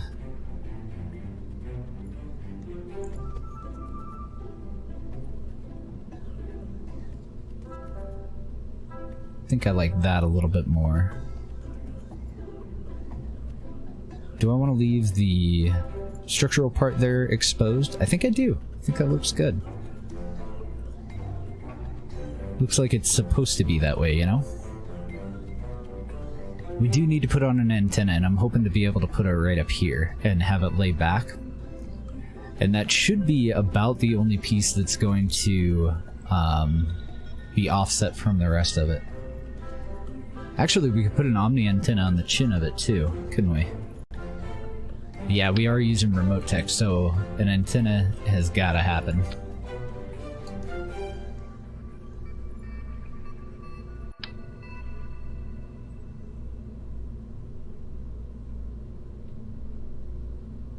I guess it's gonna be easier for me to just face it forward. I was hoping for it to lay backward, because I did kind of want the antenna to be pointed out at space and the high gain, the telescope to be pointed out to, you know, into space, and the high gain antenna to be pointed backward to communicate with, you know, the homeworld there. Yeah, I think we're gonna make it work.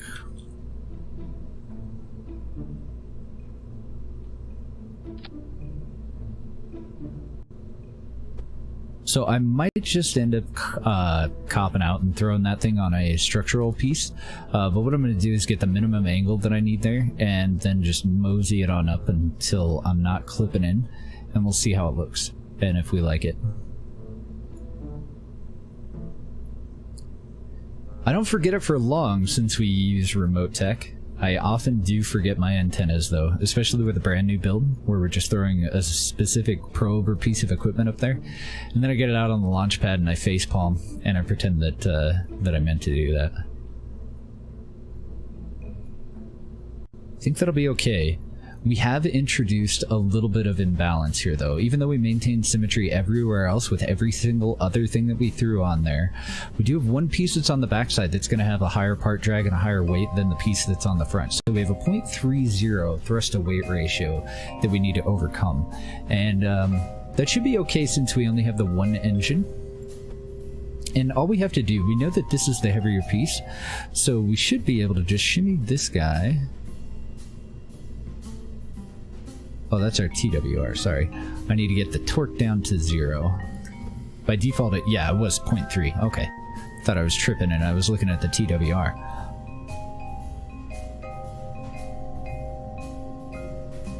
And like, I don't really have like totally fine control.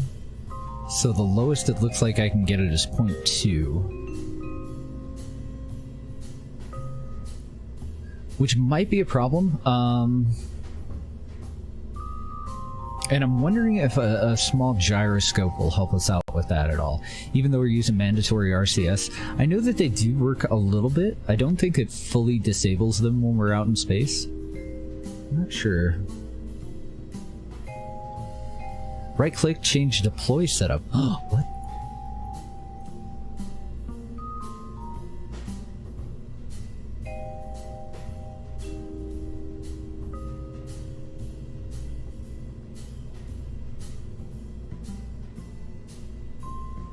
Oh, that's fucking genius. Thank you so much. I had no idea that was a thing. I'm gonna get rid of that one so that I can put one down flush at a night. Okay, that's excessive. Let's not do that. That's perfect. I want to get that right above that solar panel. Close enough so that it definitely blocks it.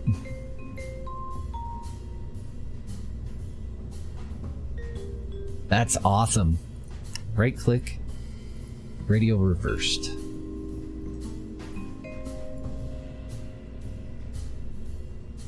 Oh, I love it. Thank you. Yeah, I had no idea. Never would have even thought to check. We should be okay with solar panels pointing forward. That's why I did go ahead and add some deploying solar panels to it. Because forward and directly backward are going to be a problem. Like, we will get just a little tiny bit of power generation off of that one. But I can't think of any way to put them in here that won't look like shit. I guess I could do 2 on the side, and that won't look terrible, will it? Yeah, maybe we will do that. I'm going to see if I can eliminate any more of that thrust torque by moving this down to about where the other one's attached at. It doesn't look like it. It's going to be at 0.1 no matter what. So we'll get it down as close to that solar panel as we can without clipping into it.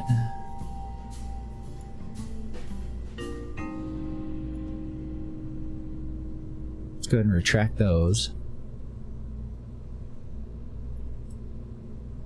Don't think I need a wide one. I don't know, it's kind of unnecessary. What I was thinking is an additional solar panel in here. Maybe those two would actually do, but I'm going to need to reattach them in 2-way symmetry because right now there's all 4 of them. And I want these at a greater angle. I want them to cover up the top of that battery, basically. Do exactly what they're doing right now, but with a little bit more of a forward angle on them.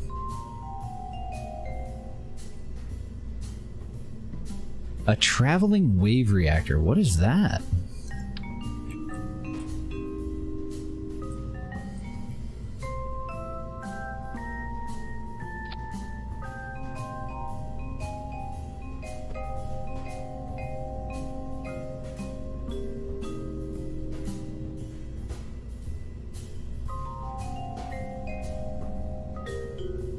I think that's just about right back to where I had it before.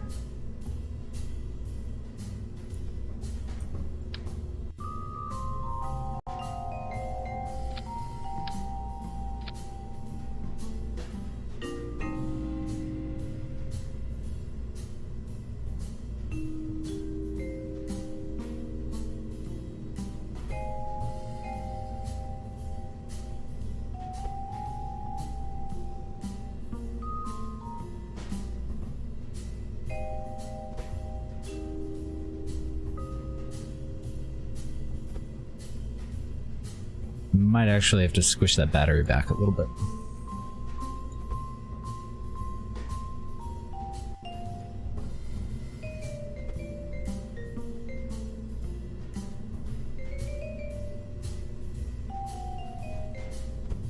And then I'm just trying to find a happy middle ground between our angle, not clipping through the two large solar panels off to either side, and kind of covering up the battery from the front. I think that'll be okay. I also think that I want to pivot that battery upside down. I like the lights and the little wiring there. Don't know why. The 1TS. Thank you for the follow. Welcome.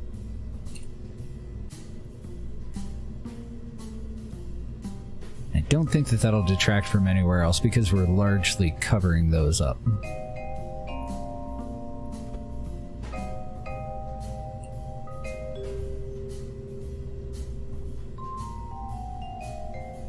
Okay, so a couple of different test flights that we're going to do with this. First, we just want to get it up into space. We could totally just cheat it into space, but I don't know. I like throwing shit on top of a solid rocket booster and just throwing it out there. So let's pivot this around. I want to point it to the east. Eventually, we are going to put this in an equatorial orbit. Or are we? Like, if I put it into a polar orbit, we will have a longer amount of time where we can actually use it and not have to worry about a moon being in the way or any of that shit. But put one solar panel at the gray part above the comms device up here. I don't want to put any additional parts that are going to be out of sync. It's just going to make it really, really difficult for us to do maneuvers with this thing, the more out of balance it is. And I want to try to fine-tune this if I can. I got the torque down to 0.01, but I would really like to get it to point nothing. No, I can only get it down to 0.01. You little bastard. So if anything, I would want the additional solar panel on the opposite side to make up for the weight difference between this antenna and this antenna, or just to go with another one of these antennas. And I don't know what the hell is going on with the magic here, but that thing is not actually touching the surface of the probe. Let's move that in. There we go. And I do want to make sure that those aren't clipping into that. Looks-wise, I think we're on the money. I like it. We could launch 3 of them. The name of this mod is Tarsier Space Technology.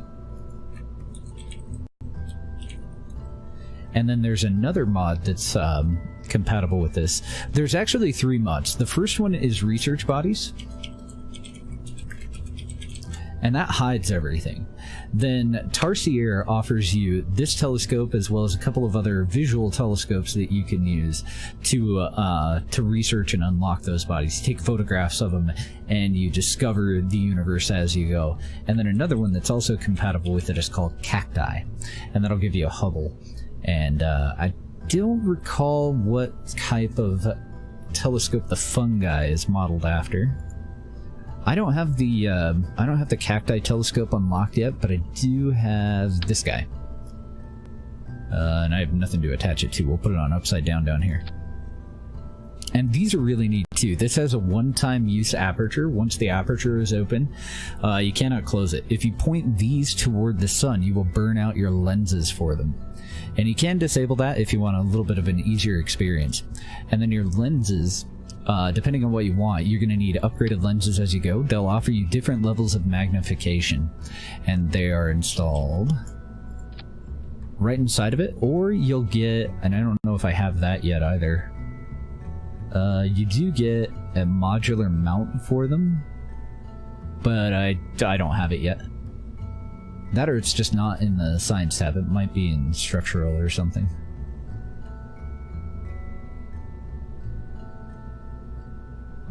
Well, yeah, I don't see it. Anyway, eventually you got a mount where you can actually just put another external mount, like wherever you want, and then you can install your lenses there. And this is all like Kiss and Cast compatible, so you can load lenses into your internal inventory and send an engineer up to go and replace them. It also comes with gyroscopes that need serviced over time and cool stuff like that. Cacti is a really cool mod. I really like it. The one that we're using right now is from Tarsier. So yeah, let's get this thing a decoupler. And I've never had to go up and replace one? Oh, whatever. God, that shit's so awkward. Finally get a big ol' Hubble up there, and the first thing that you do is destroy its fucking lens. Good times. I'm gonna downsize that because I'm going to get rid of the shroud. I was right-clicking on the wrong thing. I don't want the shroud in there because of the cans here.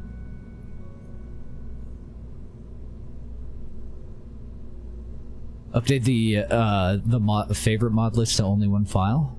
There's really no way to do it. So the CCAN favorites list is everything that we've installed with CCAN. Stuff that we've installed externally, usually there was a reason for it, like a compatibility issue with the one that CCAN wanted to install. The 3rd edition of Sigma's patch, I did get his permission to repack that if I wanted to, but it just goes into tweak shoots, so that one's pretty easy. And then the other configuration files are like either my own personal edits or you know, totally optional patches. You don't really need those. Let's go ahead and throw it into a payload fairing. Why can't... Oh, okay, yeah, my solar panels. I do have to account for that, don't I? So I gotta flare out just a little tiny bit. Why, oh why, won't you let me place the freaking cross-section there? Maybe I have to do it down here? Why do I have to go that wide? That doesn't make any sense.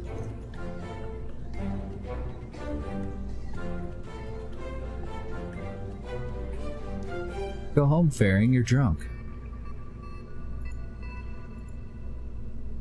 Okay, so final payload weight 4.8 tons. Not bad. We actually have a deployer that should be able to work with that. I think. I hope. One thing that I do want to do, I would like an action group under... I don't know why... Oh, right, because I have to click on the thing. For these guys, that'll toggle RCS thrust for the ones that are on the back of that. I don't want them burning or using any monopropellant while we're ascending. So I'm gonna put those on a thing. We also need lights. We don't need lights, but we want lights. And I think just some little surface lights ought to do it, because this thing is fairly compact. But where the frick am I gonna put them? Probably at a 45 degree under this set of solar panels.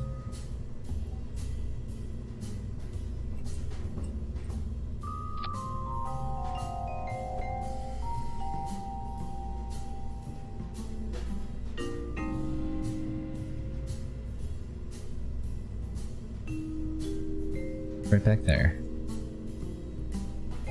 Almost forgot. Okay. And then,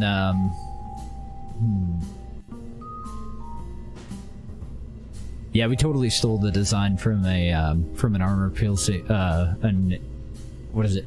APCR shell for a tank. And I just want to chuck this thing up into space. So let's go with SSTU, because it's variable. Let's go to the same diameter as the fairing there. We're not going to throw parachutes on it or anything. What I want to do is just pop it up into space and see how it performs. Like, if I set a target and deploy all the stuff that's on it, and I want to have a nice steady photograph, or a nice steady, oh yeah, we don't need to worry about that with this. We actually don't need to worry about that with this. This one, we don't actually take photographs with. I almost forgot. So that's going to be a concern for a future version of this. We don't even need to worry about it for this one. So, we'll still go with the SRB. I guess I can just leave it out. But I do want a liquid fuel second stage. I guess we'll go with a SSTU tank for this one too, so that we can just immediately match it up with the diameter. And then we'll lower the core. Hey, no, calm down.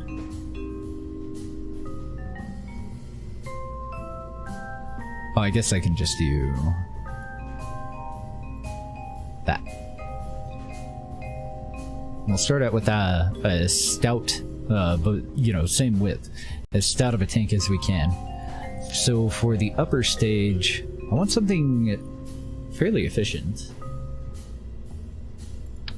The Marlin. Can we change the mount for the Marlin? It's extremely efficient in the vacuum. Do you have other mounts? I don't. What if I just downsize your ass? There we go. We'll take it. And I do want to check my staging here, because I don't want Purple Engineer to lie to me. So I'm okay with the fact that we have such a long burn time on this. We're really not going to use the monopropellant for anything other than like changing orientation, like what direction we're looking with it. But I also want enough fuel in that so that it can deorbit itself. Cheat scale? Yeah, it kind of depends on how it's integrated. Sometimes I totally agree. I think I'm going to want some retro rockets on this thing so that it can deorbit itself without a probe core.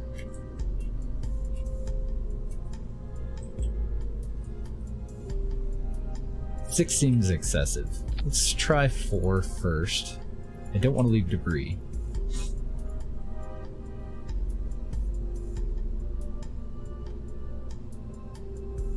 Uh-oh, I lost it. We're going in.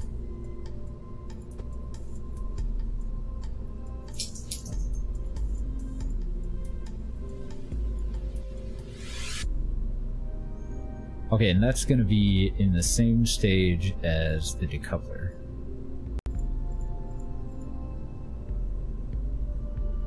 I don't know, I might end up going with much larger and much more retro rockets on that.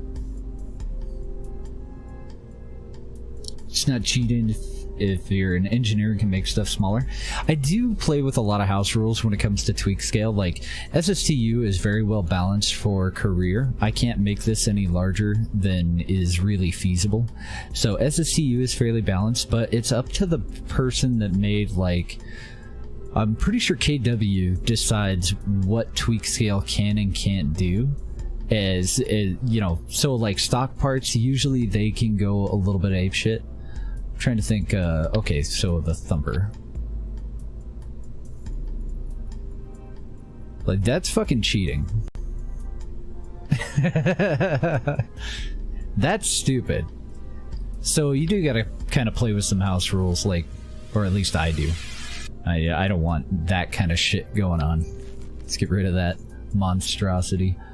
But there are things like taking an engine down by 50%. I don't mind doing that if it makes it look better, or, you know, changing the scale so that it fits in with another part. I don't mind that kind of a thing, like minor adjustments. There's definitely a line that's too far in my opinion though, so I try not to go nuts with it. So I'm looking for a thrust to weight ratio just over 1. And that'll be our upper stage. So that's about 3,000 dV. And then we're going to try to get that up there with just one solid rocket booster. Might do the trick. But I may have made that too large. Might not. So I know with this engine, we're not going to get a shroud. So I'm also going to want a fairing plate. And I think I picked the wrong one. No, I got the right one. And then I want a decoupler. And we're going to make our own inner stage here. I do have to flare out a little bit because the decoupler is the same size. I guess I don't have to. This is another situation where it doesn't seem very cheaty for me to just make this an inch thinner, you know? I definitely feel okay with that. But I've seen people take like nuclear engines and oversize them to the point where you can launch shit with them. And make like an SSTO that can go all the way out and circularize around Joule. Shit like that. I try to avoid that kind of stuff. Yeah, 100-meter diameter main stage. I don't see the problem. Send it out of the entire solar system? Probably could, alright? This is fairly well balanced though. Like, if I go to max, it's not gonna let me go any higher than I should be in career mode. So like SSTU, very well balanced for the different variable things that you can do with it. And I do want to increase the core size. And I'm looking at my total DV. I think that's all we need right there. So we'll use a thrust limiter, keep this somewhat under control. We're still going to max out a thrust to weight ratio of 3, so I might put a couple of little assister boosters on there. Take this down to 1 so that we max out at about 2.5 and make it last a little bit longer.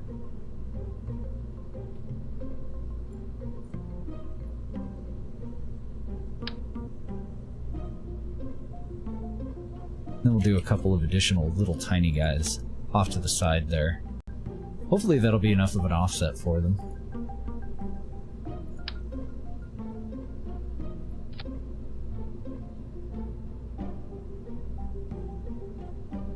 There we go. I think that's all we need.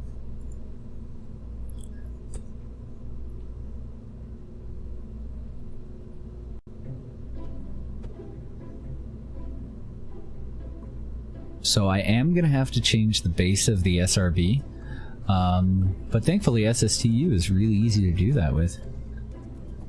The hard part's getting to know all the different options that you have. I think that one looks just fine.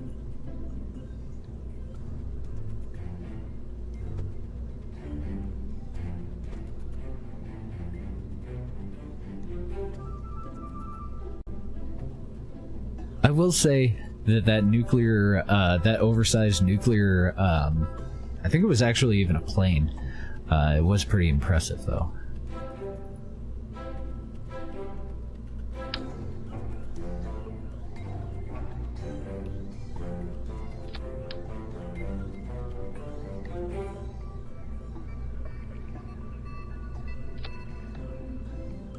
Okay, if that looks alright, then I'm just gonna get rid of those.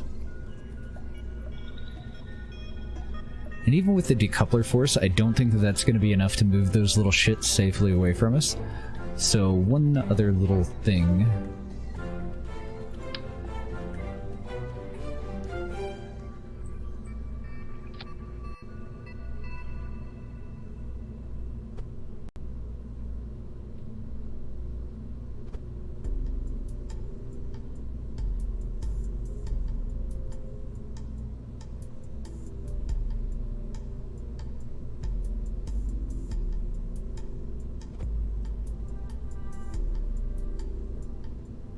I'm just gonna whip that around. It's just gonna look better the way that I want it to attach if I do it this way.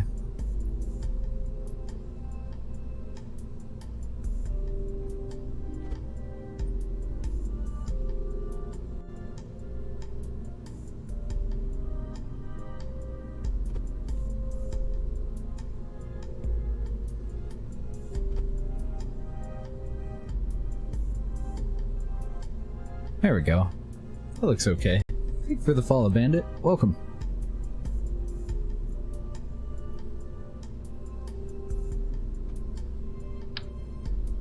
Just to make absolute sure, I will do one more on the bottom. One more set.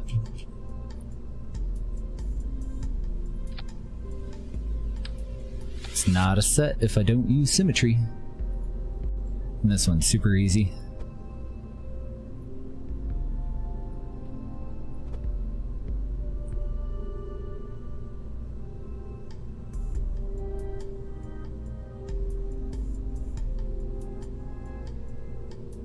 Okay. So both of those go with the decoupler. This little guy here, that little guy there. These are just going to give us a little bit of extra boost off of the pad, and at that point we should be low enough on our weight. We've burned off enough fuel in the main one that it'll be able to take over for the rest of the ascent. We could even tone those down just a hair. and get them to last a little bit longer if we wanted to as well. We have this one down too.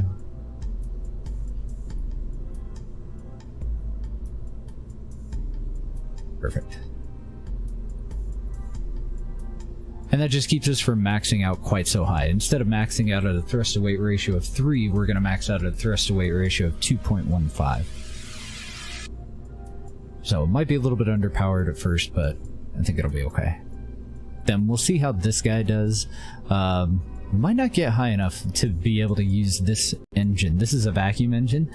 It does dick all in the atmosphere, but it is really, really good. If we can get it high up enough, then we should be very happy with its performance. So I'm hoping that we don't have parachutes or anything. This probably isn't going to be the final build that we go with. Hoping that we can get rid of the upper fairing by the time we get over to this engine, but I'm not sure, so I'm just going to leave it up at stage 2. Then we have retro rockets, and hopefully that'll be enough to deorbit this guy. Maybe. Why the fuck are they way down there is what I want to know. Because I resized the core, that's why. I don't want them igniting it inside of the middle of the tank. That would be a bad day for everything. There we go.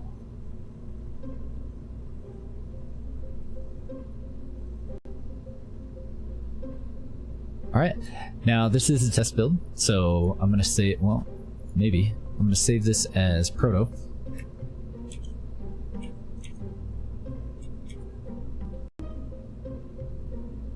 Proto's cousin.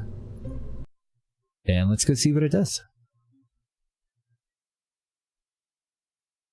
I don't think it's enough DV. Probably not. It depends on how high we get that second stage.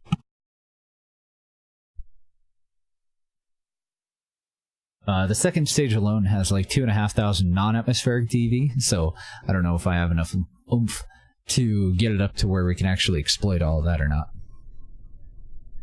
Probably not, though. We have another deployer that we could always use too. Alright, so lights on. Everything looks good. SAS on. Throttle up.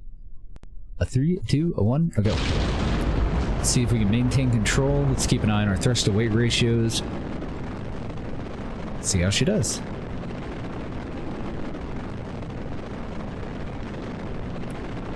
Welcome to the stream, Match.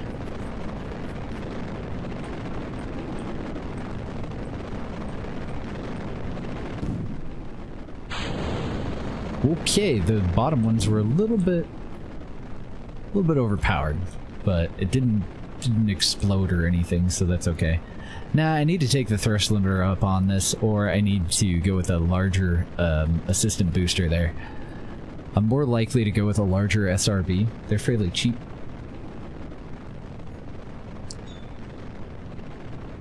But I already have a really bad feeling about us being able to get this thing up into space. See, as we ascend, this engine gets more and more efficient. So right now, at 7 kilometers, we have 2,500 meters a second of DV on that. We just bombed our neighbors. Whoops. What are you gonna do? Oh dear.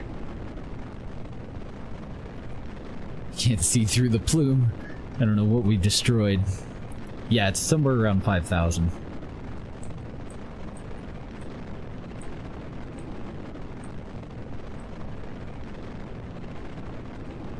We're finally getting a favorable thruster weight ratio, so I'm going to start turning into more of a gravity turn here.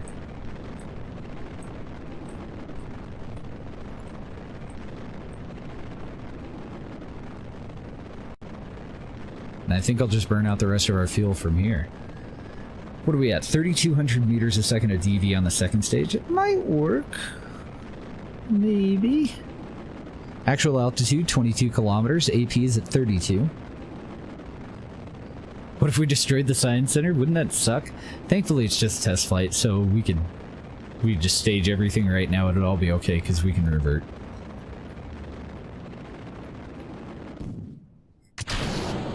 All right, go ahead and fire our second stage. AP is at 48, thrust to weight ratio is at 1.16. We have 59 seconds until we reach AP. Let's go ahead and nose down a little bit. Ended up at just about 3,000 DV in the upper stage. But I do think that a more powerful lower stage will pay itself off. AP's coming up on 60k. Continue to nose down. Actual altitude is 48k. 151 seconds of burn time, 57 seconds until we reach AP. I nosed down way too much there. I'm going to nose back up to about a 20 degree. Alright, we're at about 55k. Let's go ahead and pop our fairing off of here. Expose the payload. I don't know if 55k is where I actually want to do it in JNSQ. I'm just assuming that it'll be okay. And so far I haven't had any antennas like fly off or anything like that. So I'm just going to keep doing it at 55 until I have a reason not to. And we need to push up to about at least an 85 kilometer orbit. I would really like a lot of overhead with this second stage though, so if we fall quite a bit short, then we'll swap out the lower stage with the liquid booster and we'll use some beefier SRBs to get the whole thing up there, because I want this to have a final orbit before we even separate the payload that's fairly high up there, like 250, 300, maybe even 550 kilometers, and then that's why I was saying I'll probably go with a shitload of much larger solid rocket boosters in here so that we can point prograde and just deorbit this and discard this, have it burn up in the atmosphere. So I wasn't paying enough attention, and I did just go past a 85 kilometer AP. We're still 53 seconds out. We still have 70 seconds worth of burn, and we're going to fall a little bit short, which is fine. We also want to keep this fairly efficient. I don't want to get up into that final orbit and end up throwing away half a tank of fuel, because I'm a fucking cheapskate.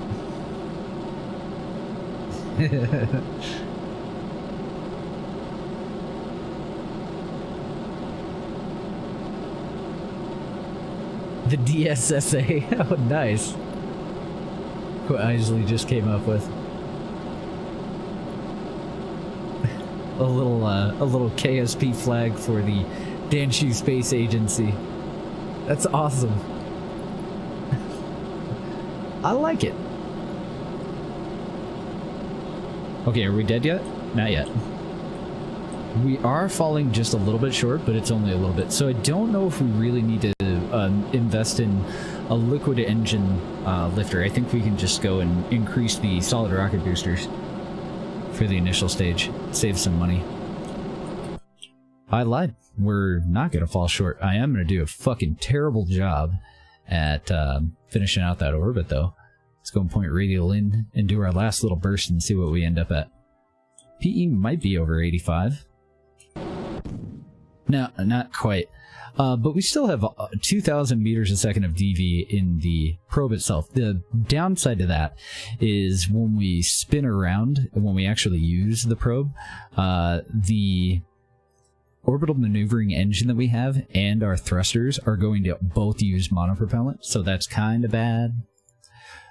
Oh, the hell? Why did I deactivate you?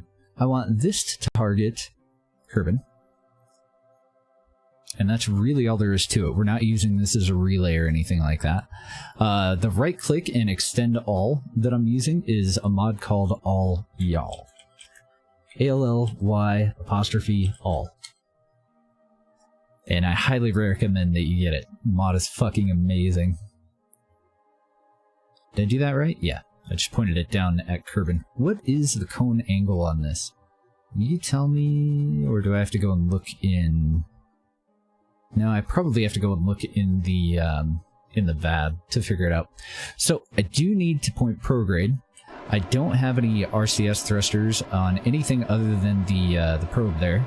Let's go ahead and deactivate SAS, deactivate RCS. We've already got a pivot going on. Once we're pointed prograde, we're going to stage away from our booster here. We're still ascending.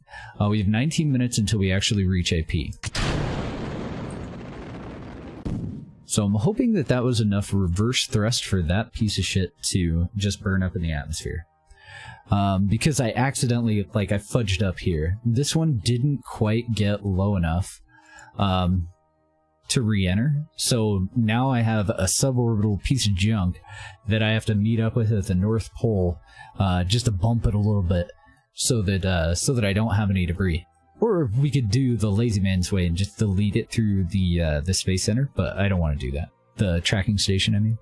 I don't want to do that. I want to actually design these things so that they don't leave debris. So I'm going to set the other one as a target. Okay, that one's fine. That one's definitely going to terminate right into the ocean if it makes it through the atmosphere. So we're good to go there. Don't need to worry about any additional stuff for that. Unset target. When we reach AP, currently we're at 263. Like I said, I kind of wanted us to be up at like 500, 600, some, you know, really, really high orbit. We want to get high. So how much is that going to cost me? If I wait until AP and I circularize, that's only 95.7 meters a second for a circular 263 kilometer orbit. What if I additionally go and bump that up and I raise AP up to about 500? Apparently about 209, we have about 2,000. I think that's perfectly fine. We can really spend a lot of our Delta V. I do think that I wanted it at kind of an odd number. I'm going to go for like 575, just in case we have a station or something later on in our life here where we want to throw something at a direct 500 kilometers. I highly doubt that we'll ever have anything that needs to go at 575. Fine tune it just a smidge. I think that's pretty good. That ought to be okay. And we do have a probe core and a flight computer. So we're going to tell the flight computer to do this, to execute that.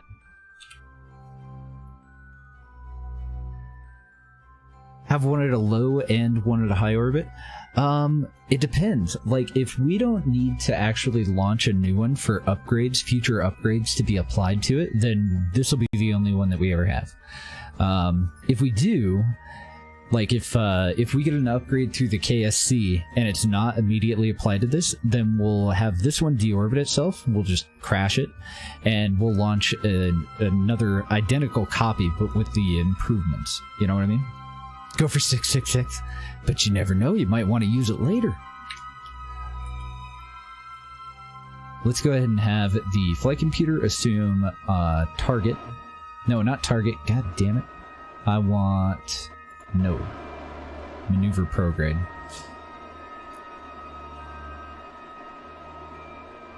I might have to just do that manually. I don't know why it always encourages a spin, but it definitely wastes a little bit of RCS. I think it's okay, though. It's close enough. And we have lost control of the probe. But we did get that maneuver put in before we lost control, so it should be fine. And then we'll have a follow-up maneuver that we need to regain line of sight with this to input. I'm going to zoom out so I don't get motion sickness.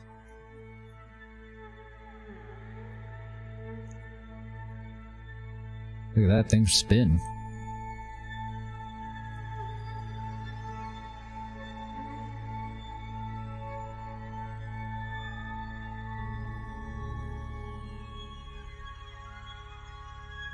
We'll see how the flight computer does. I think I'm going to take off RCS control. Let me see if it spins out. We do have a little bit of weight offset here, though, so it might actually fuck it up if I don't let it use it.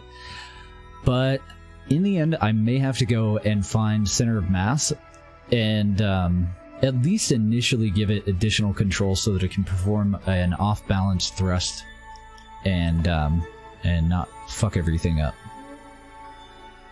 I'm gonna have to leave it on. It was already deviating, and we haven't even begun to fire the engine. I just really hope that it doesn't waste too much, and it seems like it messes up its ability to finish out the maneuver. It starts to like try and fine-tune a bunch of stuff, so I'm probably gonna have to cancel the what I've told it to do by hand to get it to stop. So I'm just going to remain prepared for that.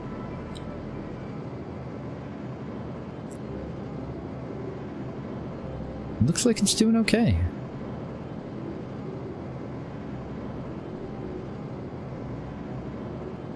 And we do have control back. Must have something bouncing a signal over to it. I really want to go into physics warp because this is not the longest burn or anything, but a little bit of a long burn. But since our engine isn't perfectly centered on the weight of the probe, and since it's doing this weird spin shit, just think that it's going to be better to wait it out.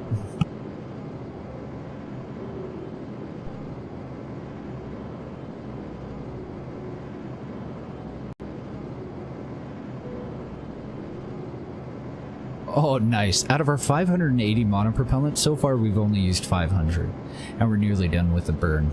We'll have a follow-up burn to circularize, which it really honestly isn't necessary. I just like to do it. And then I do want to keep an eye on that. Like, I would like the ability to disable crossfeed. See, there's where it goes all apeshit. So I'm going to kill the engine, and I'm going to get rid of the maneuver there. We'll just call it good there. We're not going to be able to get perfectly circular with the flight computer unless I can get rid of that little bit of additional thrust torque. I need that engine right in the center of where our weight offset is, and I just wasn't able to pinpoint it, unfortunately.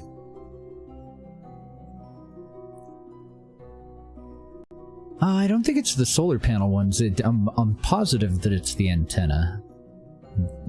If I had two of the same antenna, then I would have been able to zero it out, I'm sure. But it's a lot of it is mandatory RCS, like just the fact that we have mandatory RCS. If I don't balance RCS for the entire vehicle, then it has a problem with it, but also our thrust torque. Our thrust torque is only 0.01, but that is enough so that once it gets down to the very last of the node, it starts to correct and then it overcorrects. So if I were to like lower the power of all of these very, very low, then it would be a little bit more stable about it. It wouldn't have the ability to, you know, overcorrect with the first correction, which wouldn't lead to an overcorrection of the second one and so on and so forth. But that's okay. It's not like this thing needs to be perfectly circular. I just like to make it perfectly circular whenever I can. Definitely not a requirement. I was looking at the way wrong orbit. I was looking at this guy, which is on its way out to Mimnus right now, hopefully for a polar orbit around Mimnus. And I was like, oh, son of a bitch. No, we're fine. We're this orbit. Much more approachable. So I do want a follow-up maneuver here, just to circularize. And we'll tell the flight computer to go ahead and go for it. I do want it to get on the maneuver prograde now, so I'll give it a little bit of monopropellant to start getting on its way, and then a little bit to do a correction, and then a little bit more. Just kind of limit its access to our monopropellant for now. Okay, it looks like it's pretty stable. Let's turn that off. Time warp up to it.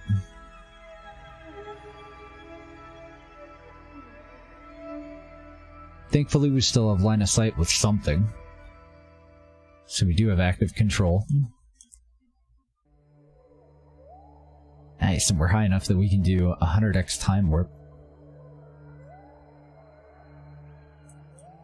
I'm going to pop it out just a little bit early and turn on RCS and let it adjust. Okay, and then we'll get up there. This automatically makes a Kerbal alarm, so it's going to pop me out once again, but I think we can just go right back into time. We're pretty sure that we're on. I didn't even see it use any of its thrusters or anything.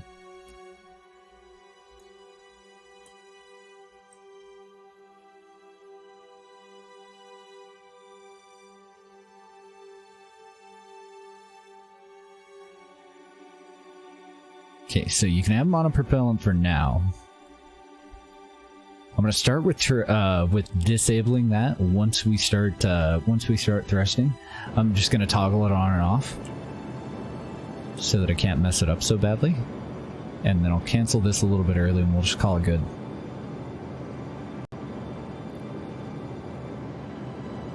Or I think I could also cut throttle with the X, and then I think it would abort this. Not sure, but I'm just going to use the X to get rid of it.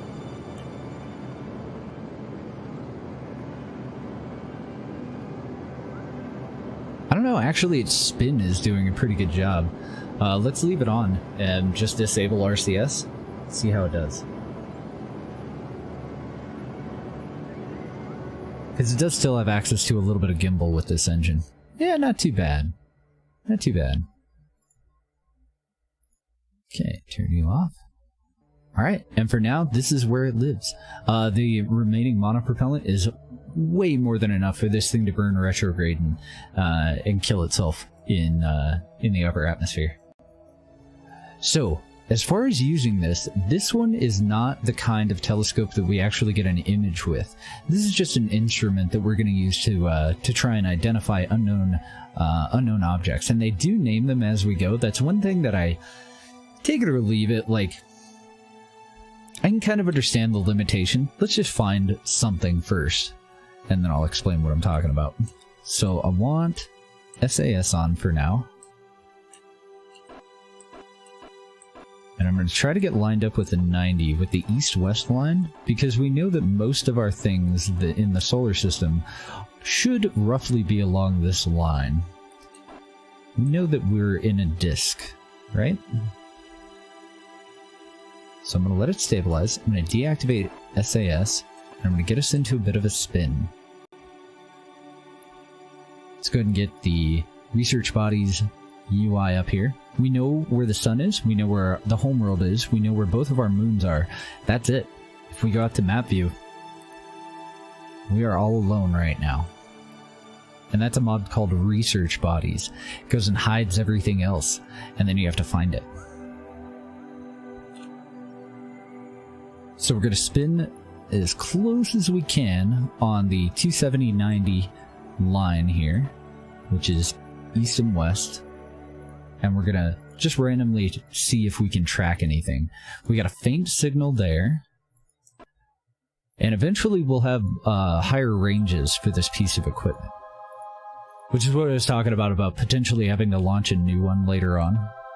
I don't know if the upgrades that we're gonna get are immediately applied to this. See, there we go, we're getting faint signals. Summersby beer sounds very familiar. But I can't think of it off the top of my head. It's definitely not one that I would drink, that I've drunk, often. All right, so we got 170 science. We discovered a celestial body.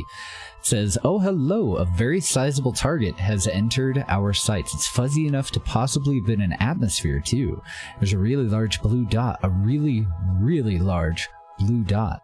It's nearly as big as Joule.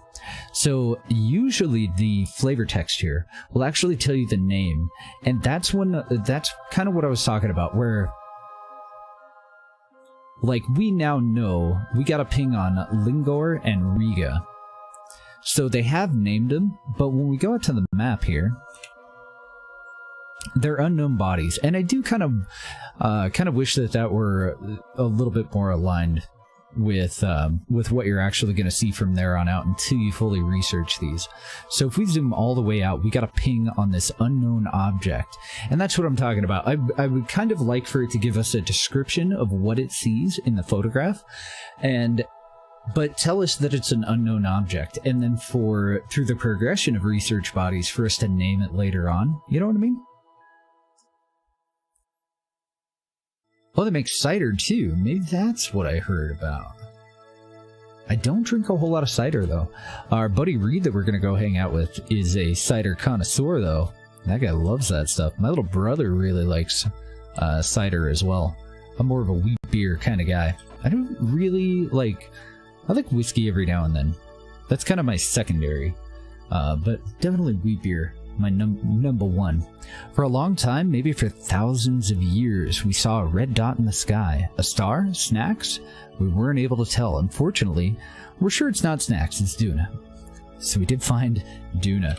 But once again, when we come out to the map view, right now it's only an unknown object. We have no idea what its orbit is. All we know is that right now, at this point in time, there's something right there. And we're going to bring other telescopes up to actually take photographs of them from different biomes and learn what its orbital information is. Love it. Captain Morgan? Isn't that rum? I don't drink a lot of rum. I don't drink a lot of rum. I don't drink a lot of vodka. I think my third would probably be tequila. We've just discovered Drez, a small gray planet orbiting around the sun. And we are getting science for every time we do this. That's why the first thing that I wanted to unlock was the telescopes, because it's a very easy way for us to get through the lower tier of community tech tree. But I mean, it seems very overpowered, and I totally would not use this the way that we're using it if you give a shit about progression with a stock tech tree. Your science nodes just aren't worth enough. But 170 science does add up, obviously. Our highest tech nodes are going to cost somewhere between 10,000 and 25,000 science. So that's why I feel okay with it. And that's another reason why I typically hide all of the planets and I make us discover them as we go. And because I also don't like to play the game without community tech tree and without those, you know, extremely high science value nodes. Just when we thought Drez was alone in being leagues larger than anything in the asteroid belt. What? Just when we thought Drez was alone in being leagues larger than anything in the asteroid belt. Okay, that happened. My brain doesn't English well, I guess. We'll keep looking. This is why we have so many fucking batteries, too. This costs 10 electric charge, which isn't too much, but if I can very quickly click this button 58 times and drain it. And I'm just doing very, very minor adjustments to make sure that we stay as close as possible on this 90 line. So we're not going to be able to find everything. A lot of things are going to be outside of the range of this telescope, but we should be able to get a decent chunk. We found a brown dot. We found a lot of brown dots. This system is officially full of chocolate sprinkles. There's a really large blue dot, a really, really large blue dot, and it's nearly as big as Jewel. So we got another hit on something that we previously discovered. And I am going to delay. I don't know if it can actually track things if I'm like pointed at the planet, but I don't want it to unlock anything that, you know, that we're somehow seeing through the planet. So I'm not going to use this until we get out to, you know, around here, around the horizon again. Just save some electric. Okay, now we should be okay to start looking again. So there's several other things that you can find with this set of mods, with this trio of mods. Research bodies, tarsier, and cacti. You have other galaxies that you'll find that you can take photographs of. And you can't go there. They don't actually like put galaxies into the game, but they do give you some other stuff to take photos of. This moon is a bit splotchy. Good thing it's big and easy to spot.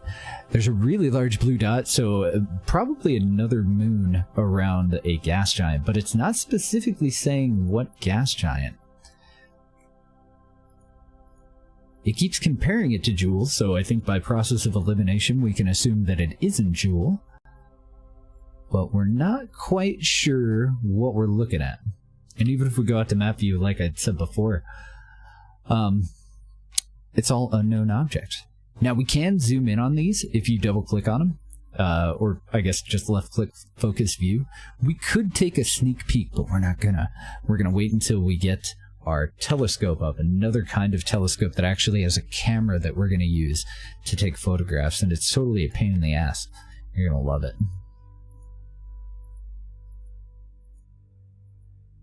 Cider once in a blue moon. I would rather have the blue moon wheat beer.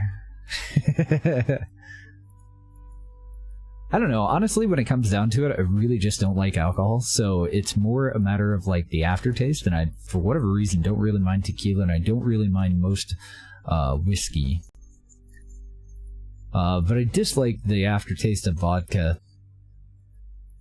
And yeah, I would not be the kind of guy that would ever be able to sit down and actually like get toasted off of just a bottle of whiskey. If I don't have some beers lined up afterward, like it's just for a change of flavor for me. I'm definitely a one finger glass and I'm good. Give me the beer kind of guy.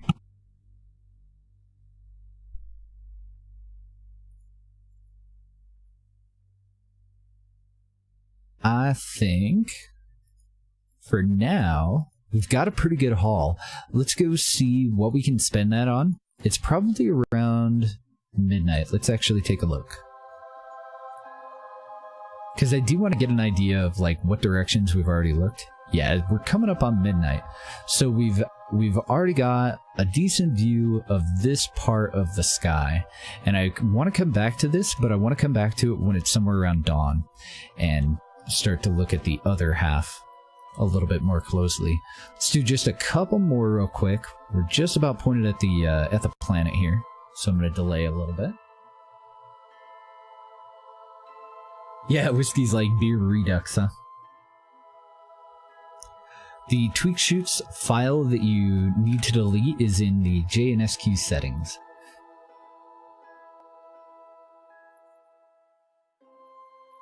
So go into, have you installed JNSQ? That'll be another one. If you want to play JNSQ, you have to download it actually has an installer. Then you'll have a file in your game data called JNSQ.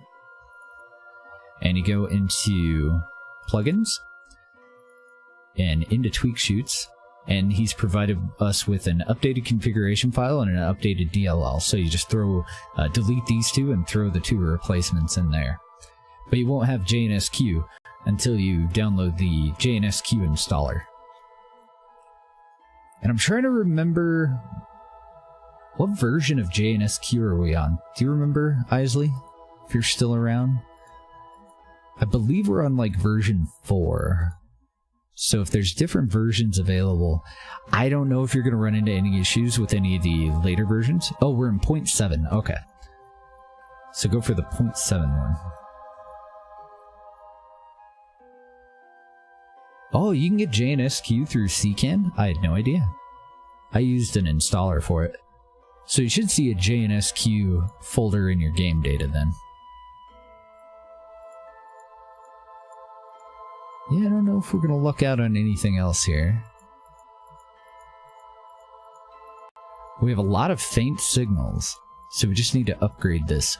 Or an alternative would be just to send it out into a solar orbit and start it on a journey into deep space. And that is totally a viable option. But I don't think it's an option that we're going to do, because then it would kind of count as debris.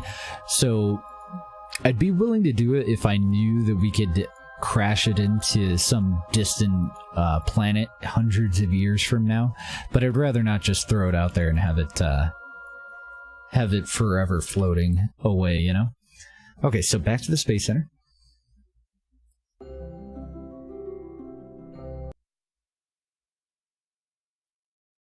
You don't like wintergreen? Actually, that's another one that I do enjoy is like peppermint schnapps. I like schnapps. I try to get like the lowest alcohol content schnapps that I can, so that I can drink the whole Traveler by myself. And then I have to pound water for like 3 hours or I get a sugar headache. We ended up with about 1,000 science, which is fantastic, in one launch. Now, we did have to pay for that launch out of our own pocket, but 50 grand for 1,000 science, I think that's totally worth it.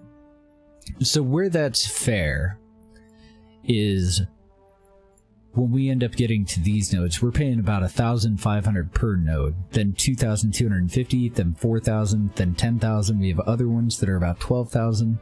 And actually, I need to go and restructure this, because there's a couple of parts from Interstellar Extended that I do want on the end of this, even if I'm not going to actually use them or unlock them, because I have another version that I prefer.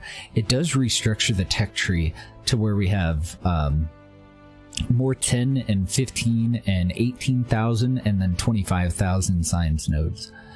So I probably will go and grab those. So our second telescope that we're interested in, this guy, is going to be 300 of that first 1,000 that we just got.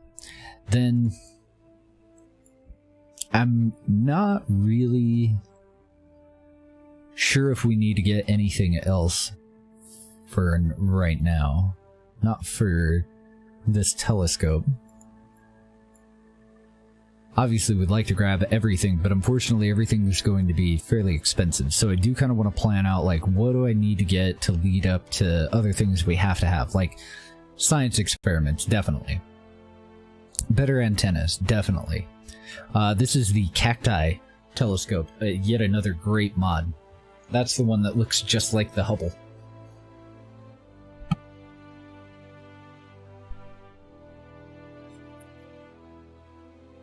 Licorice schnapps I have never tried.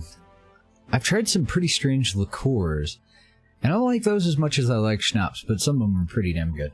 There was when I was doing flooring, there was a fella that was, that was like his hobby. Like, he had, it looked like a wine cellar, but it was all just full of different liqueur that he had made. And, I can't remember what, oh yeah, so one of our installers went out and botched the job. He nicked one of the lines. This guy was getting like heated flooring put in, electrical heated flooring. And he nicked one of the wires, and once you break the circuit, the whole thing needs to be torn out. And it was under warranty, so I was pulled in to go and do the warranty work on it. And basically tear out a brand new floor and reinstall a brand new floor. And since it worked, the guy called me back out for something silly and was totally willing to pay for it. And when I got there, he gave me a case of different flavors of liqueur that he had made to say thank you for the work. And they were really good, but not as good as, like, peppermint schnapps is where it's at, man. I can't even really think of another kind of schnapps off the top of my head that I like. Nothing that I would actually pay money for anyway. Ground hangers. Like, I'm seeing a lot of cool stuff, but I'm trying to make kind of a shopping list, like a mental priority of what we need to grab versus what I want, because I want all of it. What do we need, though? Some of this would be very handy, too. I'm mainly looking, like, first priority is science experiments, right? So that's what I'm mainly looking for. But stuff that I can see an immediate use for, I'm also very interested in just identifying now. Like the larger nose cone parachutes. Jaeger, Rumpelminz, and Goldschlager. Doesn't sound too bad. Sounds like basically a Frankenstein of different schnapps type things, isn't it? I really like these landing legs too. So for the most part, like the stuff that's right in the middle here, I'm going to be skipping a lot of that for now. But I'm also using a mod called Probes Before Crew, which has restructured the tech tree a little bit. So I don't know where the hell anything is.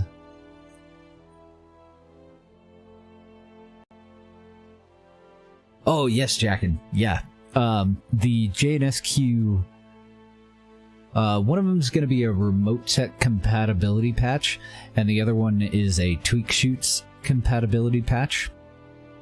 But you have to have JNSQ installed first, and then you download those and just swap those in for the one that you installed.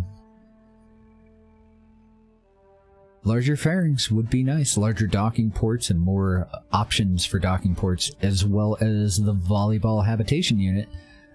It's only a 3-man, but it is an inline, so I can put one on top of the other, and that would be really handy. Right now we have the Winston inflatable habitation module, which is also a 3-man module, but it's not stackable. It dead ends. There's no connection node on the other side of it, so it's a little bit more limited. And I do see a lot of structural pieces that I want in there. I think I can totally commit to investing into heavier rocketry. We won't be able to get very heavy rocketry until we upgrade this, the R&D one more time. We're limited to 500 or less, and this is 550. But I think we can totally go with that. I think we can also go with, we have 580 left over. Yeah, let's get precision, let's get advanced fuel. Those are just no-brainers. We know that we're going to want those. Then for the rest of this, let's go with precision engineering, I think was... Didn't that have the Grab Max, or is it the next one up? Is this a prereq for the one with that Grab Max? 300 megameter. Let me see if I can find that that high-powered antenna too. PUBG soon? Oh god. Okay. No, I'm looking forward to it. I've been trying to keep an eye on the clock. About, what, 14 more minutes? So, for me to get the Grab Max, I actually want to unlock both of these. I don't have to, I don't think. I'm pretty sure that if I unlock one, then I can unlock the next. But just kind of another house rule, so that we're not beelining through a bunch of shit. Matter of fact, I broke my own house rule by getting scanning tech that fast. I have to invest in this one now because I was supposed to do both of them for this. That was my bad. So we have 100 left over. We need 160 for that, and then we need 300 for electronics. So let's either stick with the telescope that we have now. I think that's the smartest way to use up the remainder of our time with Kerbal Space Program tonight. So just a heads up, we are going to play some PUBG for a little while. I don't know if I'm going to stream it because I'm probably going to have to take a break. I need to set up my the way that I sit to be able to play like a first-person shooter. I can't lay down and play a first-person shooter. I just can't do it. I probably could if I like strap myself to my chair or something, but I'm not going to do that. So let's go over to mission control real quick before we head out. What do we got? We just got a whole bunch of new parts. We have an investor tour. Oh dear. So we have the ability to go forward with our first hotel contract. Another fantastic way for us to make money. And in order to do that, we just take one of these two guys. One of them is Tommy Kerman, the other one is Jesfred Kerman. And we just take them around a tour of the facility, and then based on our decision, whichever one that we take. If we take Tommy, we're going to get a casino contract. If we take Jesfred, we'll get a hotel contract, and we'll have to fulfill that contract. But after that, we'll start to generate tourism missions to bring people up to a space hotel that we've put up. And they do pay really, really well. We can also usually couple those with other missions. So if we have a couple of spare seats, we'll grab people that want to go into a low orbit for an hour, and they can go up to the hotel too. We do have two more of these tourist oversight ones. This one's only one, and this one's only 2 people though, so they're not paying as well as the previous ones, which were 3 and 4 people and paying out over like 200 grand. 2 people that want to go into a low orbit. We have 3 out of our 7 max contracts. Did we finish out our low resolution? We did. We did. So that's one thing that we can get out of the way right now.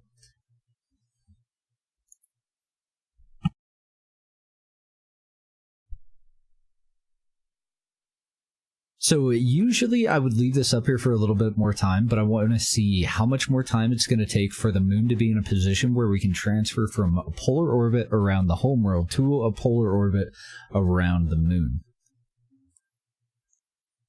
The probe one for CTT is Probes Before Crew, PBC.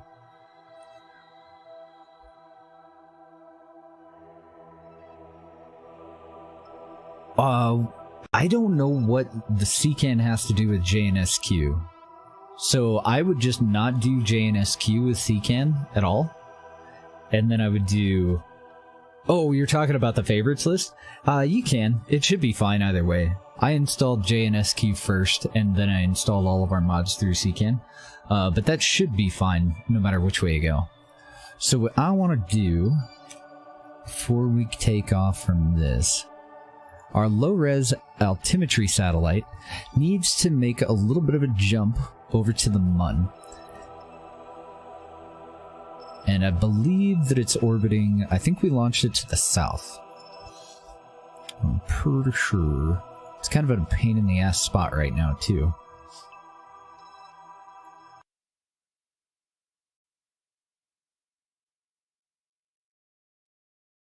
So this is totally going to be about timing. We're not in any rush. We don't have to send it directly from where it is to the moon, where the moon's at right now. We're going to wait until the moon's going to be in the right spot for us to easily try to transfer out there. You ordered something from FedEx and it's completely bent at a 90-degree angle. Way to go. I always hate that. I collect antique glass insulators, and it breaks my fucking heart how many of them I've paid a pretty penny for, and the Postal Service is just like, oh, well, we'll reimburse you the cost. And it's like, these are pieces of history, you dicks.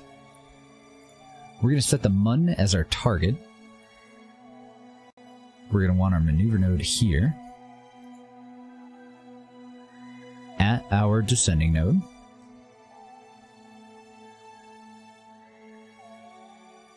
Okay. Let's turn off trajectories for a moment, because that was terrifying. And what I want to do, I want to move that back a little bit. I want my AP right at my ascending node. There we go. I have no idea what the fuck that was. So if I were to take off right now, well, next time we orbit it in about 51 minutes, I'm going to get there before the moon's actually there. What if I wait until our next orbit? It's going to be a little bit closer, a little bit closer, a little bit closer. If I wait until 3 days from now, then I can transfer directly over to it.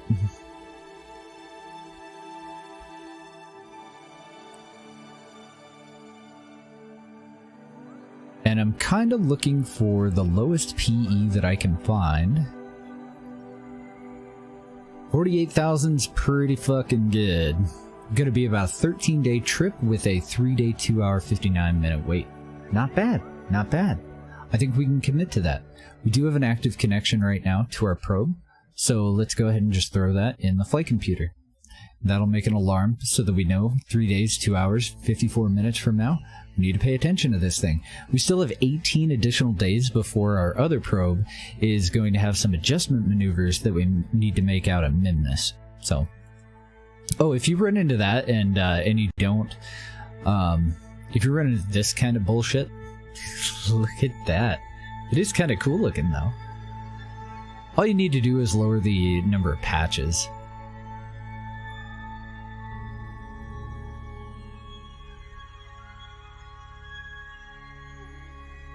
I wonder if I do it through here, or if it's actually using my patches settings on something else.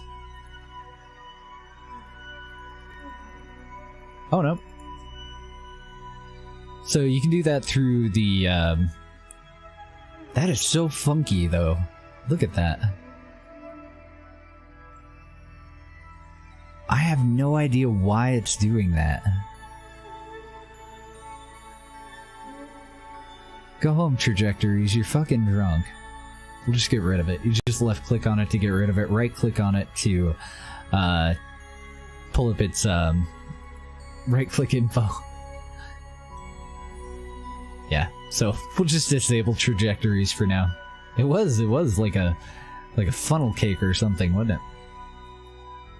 Oh, but I do want to go to more patches, because I do want to see what's going to happen when we get over here. So let's move our view over to the Mun. So if we do that, we know that we're approaching from the... Ah, okay, so what we're doing is approaching from the south, and then we're swinging up around to the top of the Mun, and then at PE we're going to want to circularize. So I think this will actually be fine, because we are going to have an adjustment maneuver that we'll do there. PUBG in 5? No problem.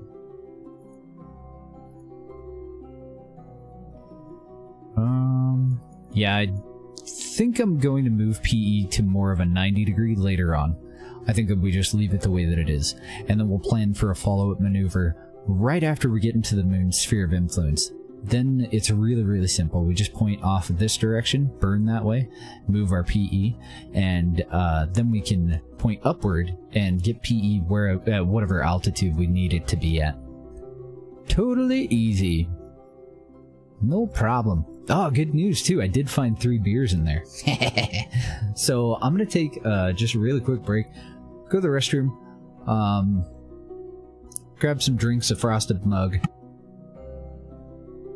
grab some pillows, and then we'll go into some PUBG. So we're good here. If you guys are heading on out, totally understand. I wouldn't watch me play PUBG either. If anything, I should end the stream. And I probably will. I want to give it a shot though. Like, my problem with streaming PUBG is more that I get dead silent. There's so much to think about. I just don't play a whole lot of first-person shooters, so it's totally out of my element. And that's what I like about playing PUBG, but it's a little tough to stream it on top of playing it. PUBG is not your can of beer. I totally understand, Paula. You have a great night, and thank you for hanging out all day. Yeah, I think we're good. So we'll pick up on that tomorrow. That next maneuver there isn't going to come up for another 3 days, and like I said, we have another low res altimetry satellite that's going to be at Mimnus in 18 days.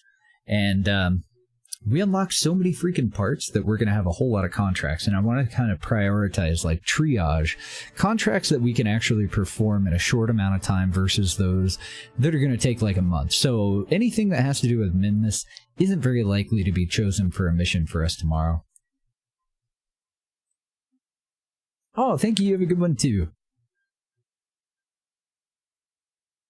I'm going to go ahead and quit out. I'm going to put up a BRB screen, and I'm going to BRB. And I'll probably launch the PUBGs, because I don't know if I'm going to have an update that I need to grab or anything like that. Let's go ahead and update the title here.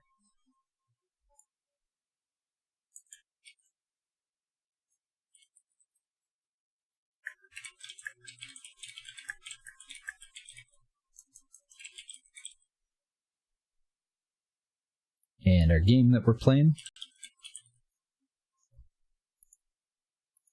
Update that. We don't need that anymore. We don't need CCAN anymore.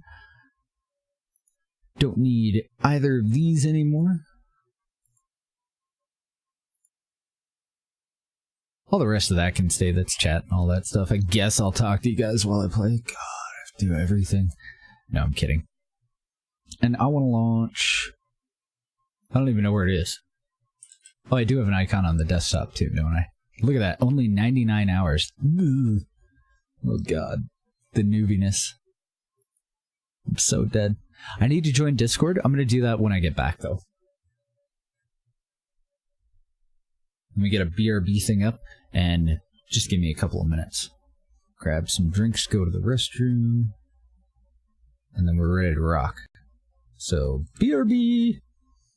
Have a good one, Deviator. How do you install Bring Snacks config? You just throw that one in your game data. You don't actually have to do anything with it. Oh, have a good night, man. Sweet dreams.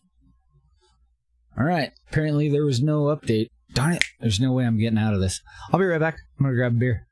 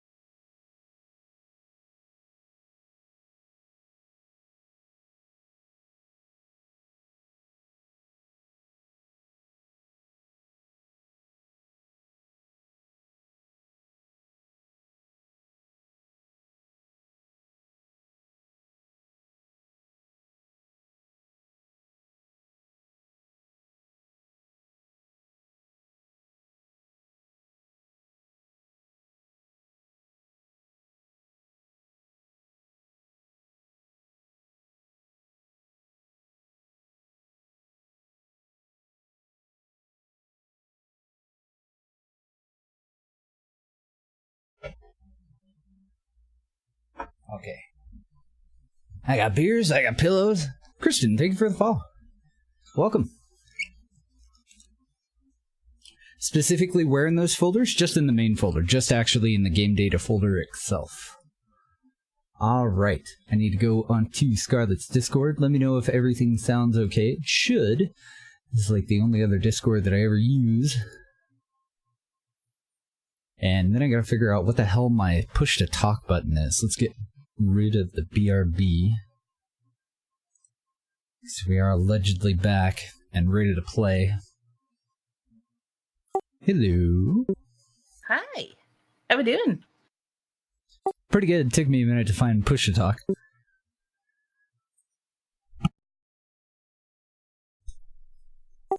Now I gotta remember what I remapped like grenades and shit to. This is gonna be fun. I'm in the game and ready to rock. Alright, well I just died, so that's perfect. I don't know where Fraser and Reed are yet, but they'll hopefully be here soon. No problem. Let's duo this up.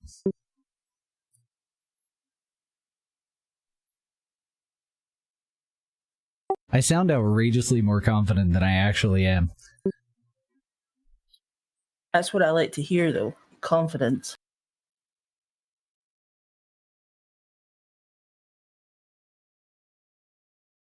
Oh, I just got dear. pizza, so...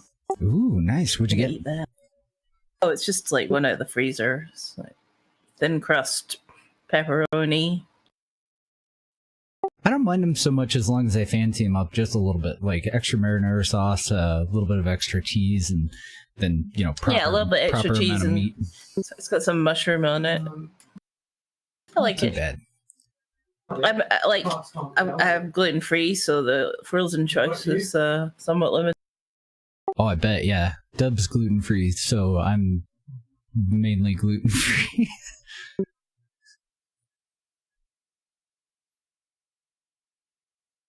Oh, she is.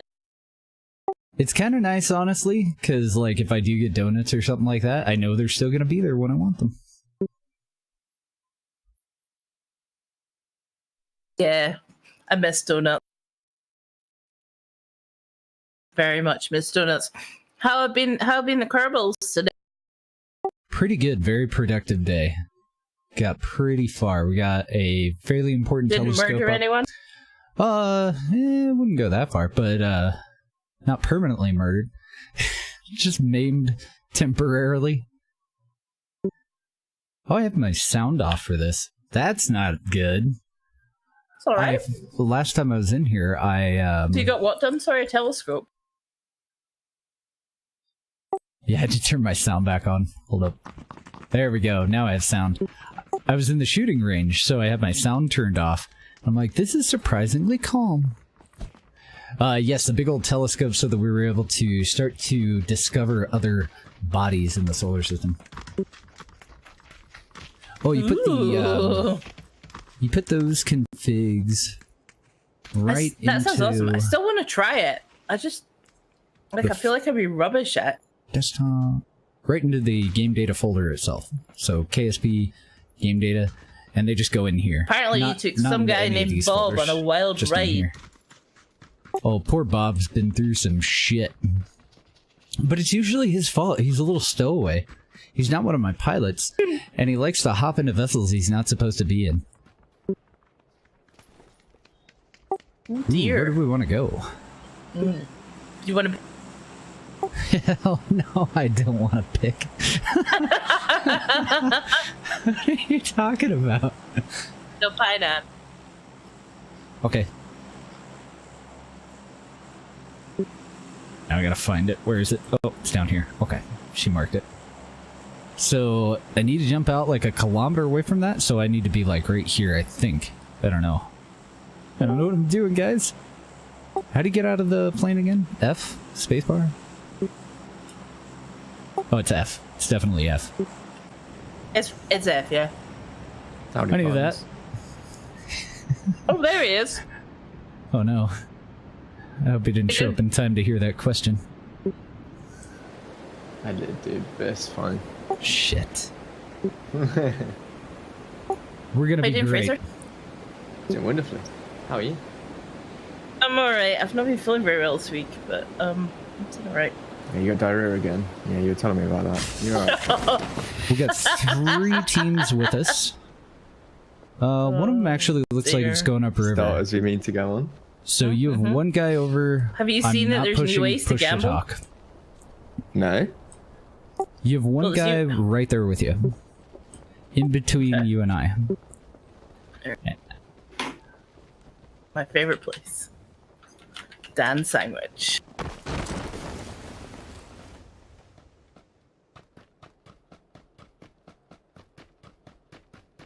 Alright, so he's going in the river side of the building. Alright. Don't need more ammo because I'm not going to survive this.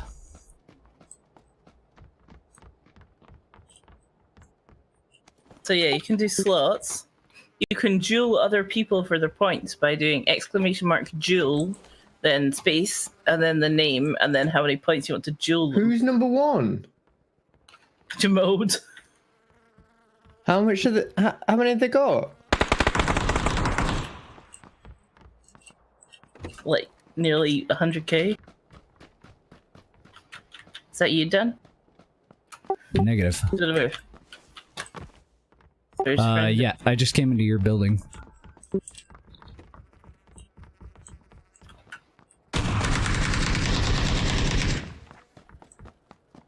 Got him. Third down.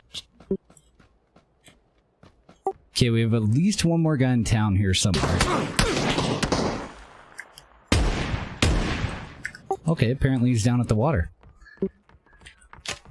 Yeah.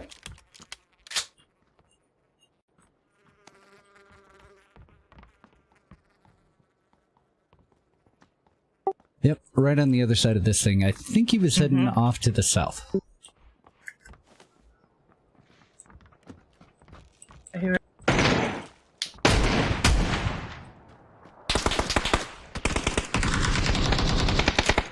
Oh, he's right across the thing at a blue crate thing. Up to the southeast. On me.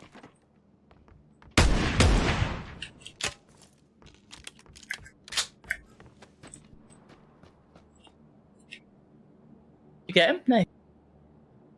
Pretty sure. There's a raffle, Fraser, that you can... A raffle? I like raffles. We might be alone now.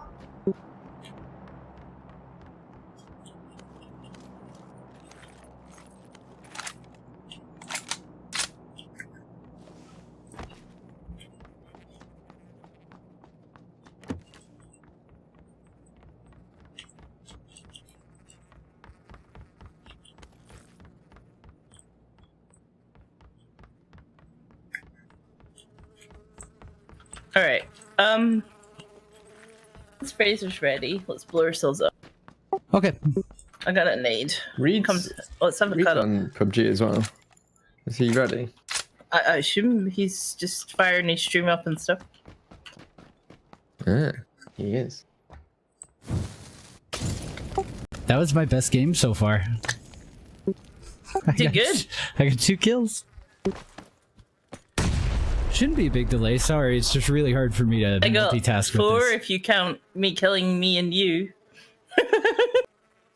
Ship it. I'm counting We it. both got 2 kills. We did it, Dad. We did it. Oh, look, here's Reed. Mr. Hi, Reed. Reed. Don't have any sound coming out. Oh yeah, let me show you. Sorry, I thought you saw that. So for those, you just put them right into the game data. So just go into your install. Well, we were killing ourselves because Fraser was ready. And they don't go into any of these other folders. MM just goes down here, and Bring Snacks just goes in here too. And I'm counting killing me and Dan as 2 kills, so I got 4 kills that game. Oh, wow. And I got 2 by myself. I know. Scarlett, what server is this Discord on? Like, is it EU? Is it EU West? I feel like. Do you want to change it to US East? Because Reed's a bit laggy. And we'll connect to US East. It's on US East. It is. Oh, I should be okay. It's probably my audio interface. Is it better now? Yeah, I think so. I think so. I just have like a. Oh, we just ended the match kind of because vibration or something every so Reed often. and I just get all Fraser are crackly. here, I don't know. and we were what just the deal dicking is, but- around until we could get into a full squad.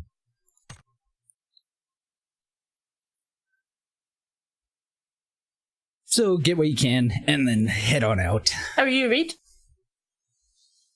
I'm pretty great. good, I though. got I'm up surprised. to play games, and I woke up 15 minutes later in another room on the couch. It was, but Gee. Yeah, I saw that you stayed up very late last night, mister. I did stay up very late. Is Beth away at the minute? Playing as a So Bobby, she's unarmed gonna into a assume, right? gunfight? Who did that?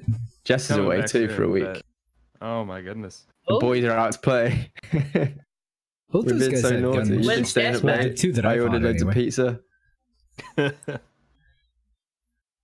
Oh, you mean when I first ran in there? I knew that When's he Jess was in back? the building that She is back Scarlet next was in. Sunday. So I tried to go. I was When just I looking for dropped off anything. the- Like oh I'm my glad it goodness. wasn't a So you've got a pistol. whole more week of. Yeah. Yep. Because our best I was shot doing is just to a get a gun dance before he does in the and living room. sandwich him. Just saying pizza every day. Just singing pizza every day, over and over. And then when we went to bed, she was like, just to be clear, you're not actually going to have pizza every single day. Are these guys too I was loud or like, anything? I can do I need to whatever I turn my- like. Do I need to turn Discord down? I thought you were dancing by yourself in the living room. I thought it was like this morning or yesterday. Just like, Like as the Domino's delivery driver turns up at the door, it's just like pizza every day. Hey, pizza every day. It's just like, here's your pizza, dude. Okay, I think I got my mouse settings where I want them. I'm eating pizza right now, if that helps. oh dang. Living the life. I know. It's What's that? gluten-free pizza, though, so. Oh. Almost living the life. Almost. But Having just dreams not of quite. living the life. Yeah, indeed. Aspirations. It's pepperoni, some mushrooms, and cheese. Sounds good. Yeah, if you have I got enough 2 pizzas pepperoni in today. it. 2 half and halves. So I got like essentially 4 different pizzas. Wow. You're just gonna like heat it up when you want to bit? or you I gonna eat it cold. Hardcore. Pizza's good cold. It's not that bad. I don't know. Thin crust kind of sucks cold. Yeah, that's true. What It do I goes all use? soggy, soaks Mostly in. Not good. low. Where to, ladies and gentlemen? Oh, I'm the lady. Never mind. AA on ultra. Everything else on low. Ladies. Effects on medium. Indeed. The rest on very low. I did kind of bump them up a little bit because what the fuck do I care about Six, you competitive say? play? I want it to look okay, Sure. Sounds you know? great to me. It's sounds not great to me. performance Hey. that's going to get me killed. Apparently we're jumping. We make Cross songs up surface. tonight. Oh yeah, sure. Broad stroke was what? She was smart. She made a big lasagna, so I haven't ordered any pizza because I actually. I don't know where we're going. And then I went and just bumped Yeah, everything up sounds to pretty where, good. if I was When's looking at like a back? fire or anything like that, I was still at Here about tomorrow. like 140, 150 frames. It's usually these trips last just long enough for me to. So that's what I lose my ended up mind with. and remember Fraser's how got bad somebody it is with for me him, to so I'm live gonna go on over my this way. Got one with you, I'm Fraser. already at that point. I feel like that every day when Jess goes to work. She comes home and I'm just like sitting in a pile of mess, like in the kitchen, just in a puddle. Like, help me! Thank God you're here. I don't know what happened. There's 3 level 3 helmets up here. 3 You guys got a helmets. cow? Do you mean wait 2 That's helmets? with the cow. They went to cow, yeah, that's just not what we talked about. That's Yeah, there's a team of 3 with Good us luck. as well. Alright, Dan, let's go over to these guys. Hack 'em. Let's retreat. Alright, I'm gonna auto run and go get a glass of water. Dan, let's go in. All right. I'm just gonna leave my computer. Literally. Have a nice time. We have the same number of odds. We're getting you hungry again? What'd you have earlier? You had to message Scarlett about it? Aw.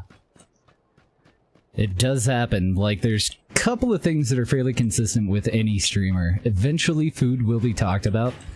And, especially with mine. There's a 2 helmet here, and a 2 vest, and a 2 bag. There's a lot of twos I found a over here as constable's well. hat. What the fuck is that? I have no idea what I'm doing in this game. I'm a little bit nervous about how many witnesses there are to what is occurring right now.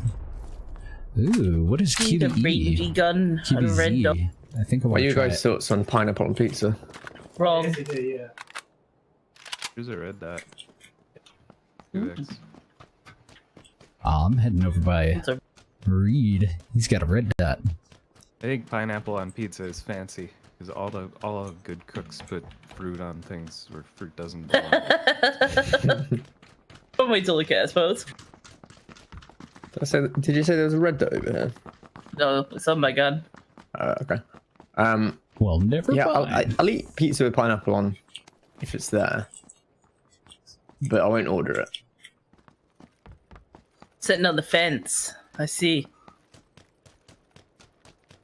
I very rarely order it, but I do like it. It's just like if I want a pizza. How do I get up there? My first thought isn't, oh yeah, pineapple. Now it all comes out. I thought you guys were my friends. But I've been expressively clear that we We're are not merely friends. work colleagues.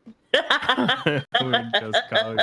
We have a very professional relationship. Ooh, fighting over the hill. Oh, there's nothing professional about. Yeah.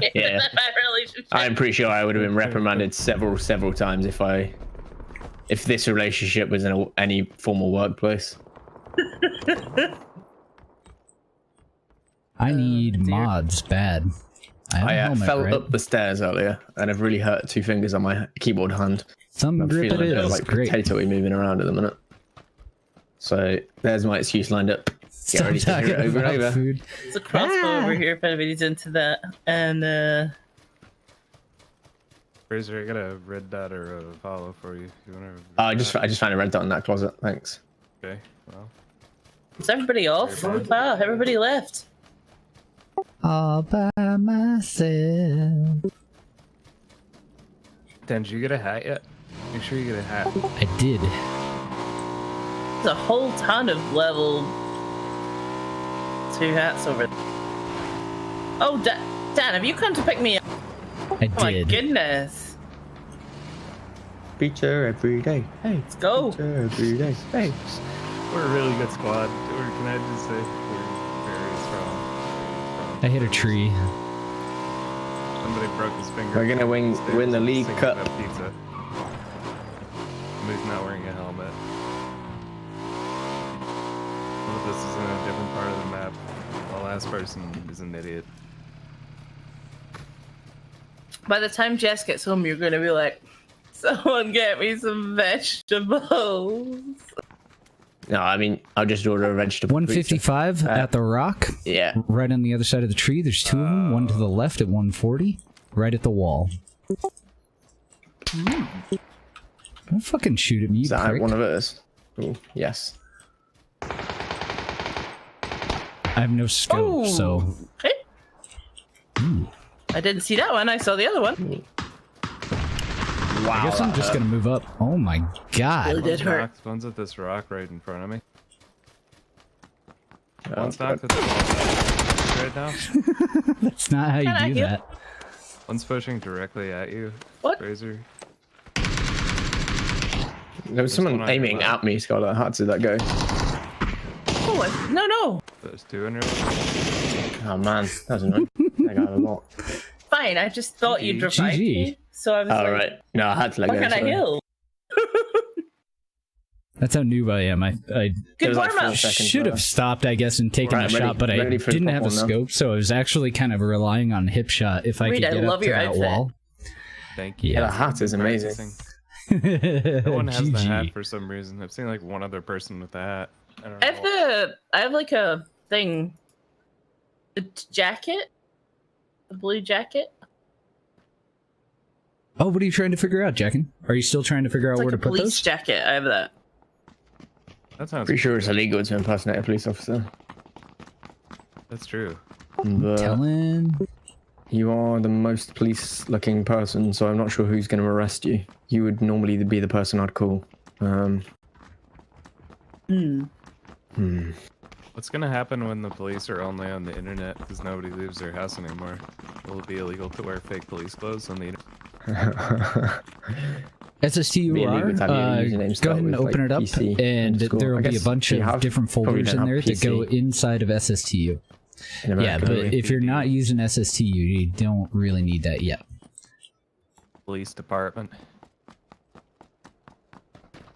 You can put it in just to make yourself What do you feel have, better. like posh constable?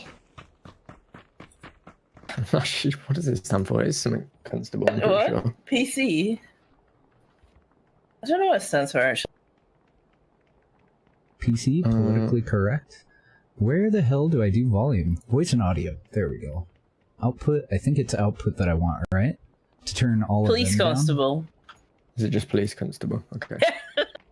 Is that them lower? What could Yeah. this word Okay, beginning cool. with P possibly be to do with the police? How about that? So That better tricksy. or lower?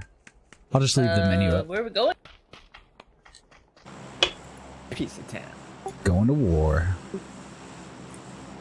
Well, Is that a little better? Should be a little better. I can still hear him just fine, so. Just like a bunch of people show up and pick up guns and shoot each other. No one really knows who's on whose team. No one knows who. It's kinda like That sounds perfect for me. Billy?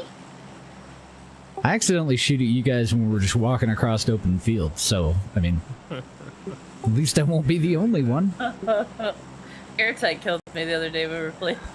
She was like, oh my god, this enemy! Ah, sprayed me down. And yeah, it was me.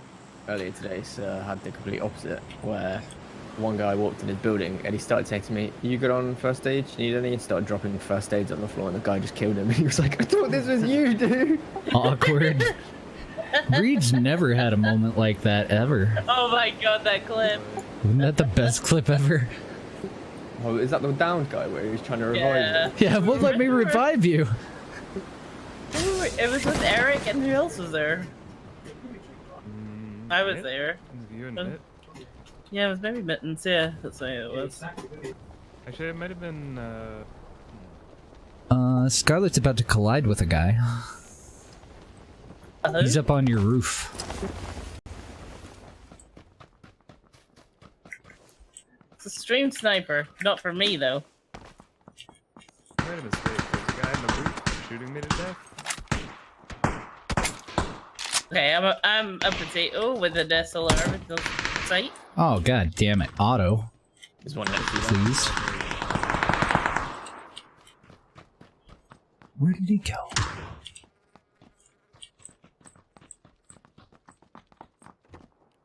I knocked this guy in here, Dan.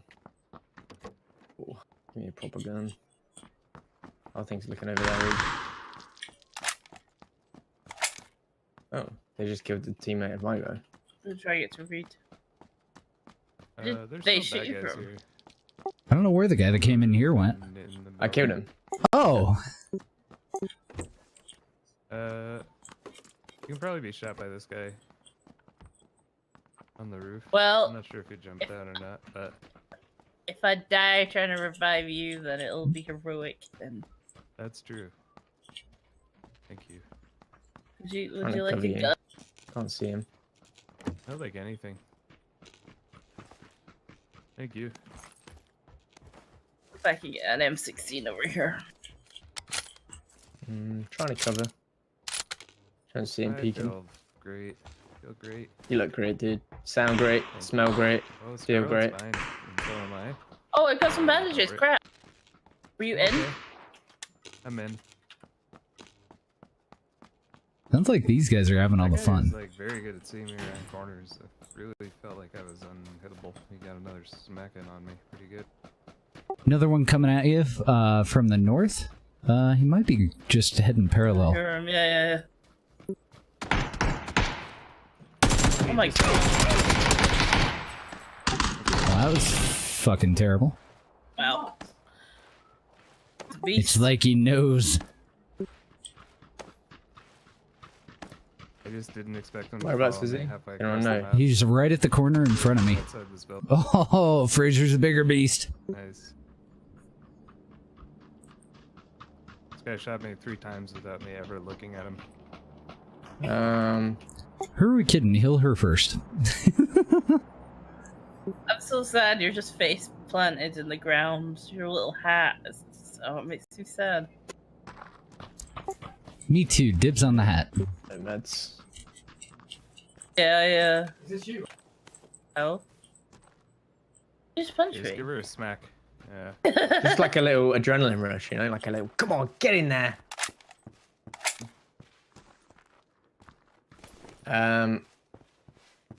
We kill ourselves? So I got nade. Yeah, let me bandage first and then we'll kill ourselves. Yeah, sounds good. Let me just take loads of adrenaline.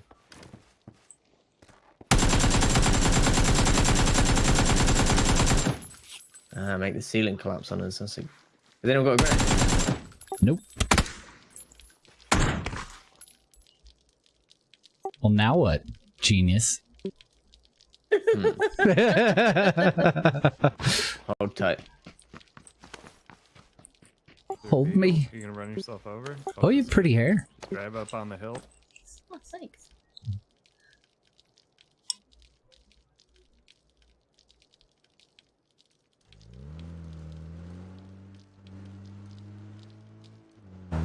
Where's she going? Go, Fraser, go. No, this is good. This is good. This looks perfectly natural.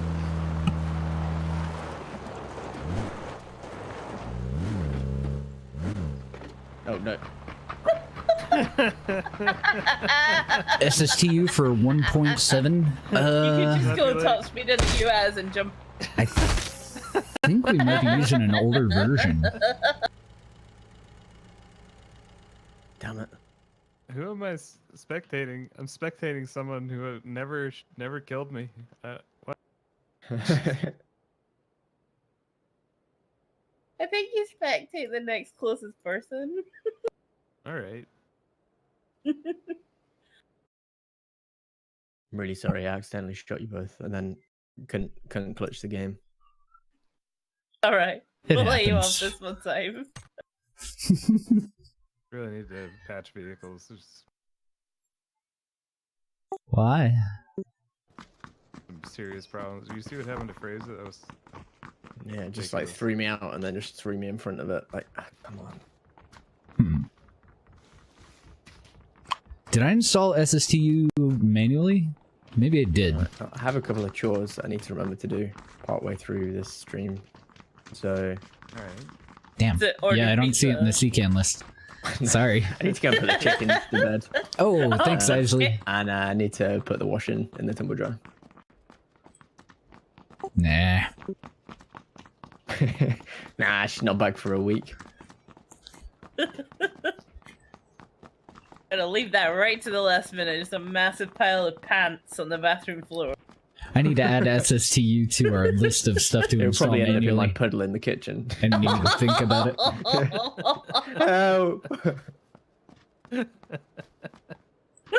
I've just got like tomato sauce all around my face, just everywhere from all the pizza.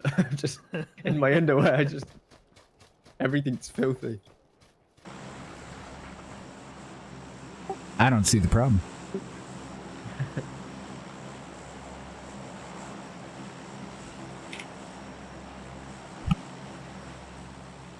Man, I almost coughed right in your ears. But I got it. All right. Where to? Painan? Where the hell's Painan? Oh, Excuse me? Exactly.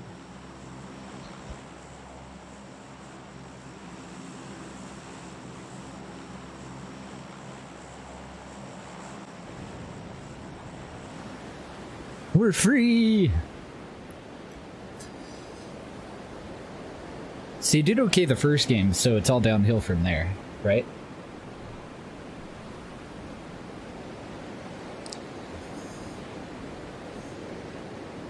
How long is everyone going to be playing for? 17 million years. till I think of a way out of this.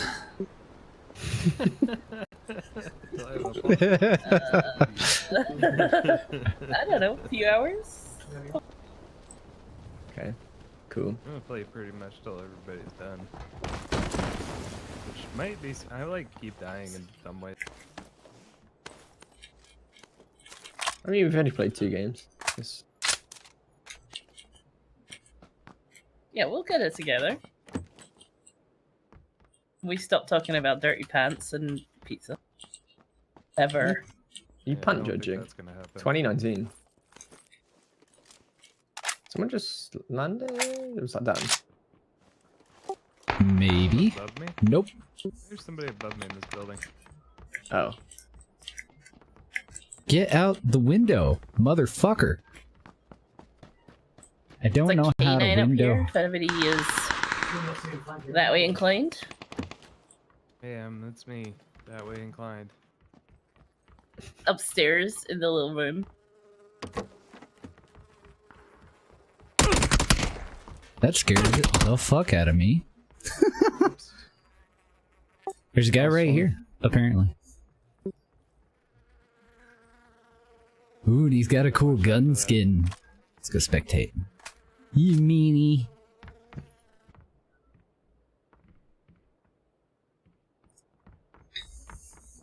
There's like guys in this building right in front of me.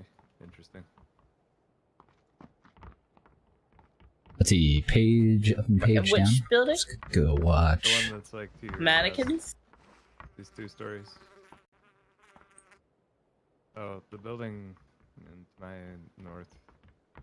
Hang on. It's gonna do it. It's this building, the one you're underneath directly. Those That guys in one. here? One, possibly 2 guys in there. Yeah. Oh, So you did. Usually it is, dude. I got caught in the door. I'm an idiot. Literally got caught in the door.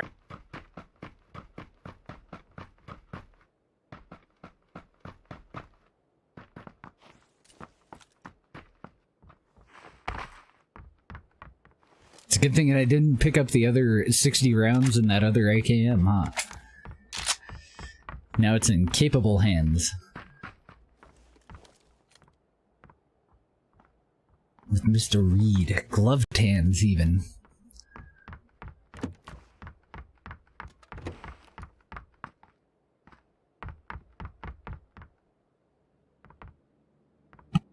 Hey, how you doing over there? Me? Yeah. You're the only one left. I wasn't sure if you were talking to the enemy. Uh-oh. Oh my god, I thought you were the bad guy, dude. I thought it was. I thought you were still in that other building.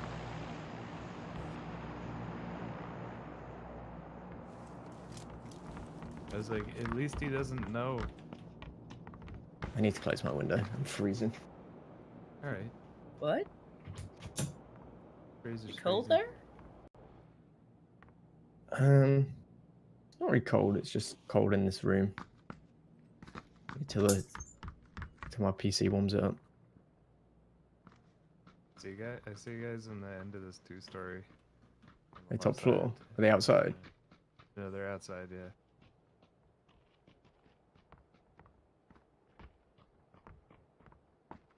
Top floor.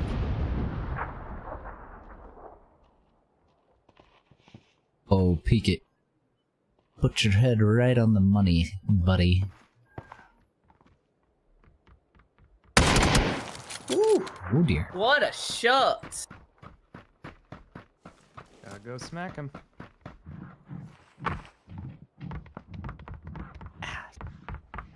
His friend's coming, I think.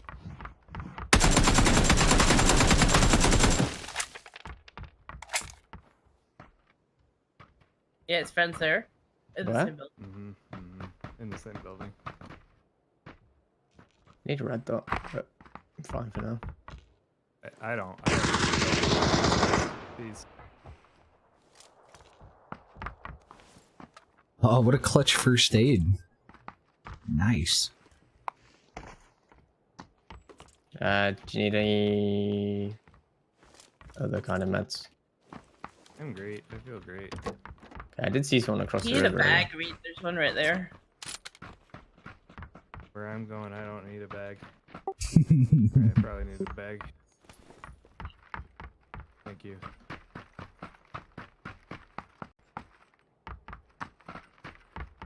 I'm gonna get proper drunk if I spend this much time spectating.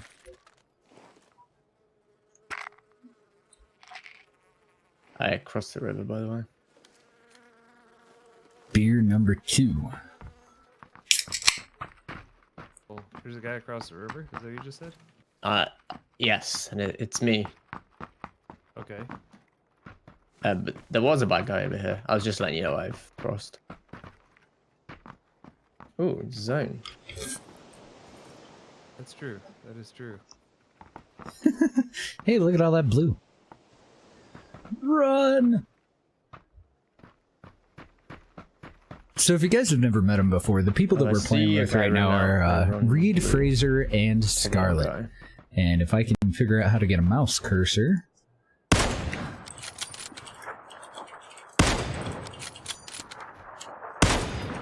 I'm interested in me. Nice. And Fraser's... Me? I think it's False friendship. Fraser TT. Oh, what you did, Reed, was just push him right into Fraser, so it was ideal. No, it's not. Shit. I was probably interested in Let me look Someone's at my trying to list. steal him. I'm gonna get him in for his too. No, I think that's his teammate. Teammate's can't missing see every this shot guy. on me. Can't I see don't me know. either. I see it now. That's the guy. Nice. He's dead. He's not. He was trying to steal. He's at that section of wall there. Oh, just Fraser TV. I was I need so to boost. close. There we go. Fraser TV. Give those guys a follow too. Reed's by far my favorite streamer. Like, he's, oh, such a great guy. Scarlett's amazing. She's the person that invited me over to the THT stream team. And Fraser's just a fucking PUBG beast. He's an amazing guy too. Really nice dude. Dracula Fraser now. Give them all Oh a my God, he's follow. so good. What the heck? Alright. No, You know what? You no, kill come on. me. You Try burn. and cane on Try and me. kill you. It's good practice. Why? That's okay. Throw a Beef. grenade. No, do you? No, we got a couple of people to loot. You can play. Yeah, go for it. I'm getting drunk. Got him! Toxic, dude. Come on, man. Oh, I'm dead to someone. What the heck? There's another guy somewhere. And I bet he's really confused right now too, that poor other guy. Just watch you revive someone and then immediately murder them. Oh dear. Oh my god. Like, how did he not? Why did he not take the shot while I was reviving you? I guess he wanted both kills or something. He didn't expect me to just murder you instantly. What that I feel like how to me? like the kill words seem to be Scarlet saying you can play. You just immediately let go, shot me in the head. Like, no. Not gonna happen. Agent. Not with this guy. Go ahead, play. Oh.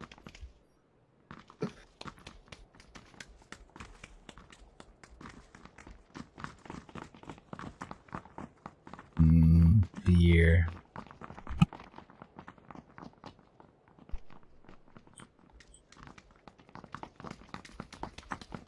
Moved on from pizza to chocolate Checking. biscuits. Thank you for the sub, Very dude. healthy tonight. Oh, that's very strong. Yeah. Appreciate you, man.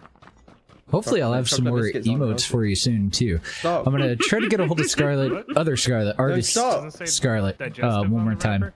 That's weird. And then Are if it they doesn't digestive? work, I've got a couple of Milk backups. chocolate digestives. Oh, yeah. So we'll just go and Easy. panic. no we'll have to have somebody else do the first group of Do you have emotes. digestives? I'm gonna get about 10 of them. Oh, but he used to live in the UK. I can brag about you as a Everybody's just eating them all sub. the Totally time. will. They are amazing. That's why right? our digestive systems are so good. The fuck is that? They're so Oh, it's good a- though, Reed, right? Really badly them? rendered plastic Yeah. bottle or something. Yikes. Did you like rich teas? Oh my Rich god, tea I'll bring you digestives? some to TwitchCon. Yay! Bring me give me a shopping list of stuff that you can't get that you miss, and I'll bring it. Perfect. Crack. You just smuggled me some drugs. Yes, they love that in America. Smuggle drugs. It's no big Yeah, deal. I've heard it's like a game for the TSA. It's like to get in their good books. It's like you just sort of hide the drugs and see if they can find it, and it's just like a bonding experience with TSA. You should go for a high score. Try to get something in that they've never seen before. Top of the leaderboard. A live goat. And you go through to the Like next room, and then everything they've not found, you empty onto a table, and then they weigh it, and then take off the weight of everything they did find, and that's your score. That's your score. Oh god. One time when I was Where going did we into go? Oh, never mind. Yeah, sorry. Go on, one Alex. time when I was going into the States, they were like, "Yep, we found a trace of explosives on your bag." I was like, "Pardon?" They Just a obviously trace? hadn't. Well, you can keep them then. Like they did the Yeah, those are mine. Could I have those traces back, please? A trace? What the hell happened to all the rest of my explosives? You goddamn TSA lose everything. But they took my bag off me and made me stand in a cage until they retested it and then decided that it wasn't actually explosives. Oh, goody. And Fraser. Oh, Fraser, you'll be fine. Oh, there's a Lots of guy guys there. here, but- Guys in literally every building. I'm gonna Except check these ones. this thing first. These are Oh, not- What? fuck You you. didn't even run out. It was a good. Shots Strong. from- Hey, look at that. You know, I'm so bad at this game that I actually feel relieved when everyone else dies. Hello. That guy even see me. Nice gun. Is that bad? Ow! Is that normal? That was rude. Pretty sure that's not normal. I was trying to talk to him and he just shot me in the head. What a dick. YOLO. Things are getting terrible. All I mean, what over. did you say to him? Because for I all we said- know, you asked him to shoot you in the head. I said, hello. Good point. Uh, You know, Oh yeah, that'll help I'm me. still on the other guy's side. There was an Uzi on the table, Reed. Hey, who cares about that though? You seem to have a small trace of explosives in your hand there, Reed. That's true. Yeah. Could you please stand in this cage? So last time I got strip searched by TSA, my grandpa had a little mini wrench in his back pocket when he went through the metal detector, and they decided that both of us needed to be searched from head to toe. That's Maybe he was going to disassemble the plane in get flight. the- That's pretty dangerous. Did you get the cavity search or? No penetration. Just had He asked to for it. but take they off wouldn't. all my clothes, and then they like crumpled them up in front of me to see if there was anything else in there, and I'm like, what the we just went through a metal detector. Like, you have a 3D printout of my fucking whole body. Like, you know, what are you exactly looking 3D for? prints out.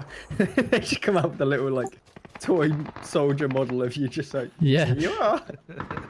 Anatomically correct, too. I don't know why, but I'm running toward Reed. That's okay. You don't have to understand. I certainly don't. I hear fun going on, but I Since you're don't dead, we're having see a it. points raffle right now. Hi, Ruffles. So if we die soon enough, we can get in on a raffle? My chat has a gambling problem, so I enable them at every That was over here. I don't have I a have close to pay range weapon. Fraser and loyalty points for playing with me. Yeah, have you paid me? What's today's fee? 20,000.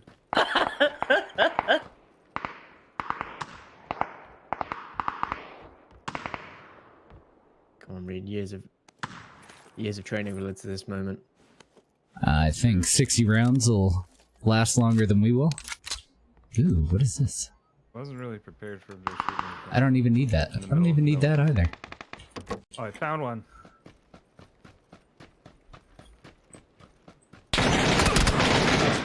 I didn't even pull the trigger. I'm finding the other one. Good finding, team. Found him.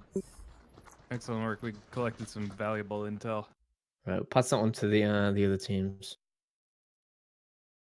Suspending Jebediah Kerman. Do you like my new in-game name, by the way, Scarlet? So how do we get in on this raffle?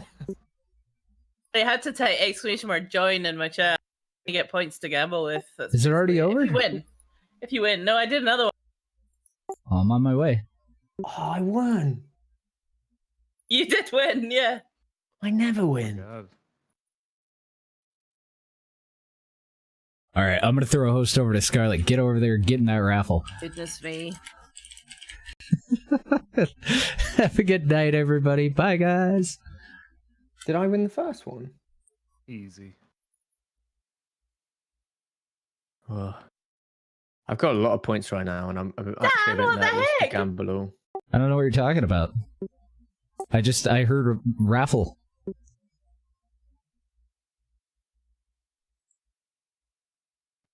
Oh my God, Fraser.